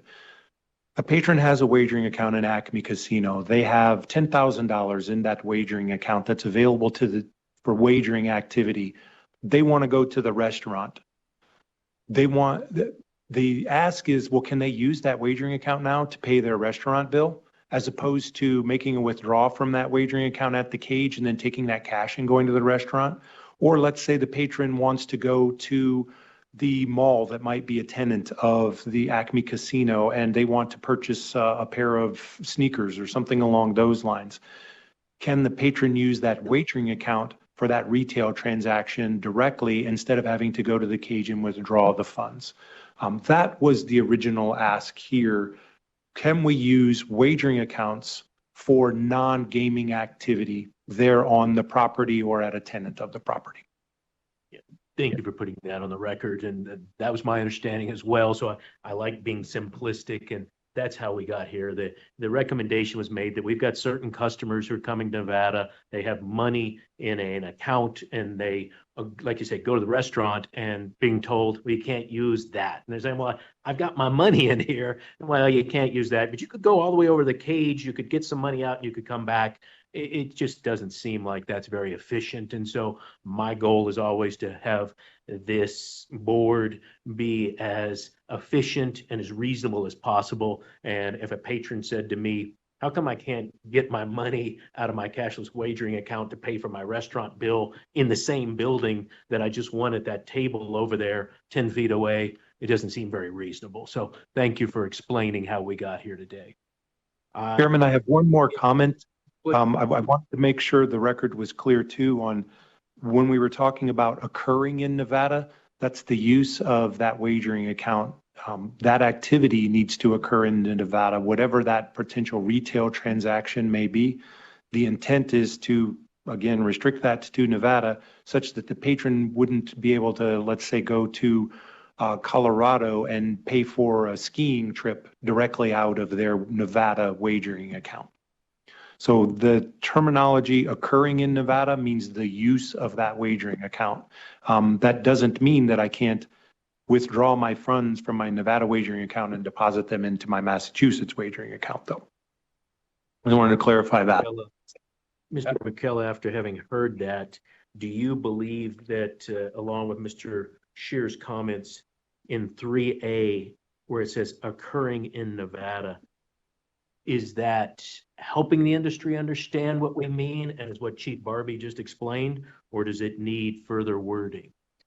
I think it's okay the way it is. And part of my reasoning for that is that wagering account as defined in this regulation is Nevada licensee specific anyway.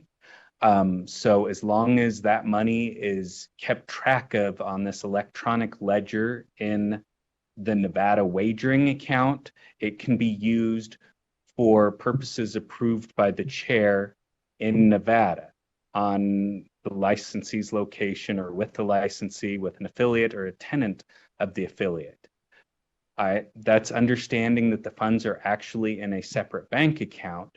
And if you want to use them as Massachusetts allows you to use them, then you would have to do the withdrawal from the Nevada wagering account ledger and put that on the Massachusetts wagering account ledger. So as far as use of the wagering account, I think the language is fine as it is. Thank you for that. Dr. Watkins? I have a question for either Mr. McKellar or Ms. Carlton. Good to see you, Ms. Carlton. This relates to the final sentence in 3A. A licensee shall ensure all activity for which it allows the use of a wagering account is in compliance with and I would highlight state and federal law and these regulations. Does this not alleviate some of the concern, the breadth of this sentence in the concern related to the use of data? I guess I'll point that question to you, Ms. Carlton. Then I have a follow-up question for you.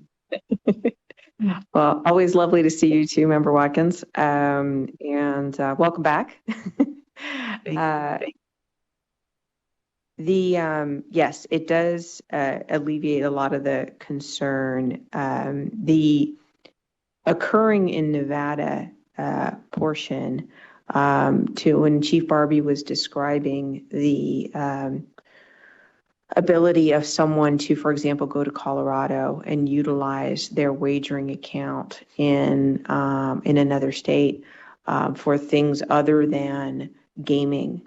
That ultimately is, I guess the intent of the industry. Certainly, what we've seen is the idea that your bank account is what's actually being utilized, and the pulling data from your wagering account in order for you to be able to spend money within a retail establishment anywhere in the world.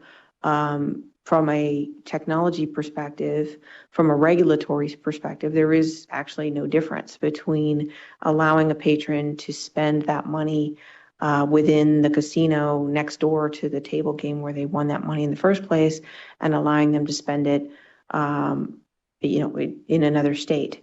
That there is really nothing from a technology perspective that's any different that's occurring. But we appreciate that for today, that the restriction on allowing these things to occur only in the state of Nevada, or that the patron's activity is within the state of Nevada, that this is hopefully a first step toward, ultimately allowing this, the utilization of patron data in their wagering account to be used for whatever spend they want to make, regardless of their physical location. Okay, thank you. Mr. McKellar, anything else you need to add? If the board decides it's appropriate to recommend to the commission, I would just ask that you include an effective date, and I would defer, of course, to Chief Barbie, but I would imagine it would be upon adoption. I would agree with that. All right. Lively discussion.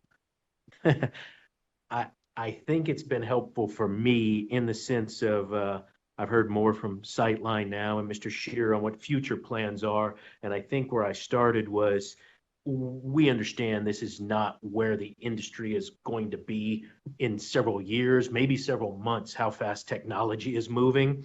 But the example that Chief Barbie gave earlier when we walked through, I don't want to see patrons in Nevada not understanding why they can't use their account in Nevada in the same property in a restaurant or a gift shop.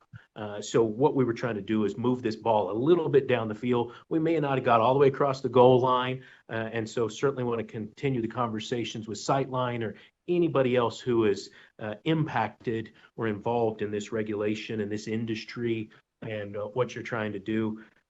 So I'm comfortable moving forward with the language as presented and happy to hear that Mr. Scheer and Ms. Carlton are saying that that will not impact them or cause unintended consequences. I think that gives something for the commission to look at and say, okay, we've moved one step further. As we stated a little bit earlier, sit down with Mr. Scheer, Ms. Carlton, anybody else who wants to make further revisions, we could do that possibly before the commission votes, but maybe further down the road, not required. But in the meantime, if there are industry companies waiting for this regulation, I'd be comfortable moving forward today, and certainly want to ask fellow board members if they're comfortable as well as written and presented. Yes, as my draft dated October 22nd, 2024 is written, I was comfortable with it. prior to hearing Mr. Shear's comments, and I think that Mr. Shear might agree that given the clarification on the record by Chief Barbie and Mr. McKellar about what the intent of this regulation is, that's helpful, and though that concern is somewhat alleviated. Again, Scott Shearer for the record. I don't know that it's completely alleviated, but I do think it's very helpful. The clarification's been put on the record. And I also agree with the chairman that this is a step forward, and we don't want to stand in the way of moving this forward for others that may need it. We just wanted to make sure you were aware. We didn't want to be accused of not raising concerns that we had or issues that we had, and make sure that you were aware and the commission is aware that there's further that we think this regulation or amendments to this regulation need to go. Absolutely, and I agree with you as well. But as you've stated, I think this moves us forward, and given that there are interested parties, as Mr. Chief Barbie mentioned earlier, there's interested parties who have products in the pipeline. I think moving this forward will be helpful to the industry today, and it may not be perfect, but we can continue to work on it more in the future. So I'm okay with the draft proposed October 22nd, 2024. Thank you. Judge Assad, anything you'd like to add? Thank you. Just to play devil's advocate for a minute, are there any limits on how much money can be transferred, say, from Macau to a bank account here in Las Vegas to be set up into a wagering account through the data, a ledger, through, say, MGM or Wynn Resorts? Can they do $1 million or $5 million? Well, again, it depends on the Macau, I know they have a $50,000 yeah, limit. Macau's got a limit. They've got currency exchange limits, and most countries do. Within the United States, the bank itself typically has limits. It's again, for the product we're talking about, where there's a separate bank account, and essentially it's a debit transaction from that bank account, there are limits on how much you can move from an account in any single day. And so with this 5225 reg, though, they could move, say, 50,000 from Macau to Wells Fargo, set up a wagering account at Resorts or MGM or Wynn. Well, they could wire it in, but again, there's all the controls on wires would have to be complied with to do that. In terms of a debit transaction, Ms. Carlton has much more expertise than I do, but my bank, I think, has a $1,500 limit on me. I know others have 500 or 1,000. Some have as much as 2,500 or 5,000. I've never seen a daily limit above $5,000 for a debit transaction, but Ms. Carlton, you can correct me if I'm wrong there. Well, I want to put on the record too, though, that this regulation, if the commission were to adopt this revision, doesn't affect anything as to whether or not that dollar amount currently changes. There's already the ability to do all that cashless wagering deposits and withdrawals. This is just saying once you put money into that account, you can use it for other purposes here in Nevada. Correct. So those belts and suspenders are already in place. And if we got to tighten them, we can do that down the road, but this revision would not change that. Correct. This does not loosen that in any way. Has anybody contacted FinCEN for an opinion? I don't know. We have not, or at least I have not contacted FinCEN specifically for. No, we have not. Yeah. I think we're talking about, again, debit transactions that are relatively small amount. I mean, compared to the numbers you're throwing out there, that are $1,000, $2,000 a day, not $50,000 or $100,000. I get it. Okay, thanks. All right, then I'm okay with it. I just say caveat emptor to the casinos, and regarding FinCEN and the scenario that unfolded with Wynn Resorts not too long ago. Yeah, as Dr. Watkins noted, there's language in there that requires compliance with other state and federal laws as well as the regulation. Yeah, and that was why that sentence was added. We were going through, a licensee shall ensure all activity for which it allows the use of a wagering account is in compliance with state and federal law and these regulations. That was basically telling the industry, it's your responsibility to stay on top of these, but they knew that already. It didn't need to be in there, but it was kind of, as I mentioned earlier, a little bit of belt and suspenders. Keep in mind, as the judges pointed out, if there's any laws, Nevada's not saying you can violate those. What we're saying is keep apprised of them. And to your questions, Judge, licensees already have a responsibility to be sure they're complying with all federal, state, and local laws, as well as 5225. So if board members are happy, as draft date October 22, 2024, I would entertain a motion on this recommendation of the commission as drafted with an effective date upon approval and adoption by the commission, correct? Yes, Chair. You want me to make a motion? Was that it? If you'd like to make it, you go ahead. Okay, I would move that we recommend to the Gaming Commission that they approve the changes to Regulation 5.225, draft dated October 22, 2024, and for it to be implemented upon adoption. Very good. Madam Secretary, please call for a vote. Member Assad? Aye. Member Watkins? Aye. Chairman Hendrick? Aye, the motion passes and the recommendation will be sent to the commission. As I stated earlier, they have to post with 30 days at least notice to the public, so it will not be on their November agenda. Any agenda past that will be up to the chair of the Gaming Commission. But Mr. Scheer, appreciate your time and comments. And Ms. Carlton, thank you as well. Chief Barbie, Mr. McKella, thank you all for your hard work on this. Thank you. Thank you all. Thank you. Sorry, Thank you sorry, all, sorry and late when I show up. No, always happy to see you. thank you and welcome to Carson City. Thank you. Weather's been beautiful. And Mr. Ross, I assume you're there as well. Thank you for all of your time and presenting this proposed recommendation to the board as well. All right, Madam Secretary, what's next on our agenda? I believe we are on to public comment. All right, we've got our second public comment section. Is there anyone here in Carson City wishing to make public comment? Seeing none, let's go to Las Vegas. Anyone in Las Vegas wishing to make public comment? Seeing none, that will close our second public comment section for today. I believe that concludes all of our agenda items, correct, Madam Secretary? Correct. All right, then that concludes the Nevada Game Control Board meeting for the month of November 2024. Thank you all for appearing here in person in Carson City or virtually from Las Vegas today, or those watching virtually. We are adjourned.